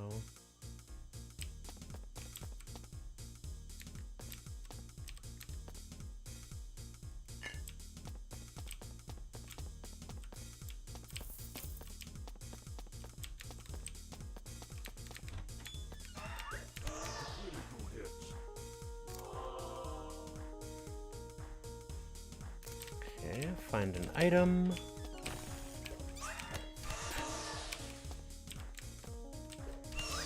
How goes Dreadmore? And you probably heard from how I replied to Kibitz. It's going.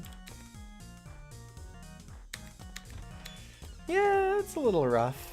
But the thing is that I'm at the point where, like, Dreadmore is kind of... We're at an interesting point with Dreadmore, in that, like... Once we make it to, like, level 3... the game freezes in terms of, like, difficulty, and you can just kind of, you just get into a pattern of doing the same thing over and over and over, and there's very little in the way of threats, and that sounds awful, and I mean, it would be in a way, except that as a streamer who enjoys just chatting, we're using all that time to, like, sit here and talk about cool books and movies and all those kinds of things, and it's been a blast that way.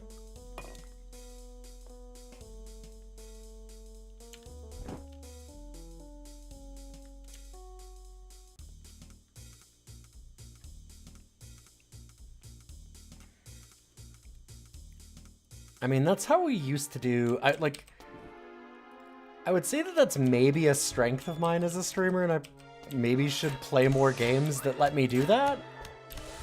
Because that is how we kind of got to where we are, right? Is I played a lot of Magic, and I'd always just chat.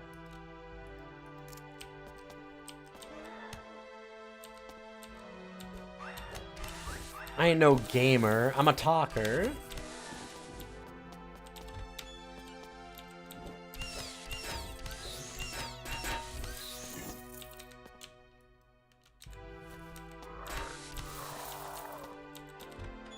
See, they know. They just said I'm terrible at this. Star Trek and Tim Allen. Exactly.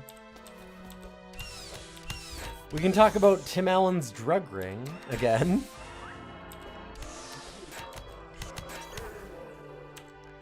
Well, also just, like, I like learning about the weird things that chat knows and stuff, too.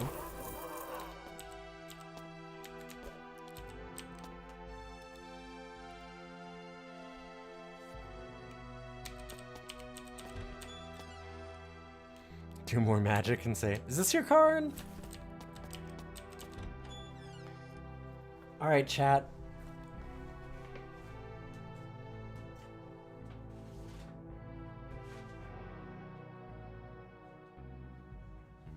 I actually still have some. That wasn't what I was gonna get. Oh no.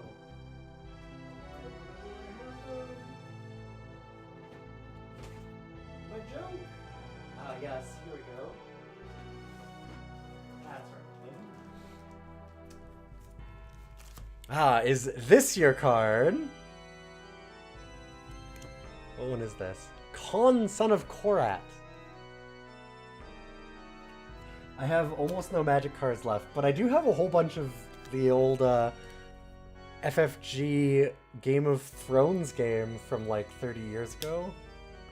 And I'm not 30. I guess more like, I guess 20, yeah, 23 or something.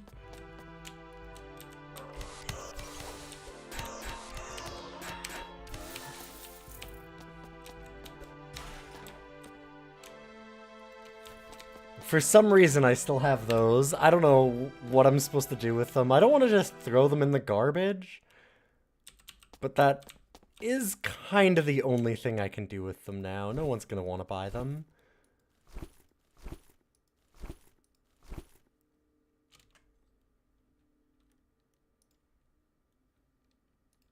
eat them. Oh. Well, the game crashed. Neat. I was wondering, I'm like, huh, sucks that it got music problem, but I guess that's just because it broke.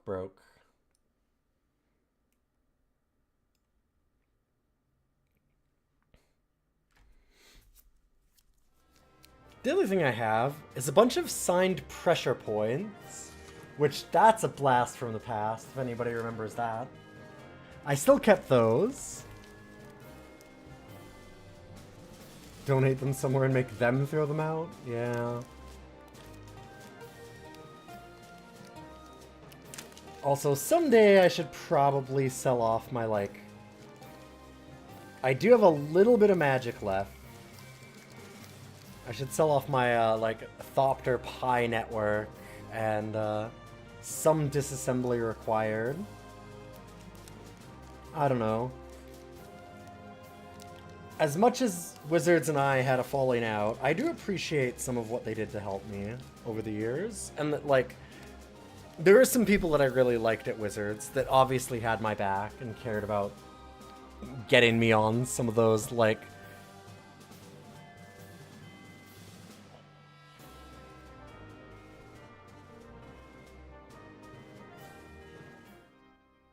Okay. Okay. Well... We lost a bit of time, but not that much. Okay, there we go. Gross. At least it saved it.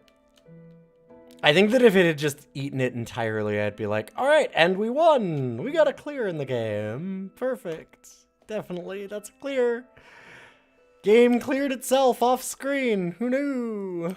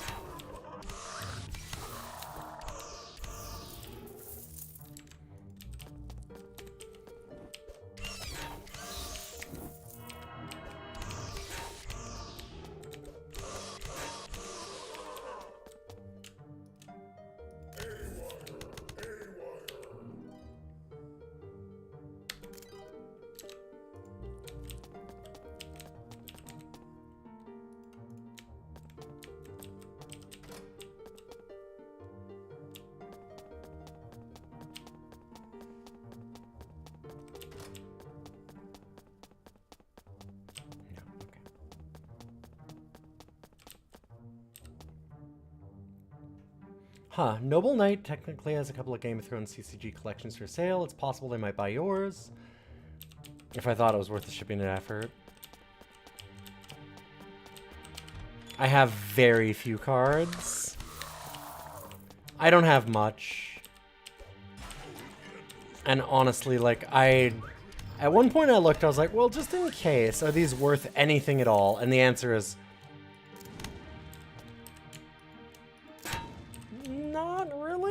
I think the most expensive Game of Thrones cards from that CCG now are probably like $2. Yeah, they're $2,500 plus card collections. Yeah, they're worthless. Like, it's...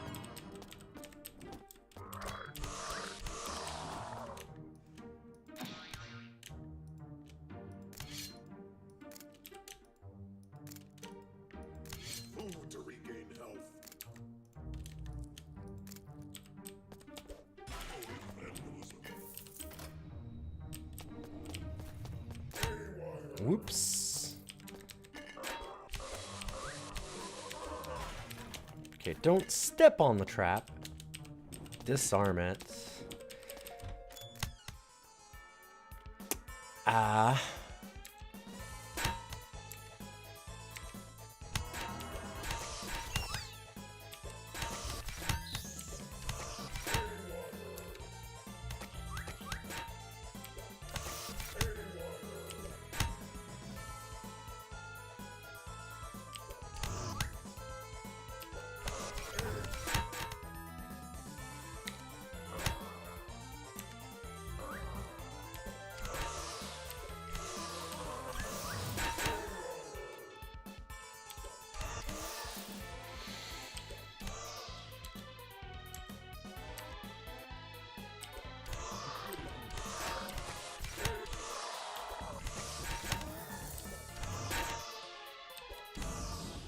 Oh, I'm getting shot by that. I see.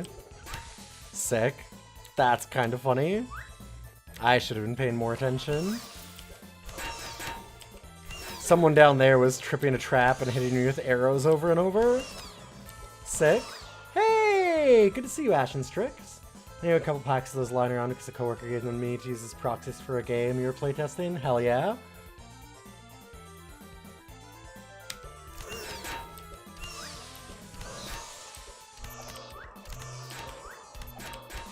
Yeah, I probably have, like, less than 200.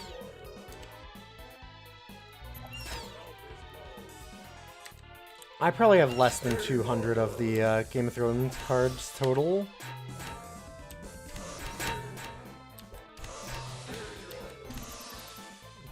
So if they're buying $2,500 for like 80 bucks, it's so not worth it for me to do anything with them. Unfortunately.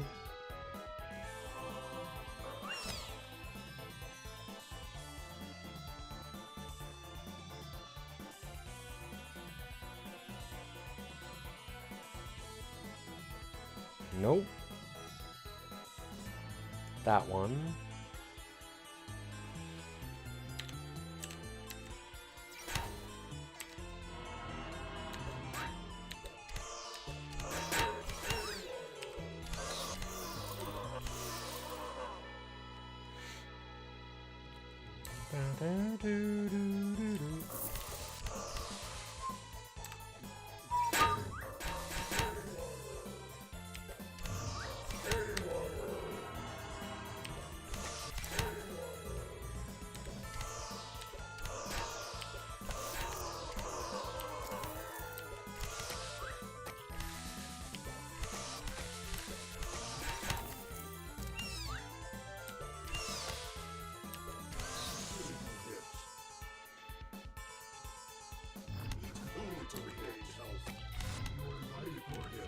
Yikes. You hit real bad.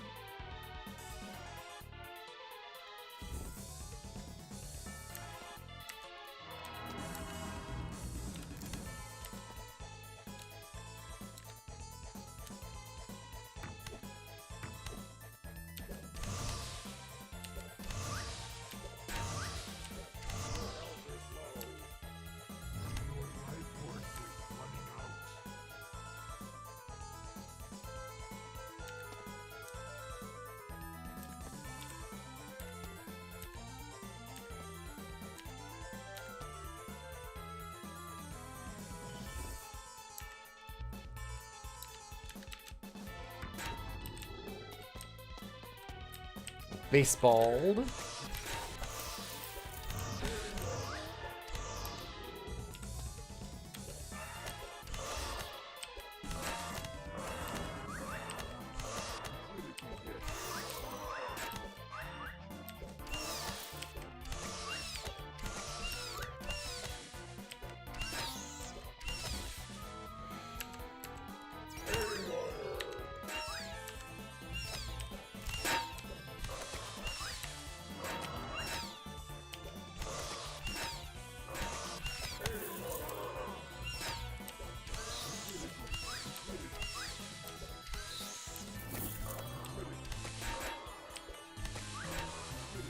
Our build has a lot of sustains, so we're still doing good on that at least.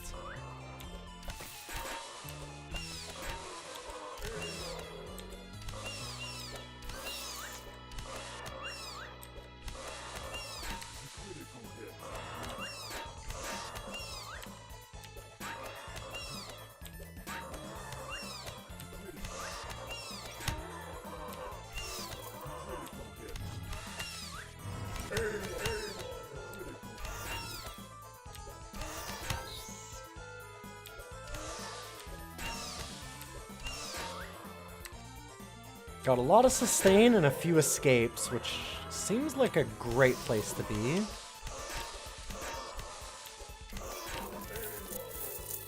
God, there's still 44 of them left.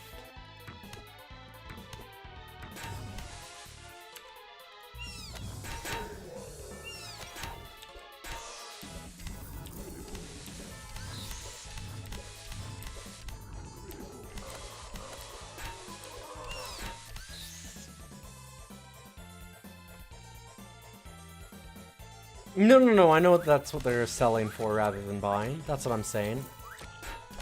No, I knew that. I'm saying if they're selling those, though, like, it just shows you how incredibly worthless all that is. We are wholeheartedly agreeing.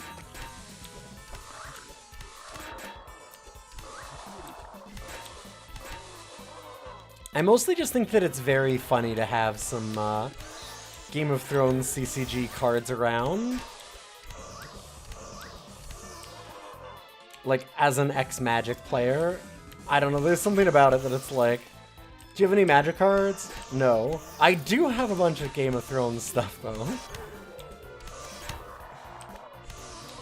Just, like, being able to say that.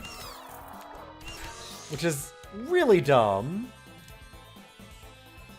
That's a stupid thing to want to have. But I'm a stupid person.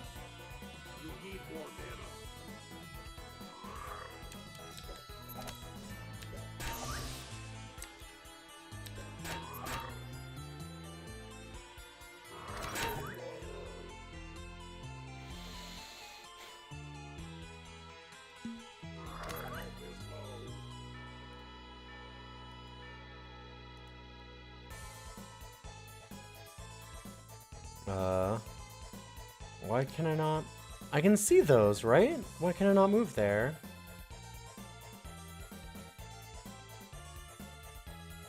Hello? That's intriguing.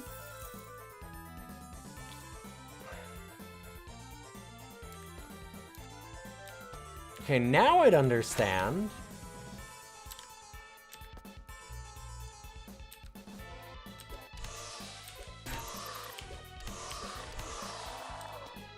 I couldn't see, but I could clearly see those tiles. I don't know.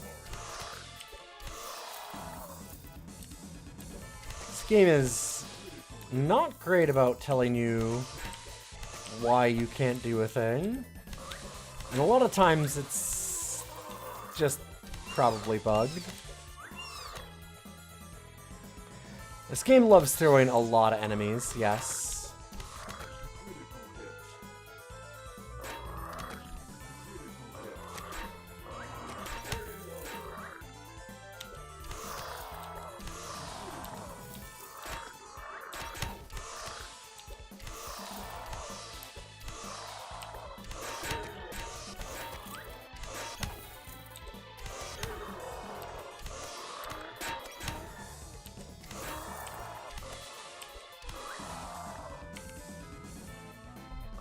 Alright, I'm just gonna do that.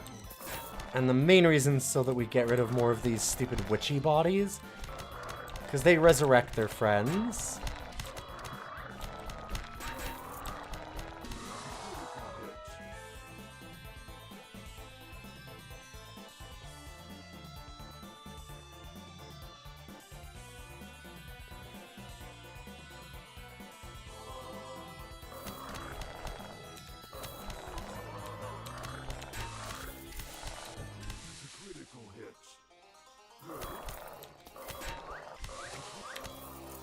That's weird that that's a clear.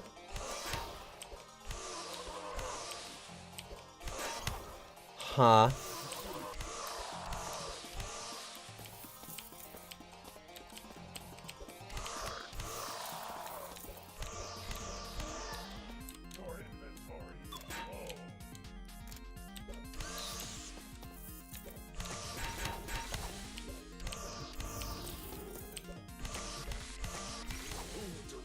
Ooh. I was not expecting that level of damage.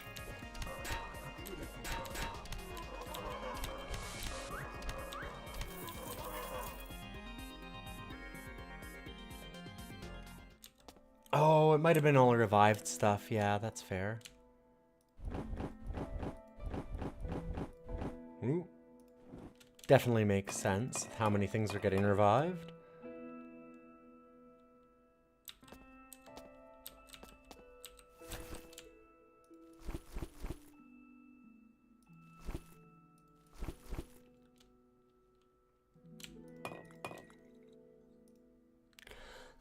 I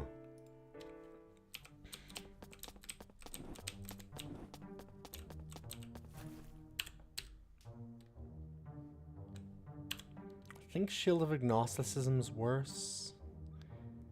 Yeah, I think I like this one more. Alright.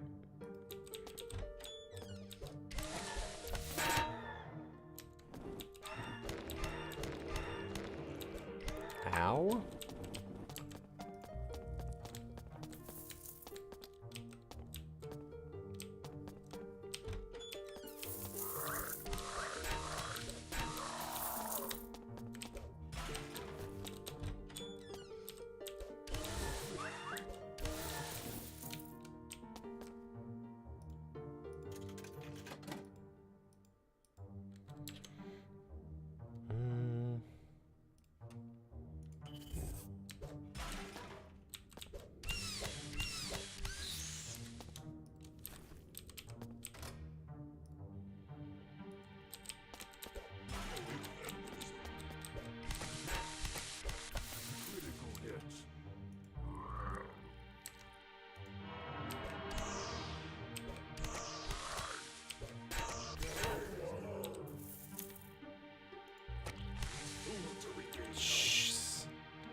Okay, listen.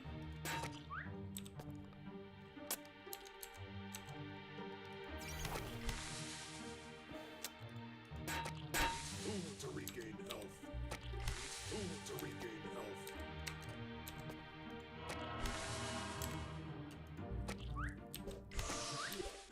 Critical hits. Ugh, those slimes are a real problem right now. I actually have to spend like 5% concentration on that.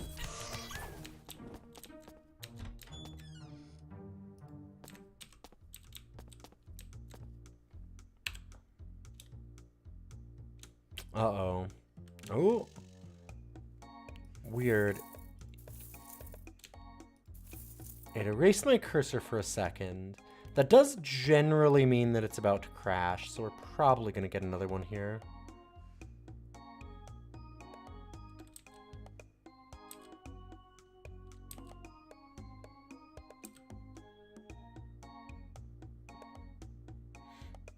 Yeah, this isn't anything that matters. Nothing here I care about.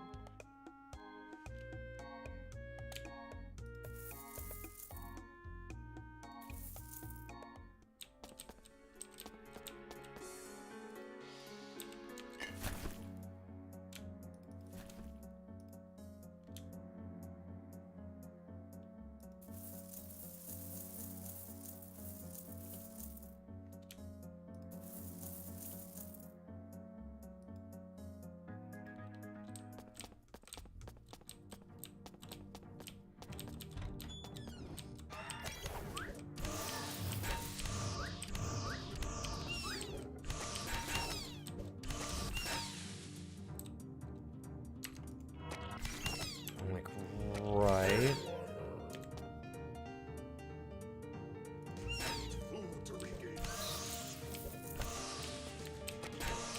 Like, slime, gotta worry about that.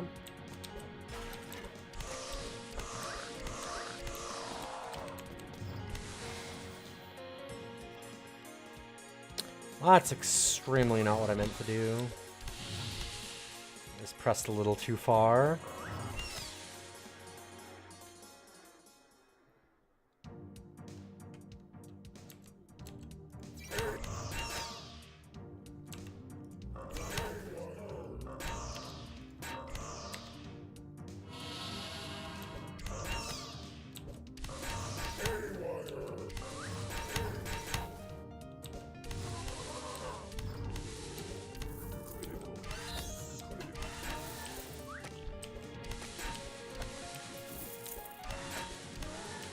Alright, we're fine. We got out of it.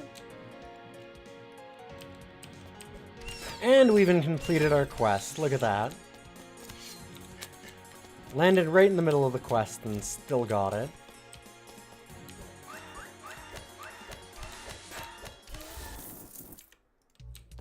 Easy.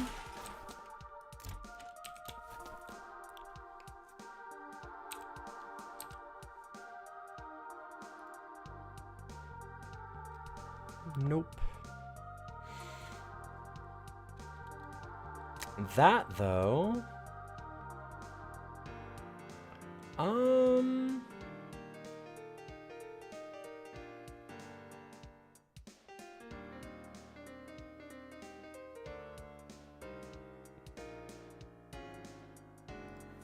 I think we get Bitsy here.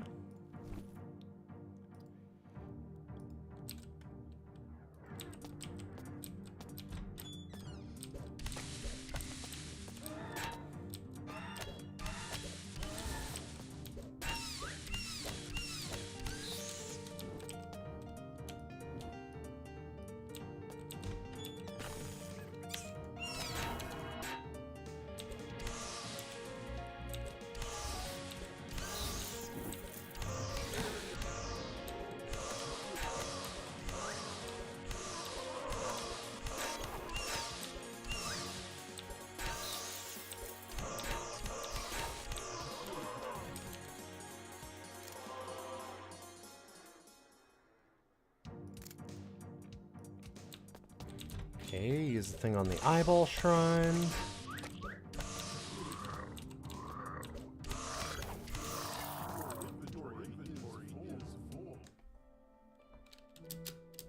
Oh no, right, time's not gonna progress. Ugh. Screwed that one up. Now we can go back.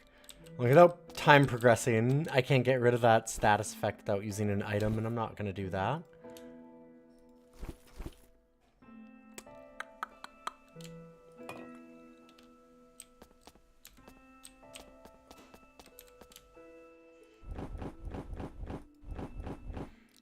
I'll tell ya, when we get a Roderick Lutefisk cube, we're gonna make so much Lutefisk.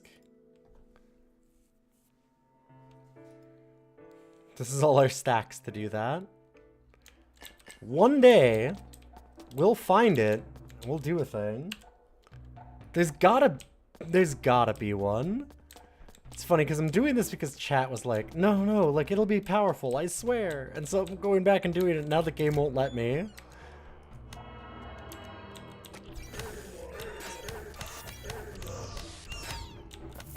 Oh, fuck you, chat. The game doesn't want me to like it. It's doing everything it can to stop me from getting any of the things that chat likes.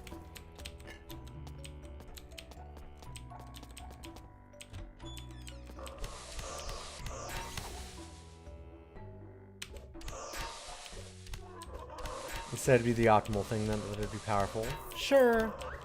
Thought I'd try it again. I had it do absolutely nothing when I did what the wiki says is the optimal thing, but it's possible that I got really unlucky.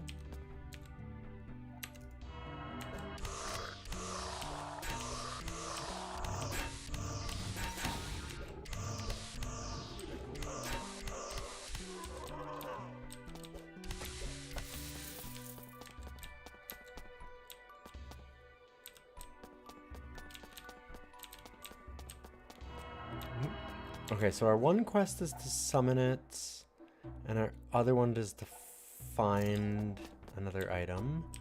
Gotcha.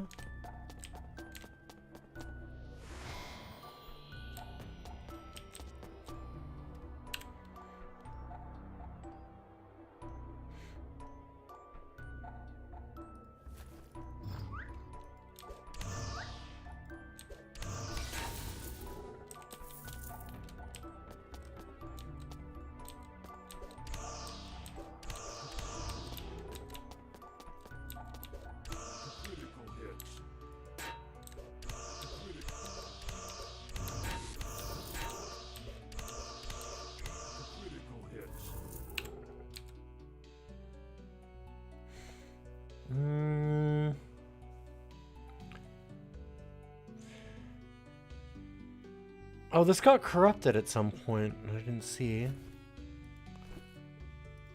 I wish that there was some extra sound or something that showed it, or like a aura around it in here, so you had an idea that it got fucked up and you can't use the item anymore. I don't know. Just wish it was easier to see some of those effects for sure.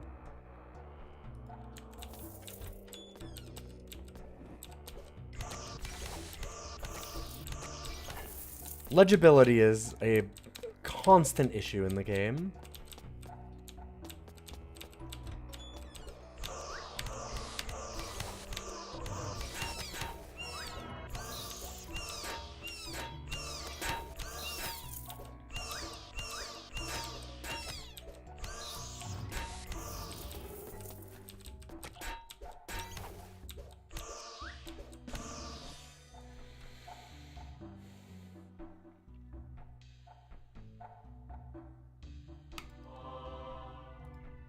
Okay, let's learn conduits. I'm gonna throw that on.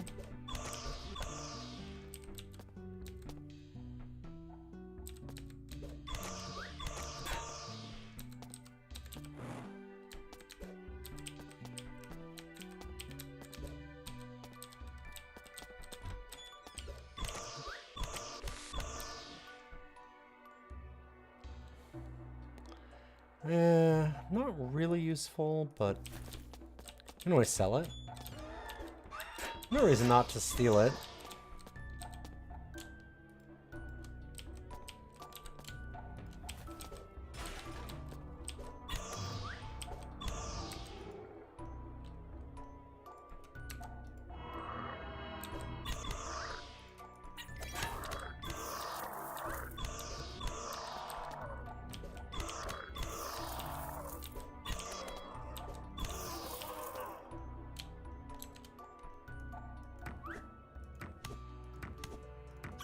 Critical hits.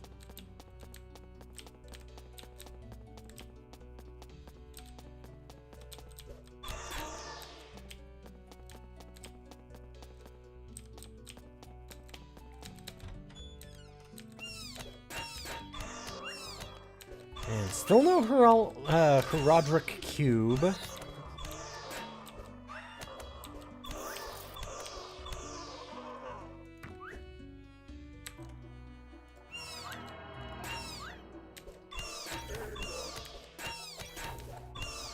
Critical hits. Ow.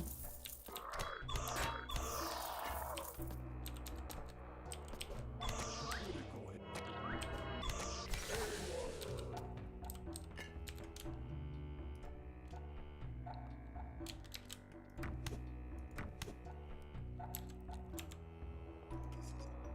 Okay, we can lock him. Nice. Critical hits. Critical hits. Practice our baseball throw for a minute. Is it the exact same thing? Sure is. Does mean that I can A, keep a spare in case it gets corrupted. B, use it on a Krongian anvil. There we go. That was the thing I was gonna do. Nice.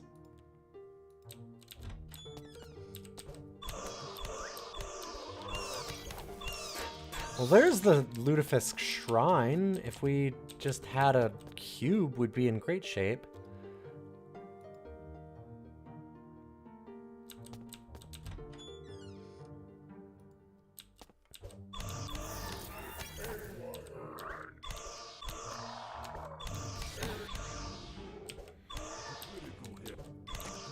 God, it sucks that it's getting so late. I want to keep going. I just want to beat this game. And, I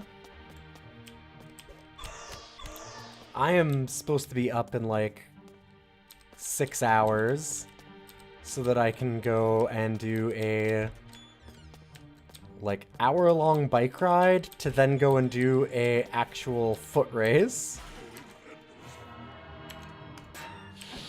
Because I'm an idiot.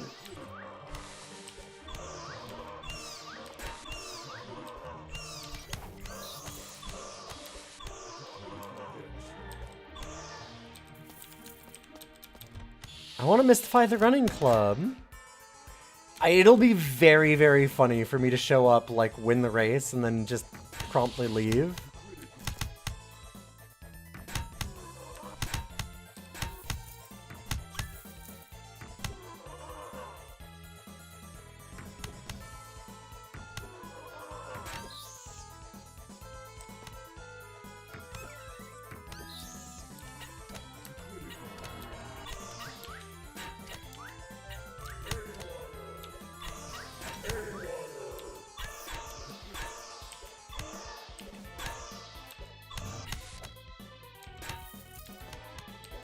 I don't actually expect to win, though, I don't think.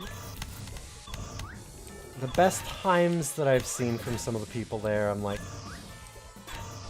I probably struggle to actually beat them, but... it's close. It's really close.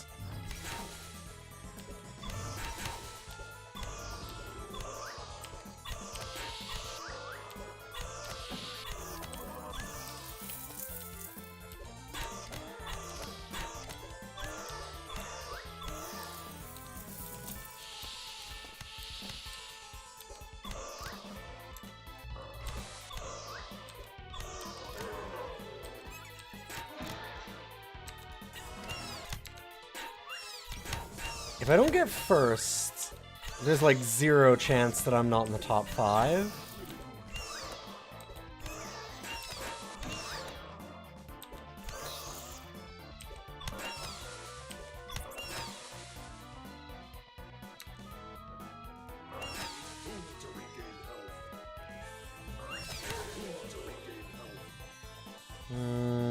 Okay, let's get a little bit of distance here.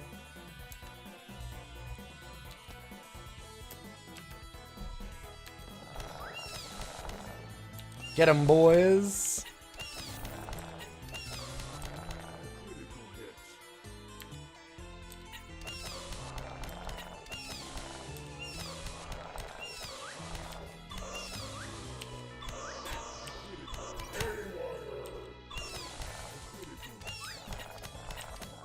Oh fuck, god. I was like, what is happening? Oh, it ate my input again, like forced me to move that direction.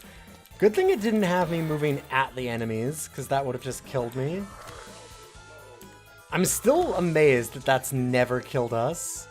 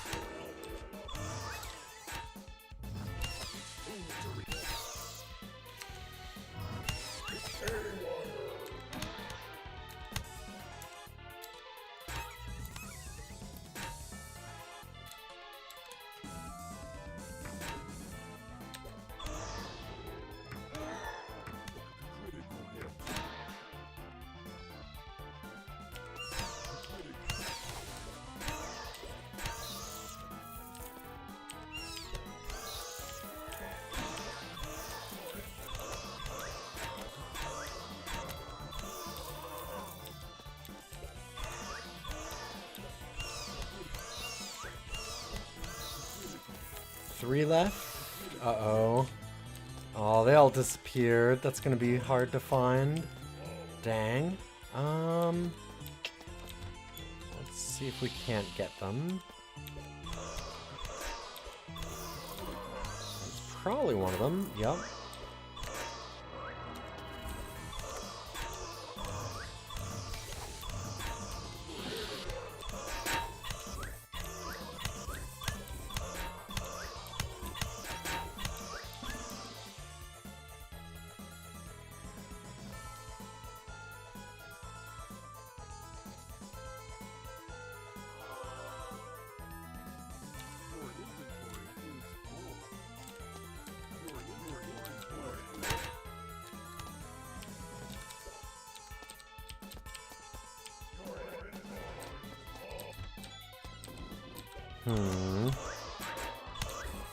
Where those last two monsters went? I can't leave.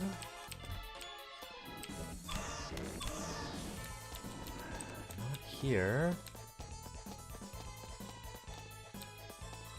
Well, it might be bugged out. We might not find them.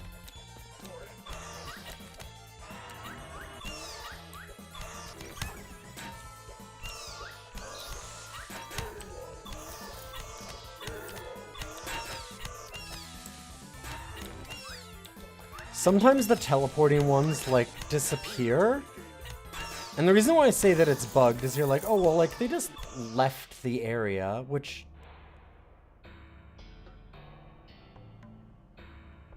Interesting.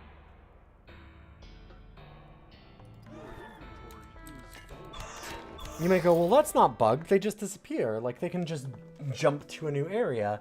And that's kind of true. But then I've cleared the whole level and there's no monsters. And it'll just still be there? And that's... awkward.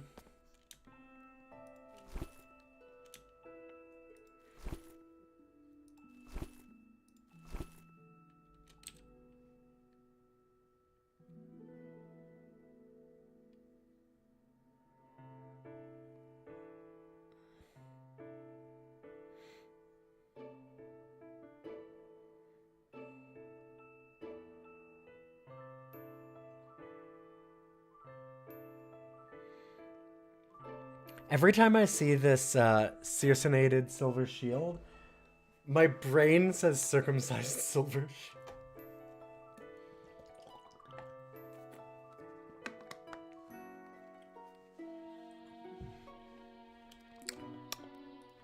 Don't ask me why. It's only my brain, I don't know anything about it.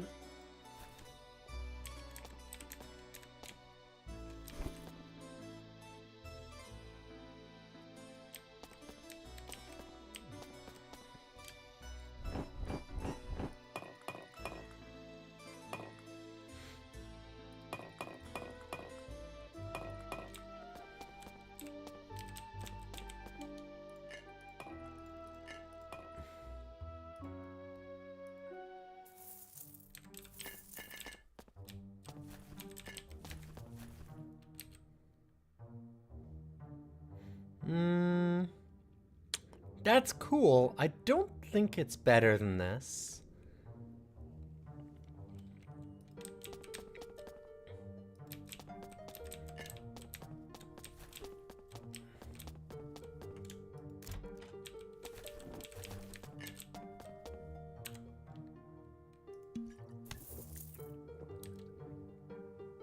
Same there.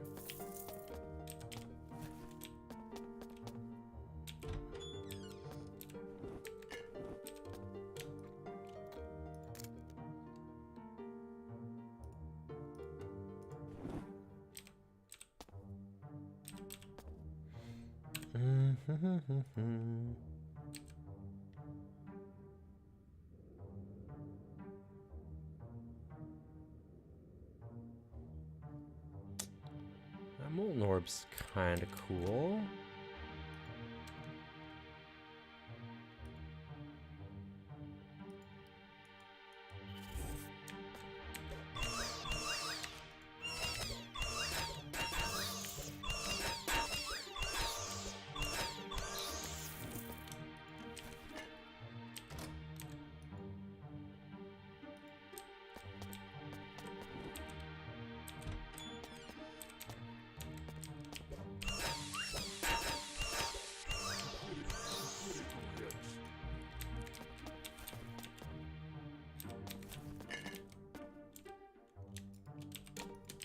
Your inventory is full.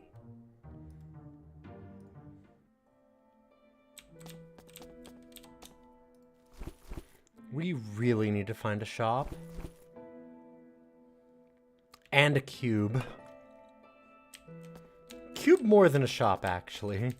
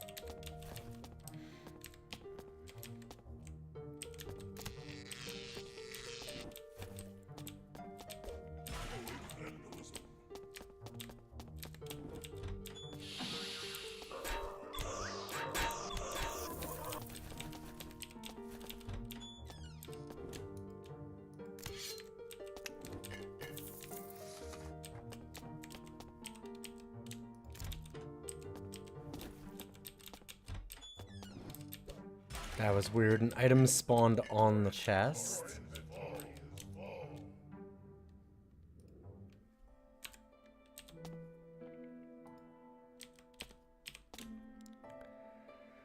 Whew, boy. More stuff to dump off.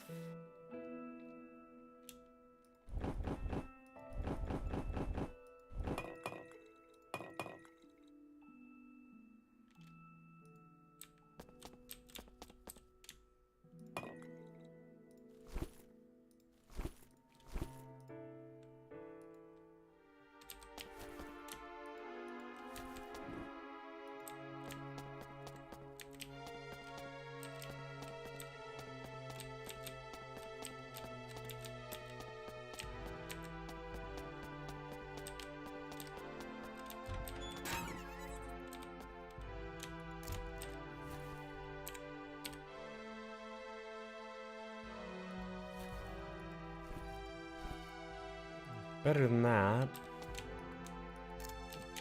Don't have any good gloves. I feel like our shoes are pretty bad too. They're okay. A few areas of items where it's like, oof. Not had the best.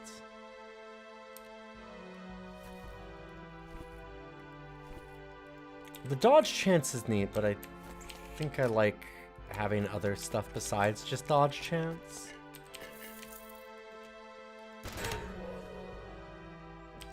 Because then they'll like, oh, you missed your dodge chance. You have no resistance, you die. Is very real.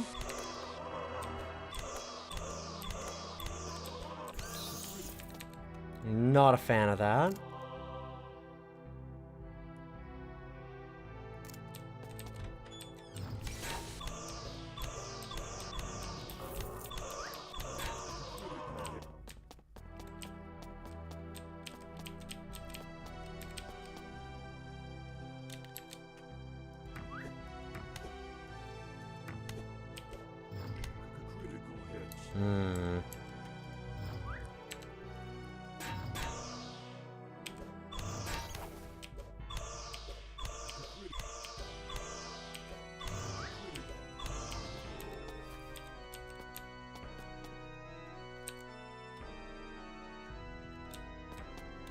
The item is, yeah, okay.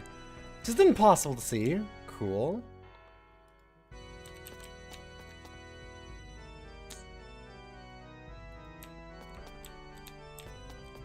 Neat.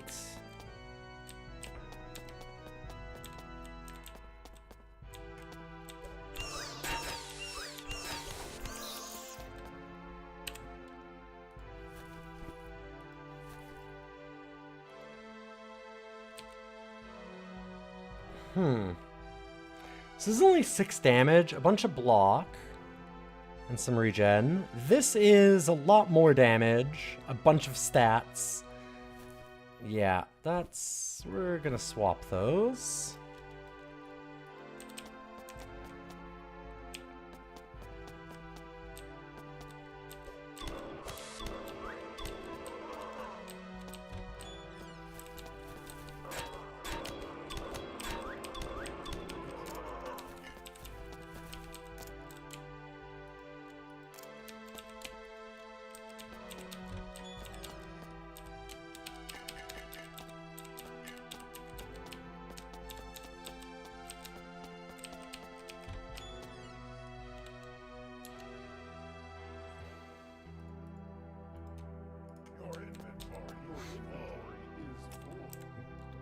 Dang.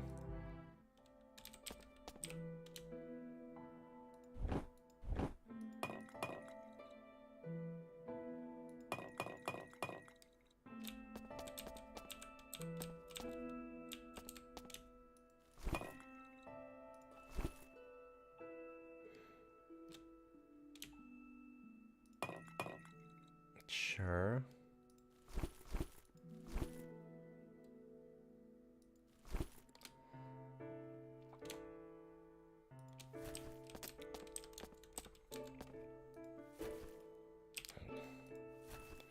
Unlikely, but I might as well keep something, because I've had so many things get corrupted randomly.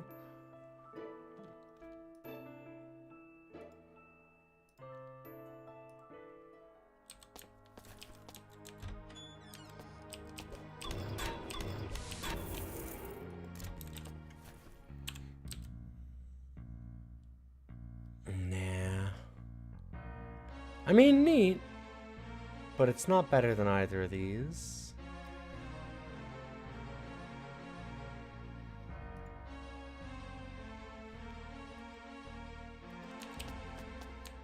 Ooh.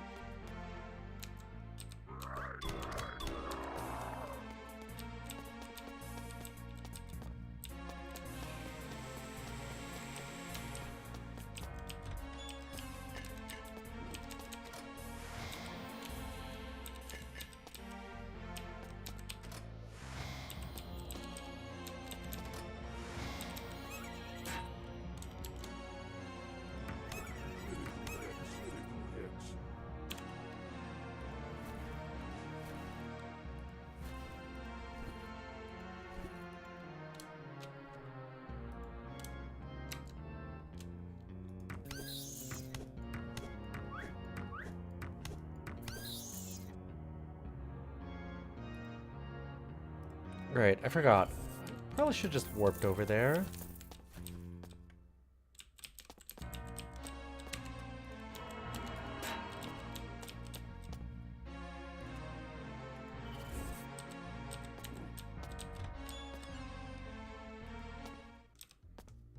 Oh, right, okay. It was forcing me to walk again.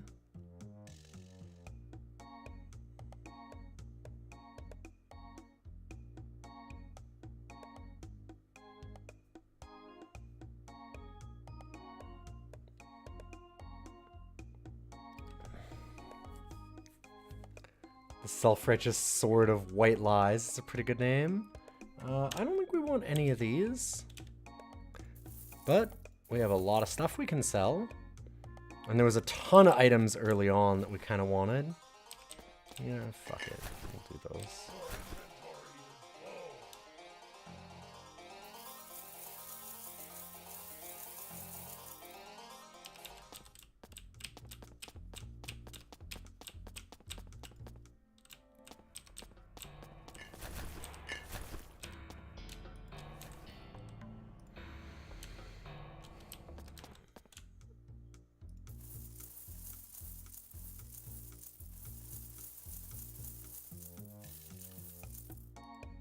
$33,000. Not quite enough to get some of those items that I saw up on higher levels.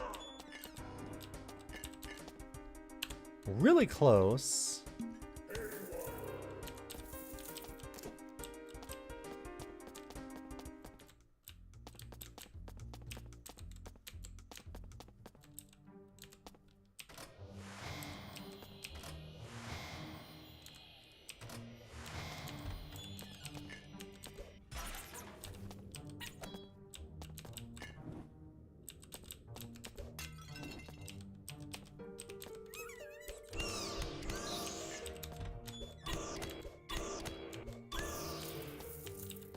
I did not even know there was an enemy there when I tried to walk north.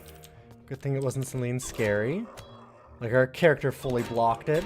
Hey, Flannel, good to see you. Is this a Flannel Cat alt? What's up, friends? It is a Flannel Cat alt. Good to see you. Welcome, welcome.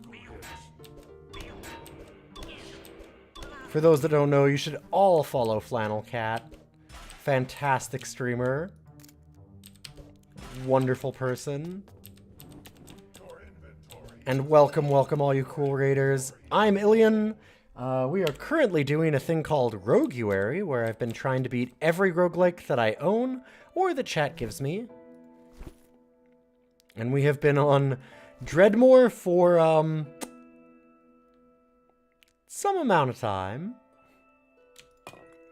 I've maybe been having a trouble with this. Hope the Dreadmore's been nice to me. I'm gonna be honest, this game's a little stinky. And it's not been very nice to me.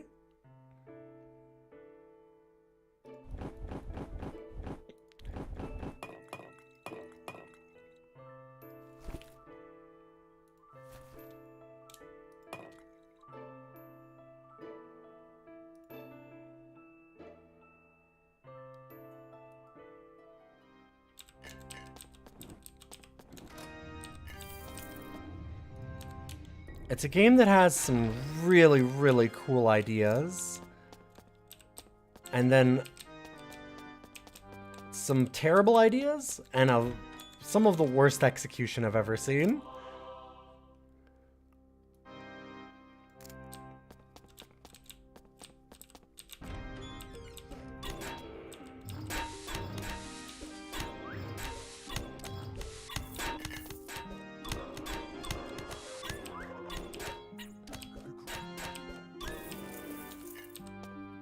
You're up way past your bedtime? Yeah, of course. Thank you. My powerful walk cycle will be with me. I also need to go to bed. I'm supposed to be... I was signing myself up. I wanted to do a race tomorrow for Canada Day. And, that means that not only do I have to do a 5K run tomorrow, which I do every day, actually. That's pretty normal. But I have to do it at 9, which I don't normally do, which is in 8 hours from now. And to get there, I need to bike across town for an hour. So I need to be up in like 6 hours. And also willing to like...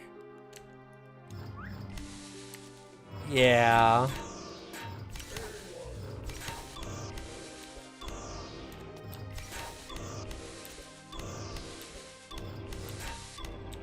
So in other words, I also should go to bed. But we're more than halfway done this, and what if we just like hurried and actually beat Lord Dreadmore tonight? What if that happened? Hey, good to see you, Hairline Salty. Welcome. Hopefully I'm getting somewhat close on that. This is 10 damage. Just a ton, 3 stats. Resist, okay. It's 14 damage, 2 resist. Same resists. 1 stat instead of 3.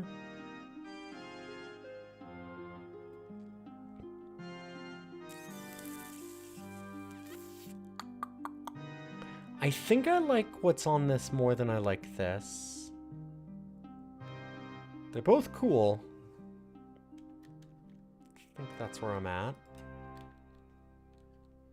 What if I was free of the Dreadmore curse? Exactly.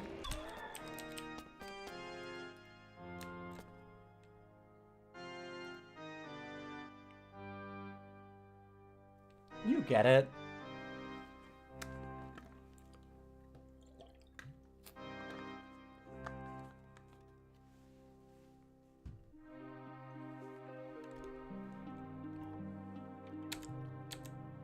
Can I pronounce my username again? Ilian. But it doesn't matter. You can say whatever you want.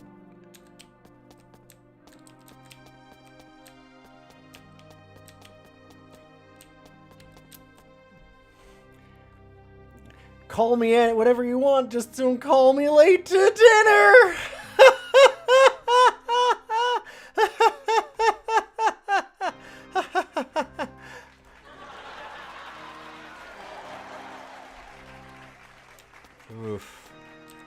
Oof. It's late.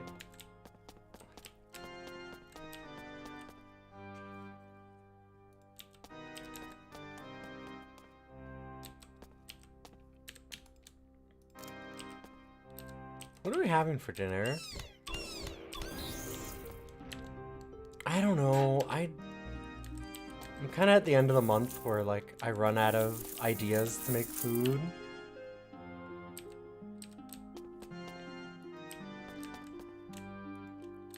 I did get some fresh asparagus, so I'll have to make something like that soon.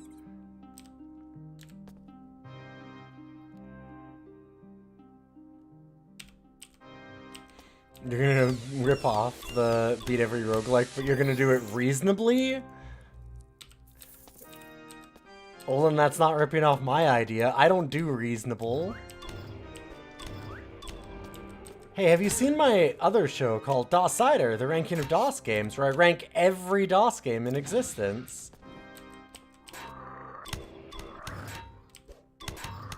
What do you mean I have a terabyte hard drive that's just DOS games? I mean, DOS games are known for taking up a lot of space, so it's probably only a few.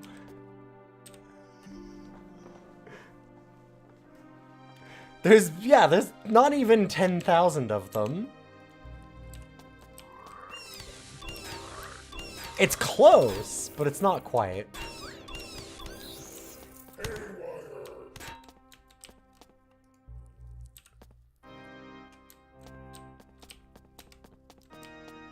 They take up 3.5 inches on those floppies. Okay. Sorry, you saying floppies made me think of a thing. Okay. I have a ton of music. A lot of them are not on floppies, which is what I was going to say. But then I went, wait a minute. You probably don't know this. They released, I always like to talk about this. Did you know that they released System Shock in not just CD, but also a floppy disk version? And that the floppy disk version has a better soundtrack, or at least the better theme. So the regular System Shock theme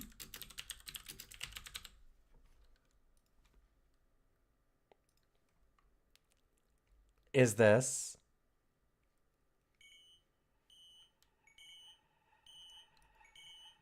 And it's very clean, which I feel doesn't quite match what System Shock is doing. And good to see you, Domina, and welcome, Death. Thank you for that 140 watch streak. Look, this is a rad theme for System Shock.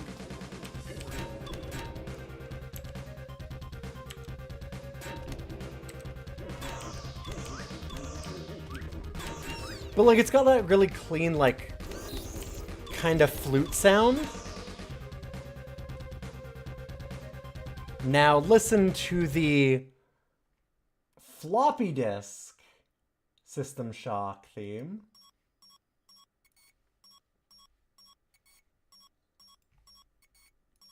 Your inventory is full. Your inventory is full.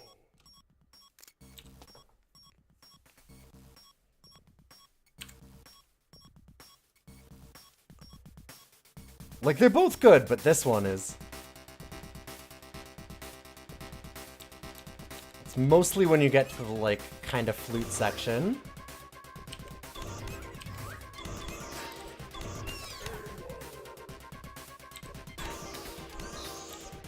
It's got a little more crunch, which, like... When you're talking about a horror game like System Shock, like, there you go. It sounds like the disk drive music. If anybody's ever seen that.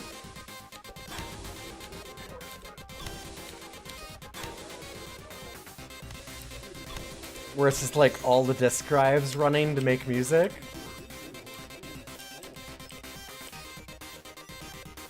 That's exactly what you're going to compare it to. It's perfect. Yeah, it's so good as a vibe.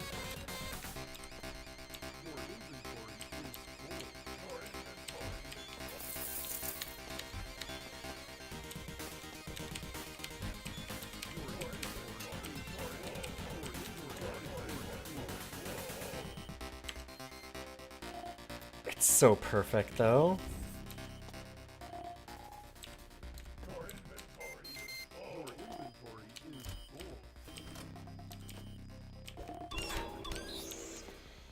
Okay, let's go back here.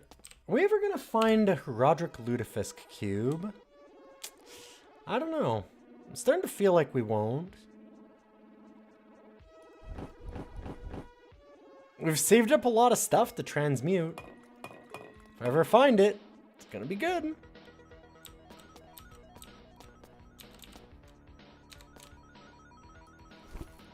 Speaking of bangers. Good old Star Control 2. Have a wonderful night, though, Kat. You get to bed. Thank you so much for being here. I don't want to keep you up.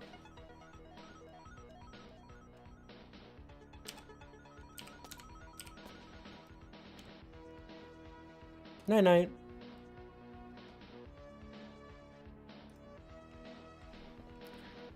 Good luck with this and tomorrow morning. Thank you.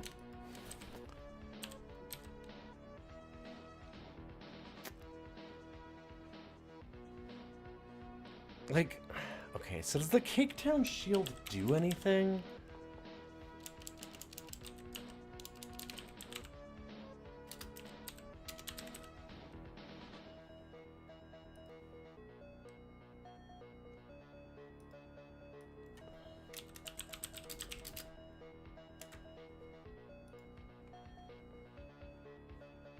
Nope. Huh.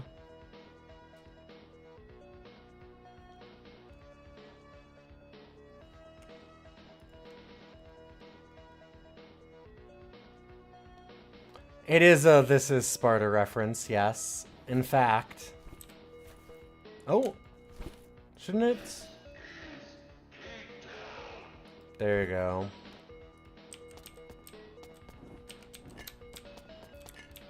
So it just does that and nothing else. Like, I mean, it's got the stats on it, but I always kind of expect that one to have, like, something special with it, and it seems like it doesn't.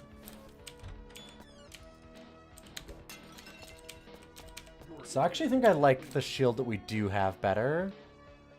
It's got a lot less block and stuff, but I don't really care about that.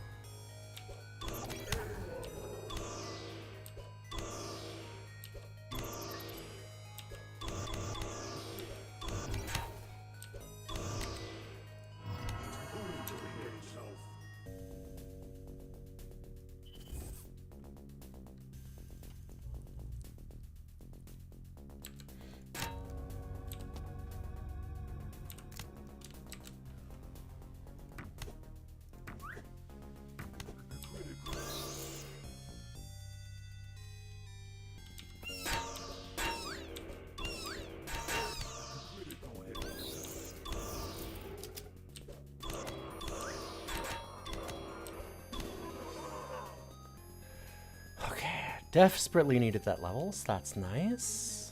Good night. I was waiting for you to go to bed.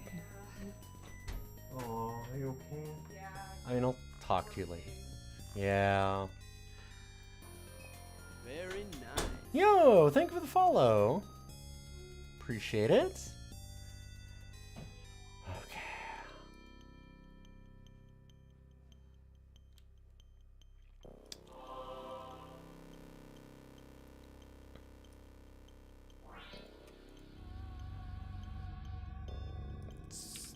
Put on that shield also.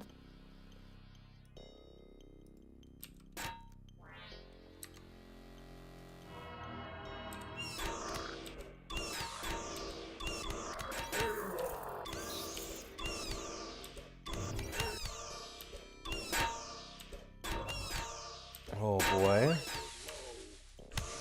To regain health. I'm just gonna wait for a couple of turns invisible here.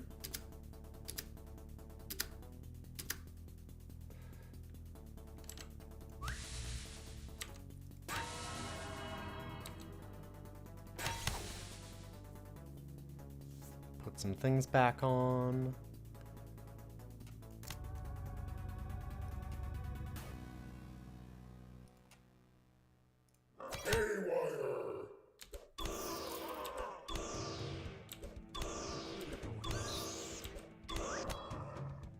This is the problem.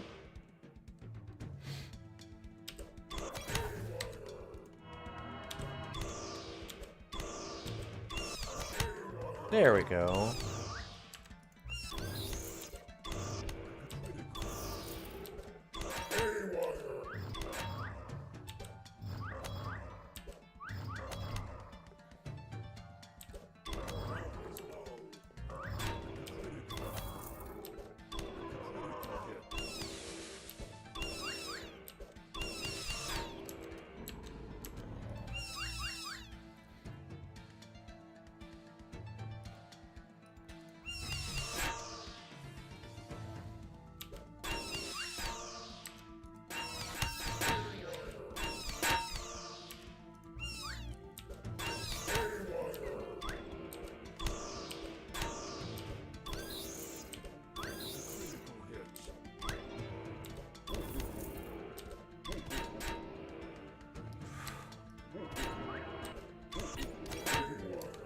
Whoa. Something hit me pretty good.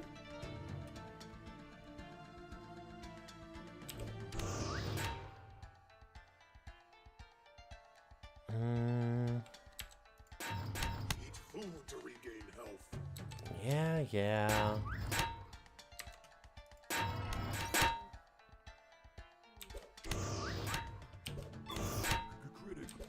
Just 71 monsters left, and we're done this one thing. Whoa. Okay, let's pay attention for a second.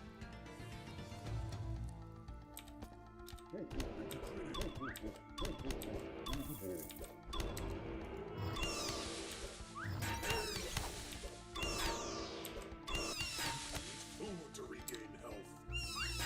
Health is low. Food to regain health. Critical hit. Food to regain health. Resource is running out.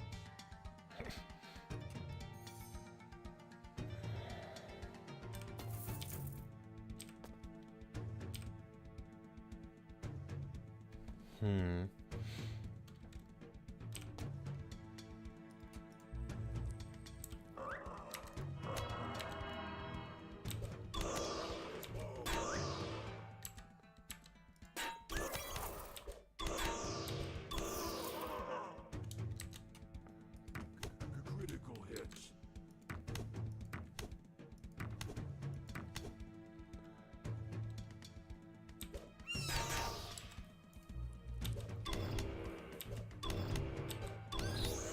Alright, we should be okay here now. Maybe not. Hiya. Quit that.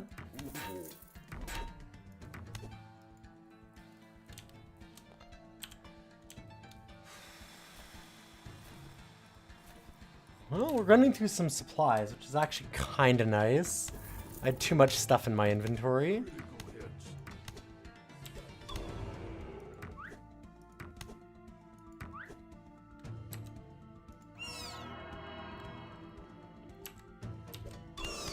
Critical hits. Okay, we've locked you in place, which means Critical hits.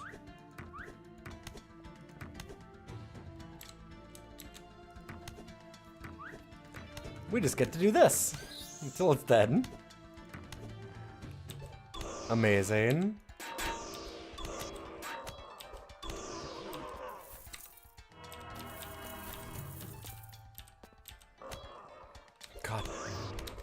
Only 56 monsters left. Food to regain. Eat food to regain health.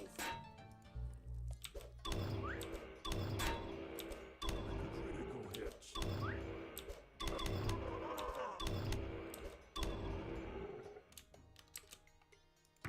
Critical hits. Critical hits. Critical hits.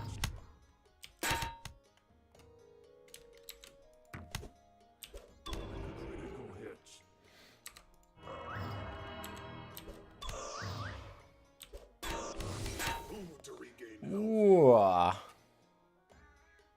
Ow. That was rather hard hitting.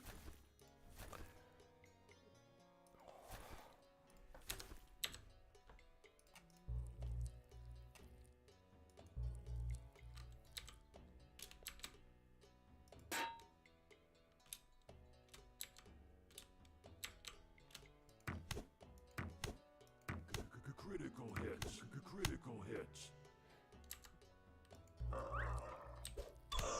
Food to regain health. Oh.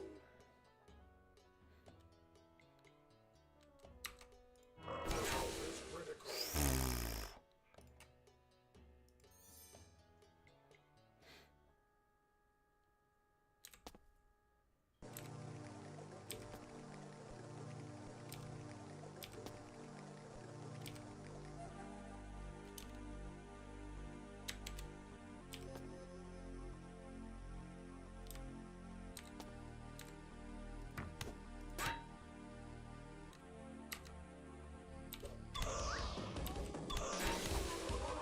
There we go. Whew.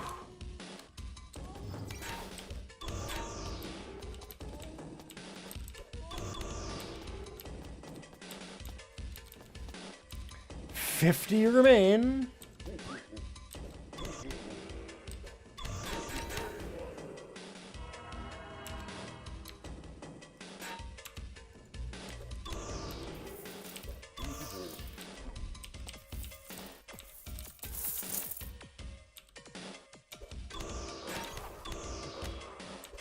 Let's let that guy run past us for a minute. Seems like a good idea.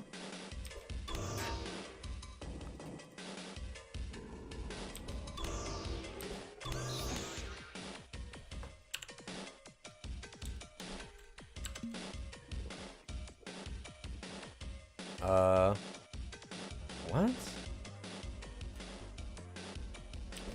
Weird. I tried to equip it to here and it just used it. This game has some real strange input issues.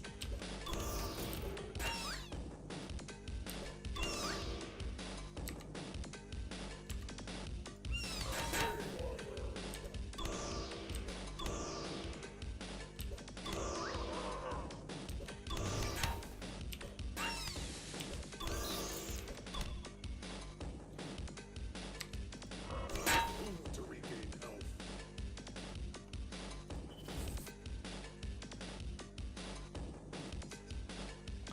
Okay, we locked him up. That's good. Critical hits. Critical hits. Critical hits.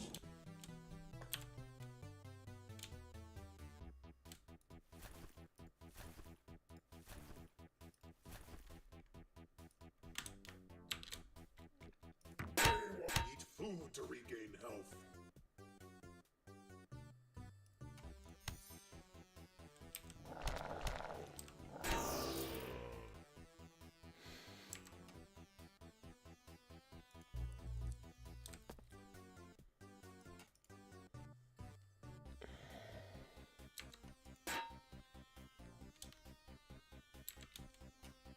Critical hits.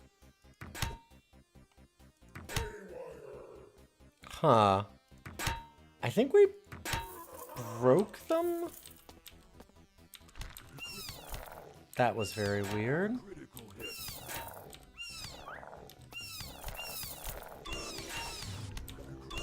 Huh.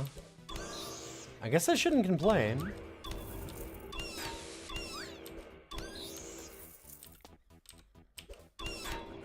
Critical hit. Certainly made that easier.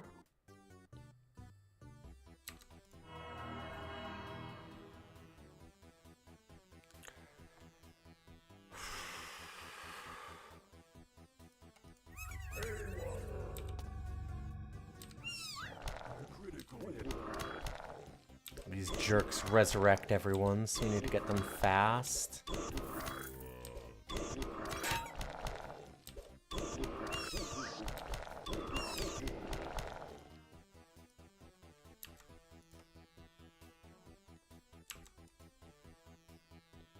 Oh, I'm in an anti-magic field. That's unfortunate.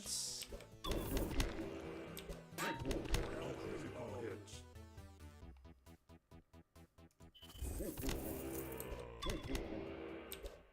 Critical hits.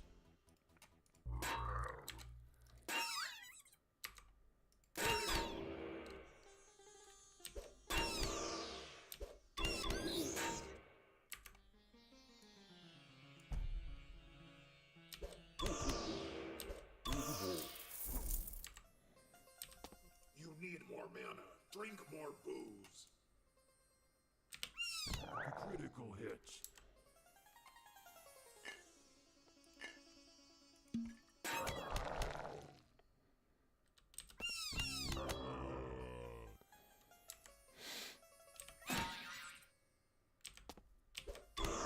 Critical. Okay. Critical hit.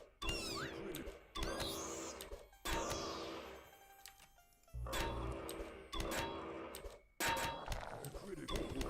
Critical. Critical. Critical.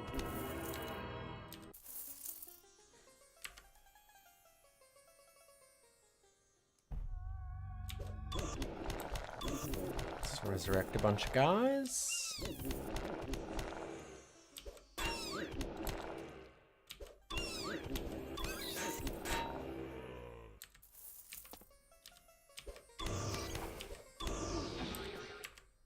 Honestly, a lot of the resurrection that we're trying to do is just to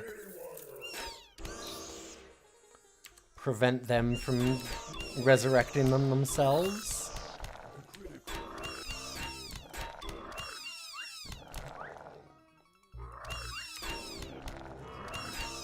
Oh, and we have the boy yelling at me.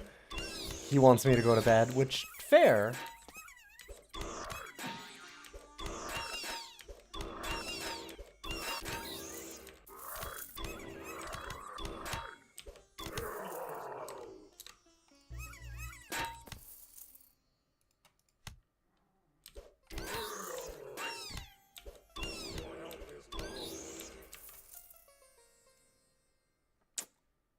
Right.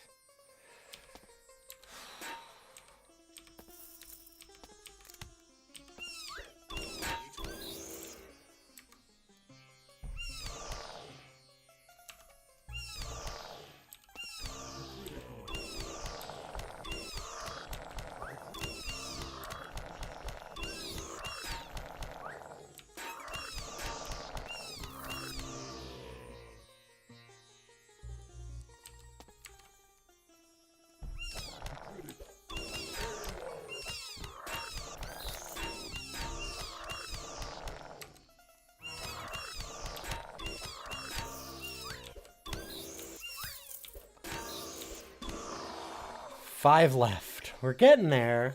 The stars aligned.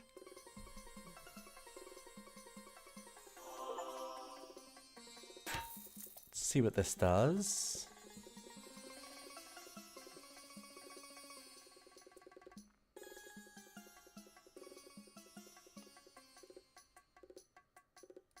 I'm gonna go and put that here and do like flash on this side. Sure, I don't know.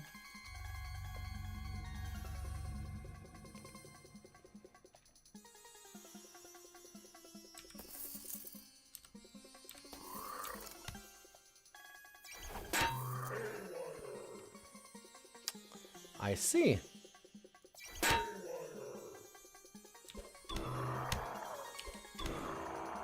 It's pretty cool. That seems like a good one. Hello? I kept hitting that. There we go. And we got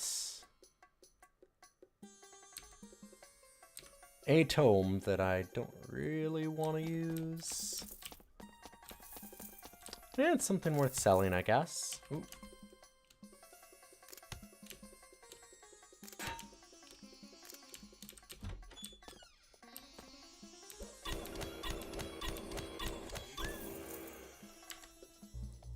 Okay, yeah, it's 1:30 in the morning. If I want to actually do my thing tomorrow, I need to be up very soon, which is scary.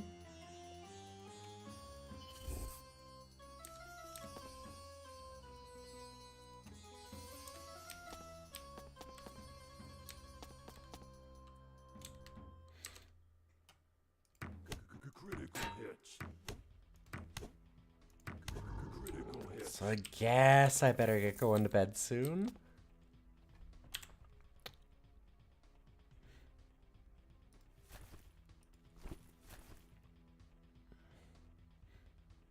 We used a lot of our ranged options there. A lot of them.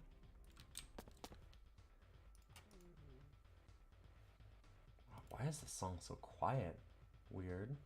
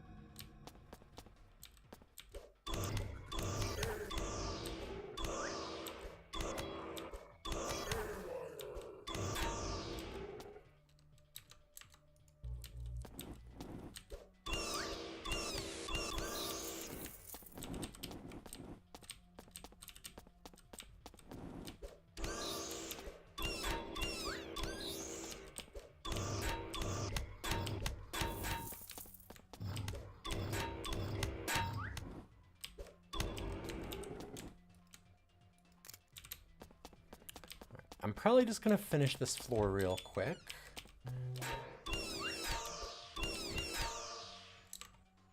Ugh.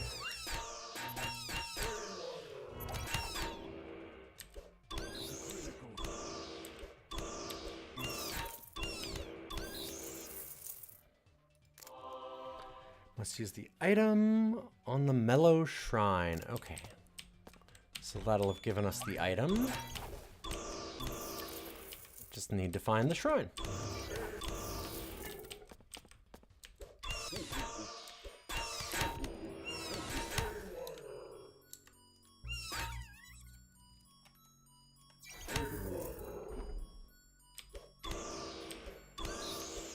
Ooh, it looks like that actually damages walls. So that's cool. We can use that to break into a lot of areas.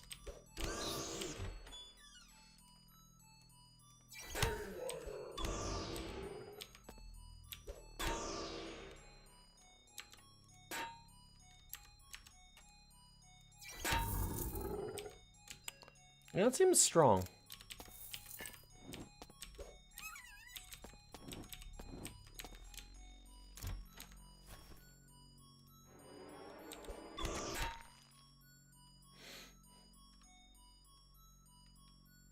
Your health is low.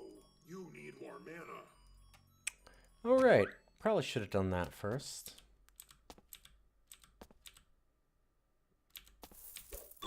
Your life force is running Yep. out.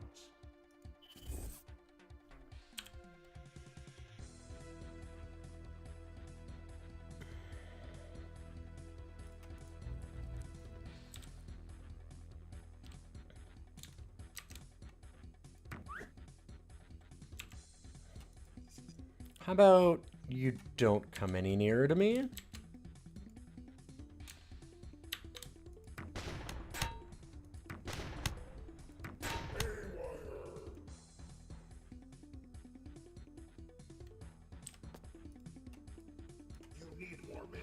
much does this cost? 26.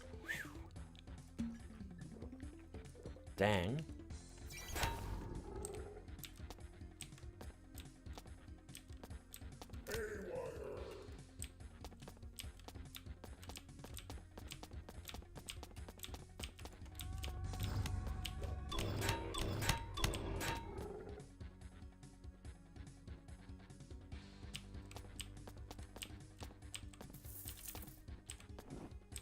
Okay, so they kind of balance out you getting a bunch of extra magic recovered by making you weak to magic if you use it too much.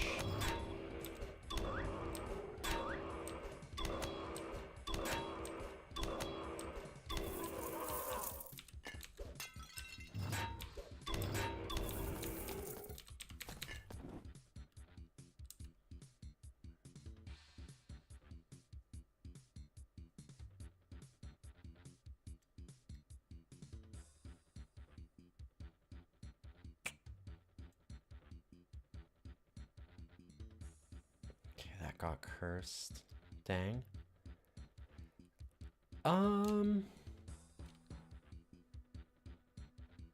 Got cursed a bit. Hold on to that for a little while, but I'll want to get rid of it real soon. Those negatives it's giving us are a problem. Your inventory is full. Your inventory is haywire.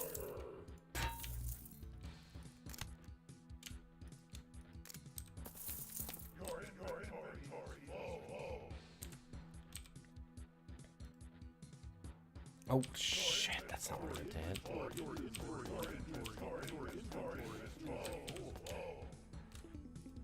That's what I was trying to do. Just sort all my stuff. Let's toss this down. Huh. Actually, I don't have much to sell this time.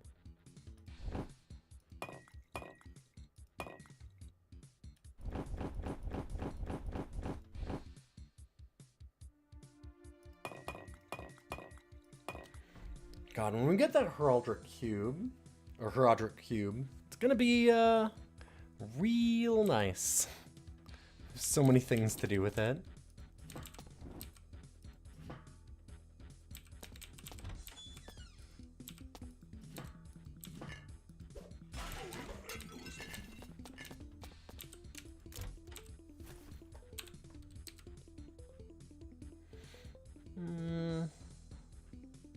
Nah.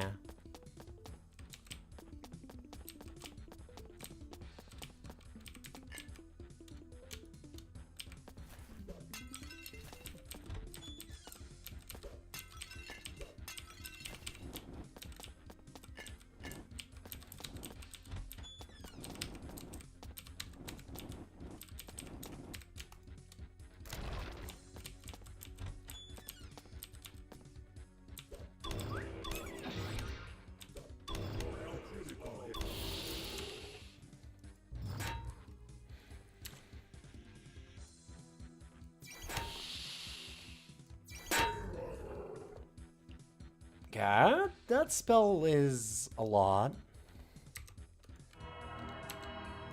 That feels like a finisher.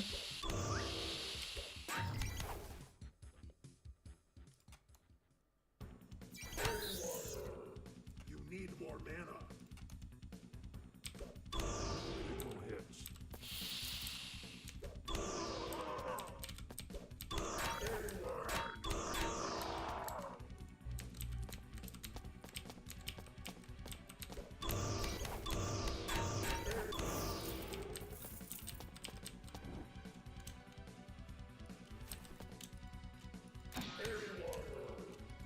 Food to regain health. Food to regain health.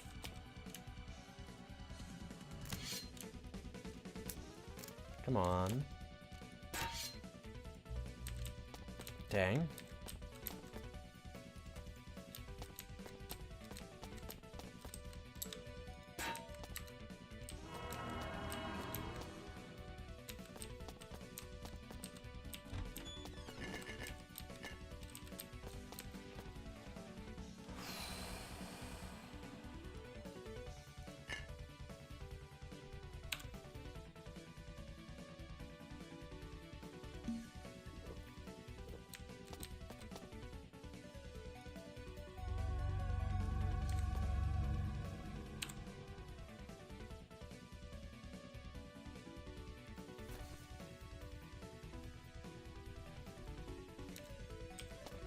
Oh, there it is. Okay. I'm like, where did the enemy spawn in? Hi.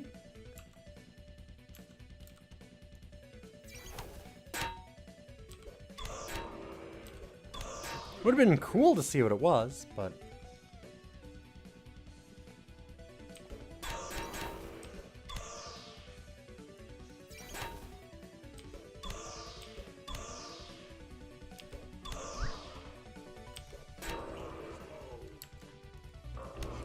To regain health. Invisible shield. That one's pretty nice. I think I like what we have more still.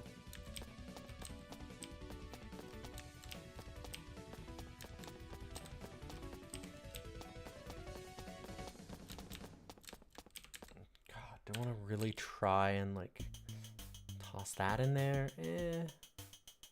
Honestly, nothing that we have is like really high star levels. It's not gonna hold enchantments that well. Like this one, but it's already enchanted, so... Our items are pretty medium, actually, for where we are.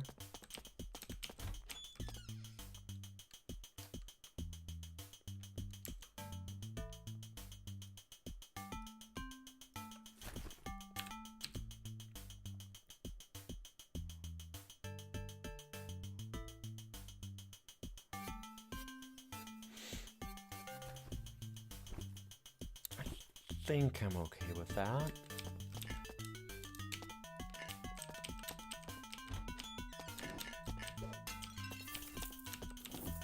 Whew.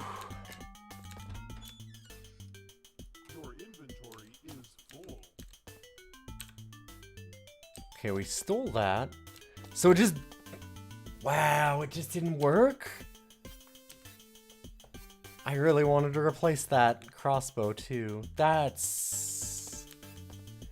Normally I'd toss it on the ground, but I guess that it just fucks up and doesn't work. That's awful. Dang.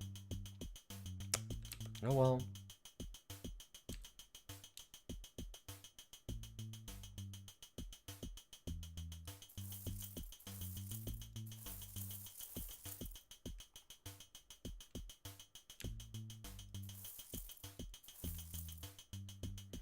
I'm gonna try and put that on the Krongian anvil. Man, that kind of hurt.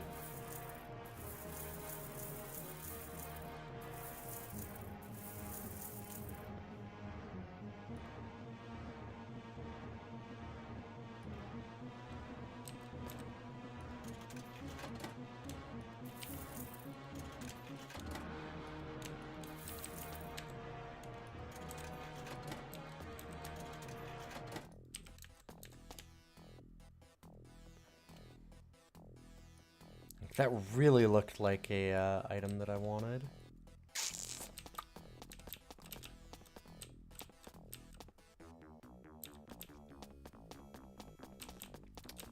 Alright, and... Toss! Well, that's extremely not what I care about. See you later, just work here. Have a good night. Like I said, I'm just ending up to, because I just want to finish this level. We got a couple more doors and that's it. God, 150. It's almost 2 a.m. I'm like, what if I just kept going until we fought Dreadmore again? But I'm like, oh, that's going to take another hour at least. Ugh.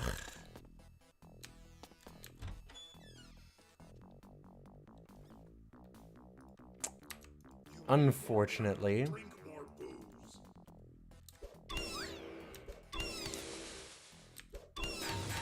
Well, I had thought I was recovering that a little better.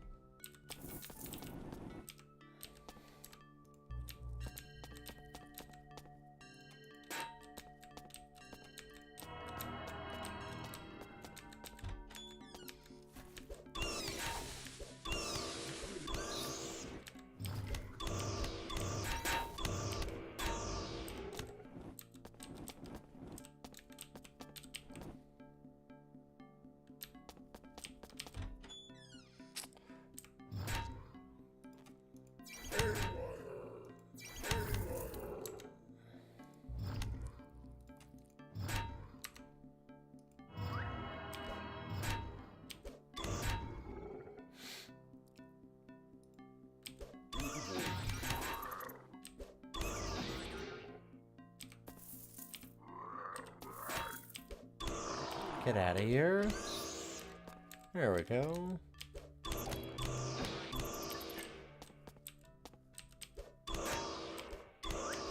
This one's probably peaceful, but yeah, it's a monster. Get rid of it.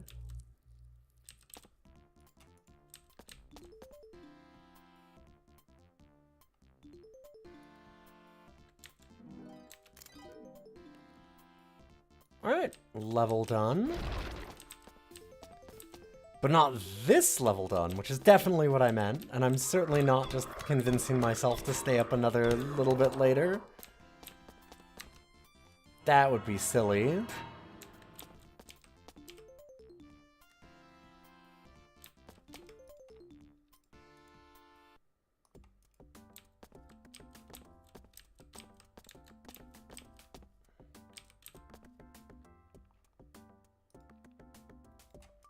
I'd never do that.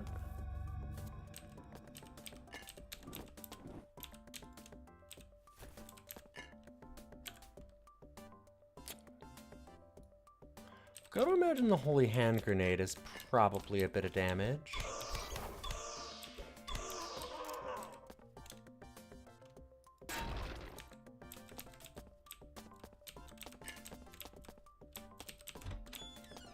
It seems like the kind of game where a Holy Hand Grenade would be very good. Your inventory is full. Your inventory is full.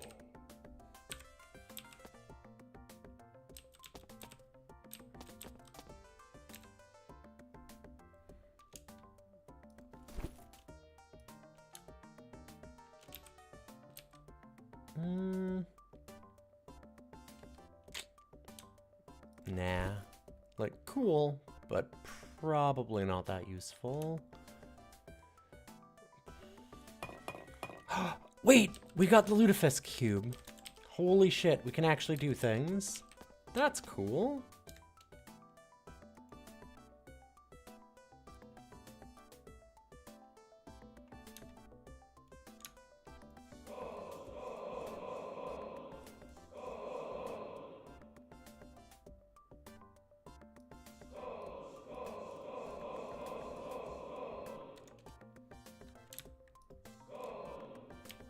Your inventory is full.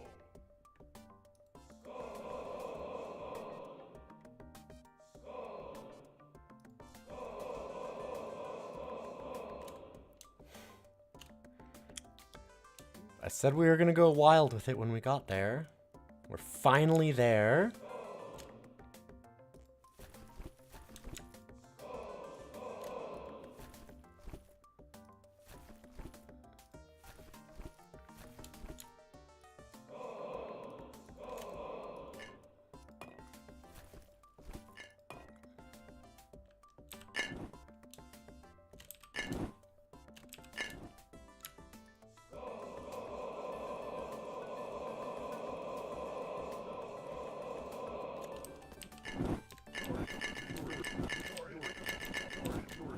Okay, just queuing all the infinite skulls together is very fun. Alright, let's get to 500 is apparently a magic number. Your inventory is full.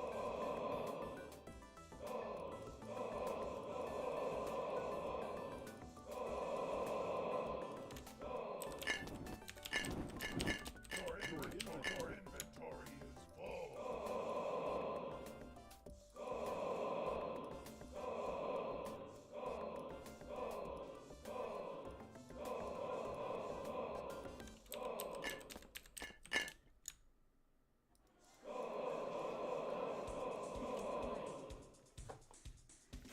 Just barely over 500.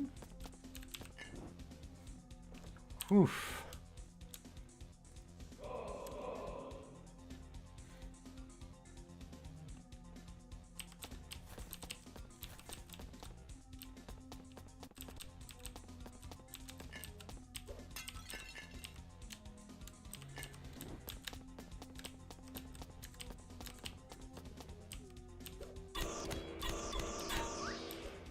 Now we just need to find another Lutefisk shrine.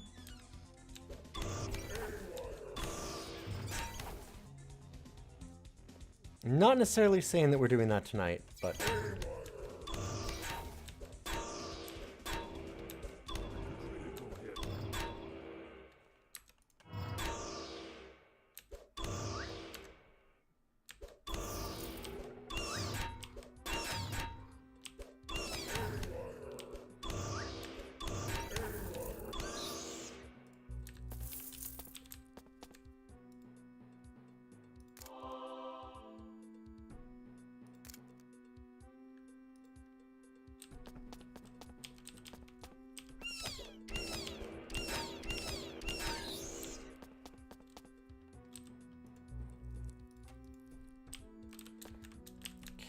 just recover a little bit here for a minute.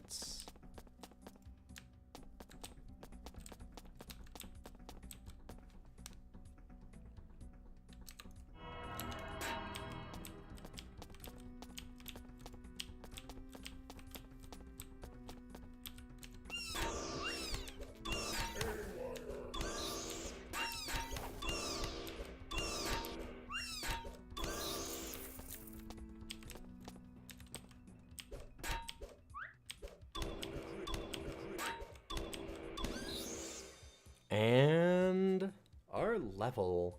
Now we should probably start doing some actual tankiness stuff. Get all of our walk-it-offs and things. I do need to get up this branch also, up Magical Law. Just missing out on how tanky I was before.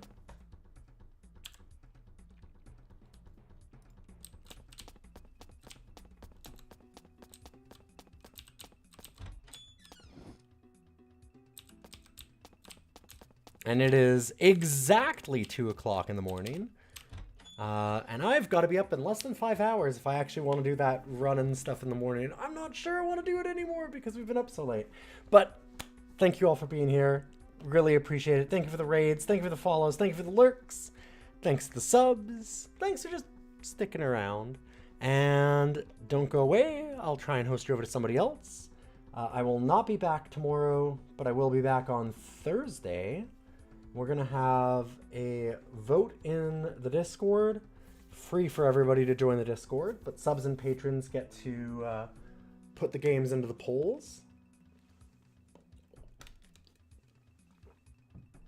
Other than that, I hope you have a wonderful night. A great Canada Day if you're celebrating that. And let's find somewhere to host you to.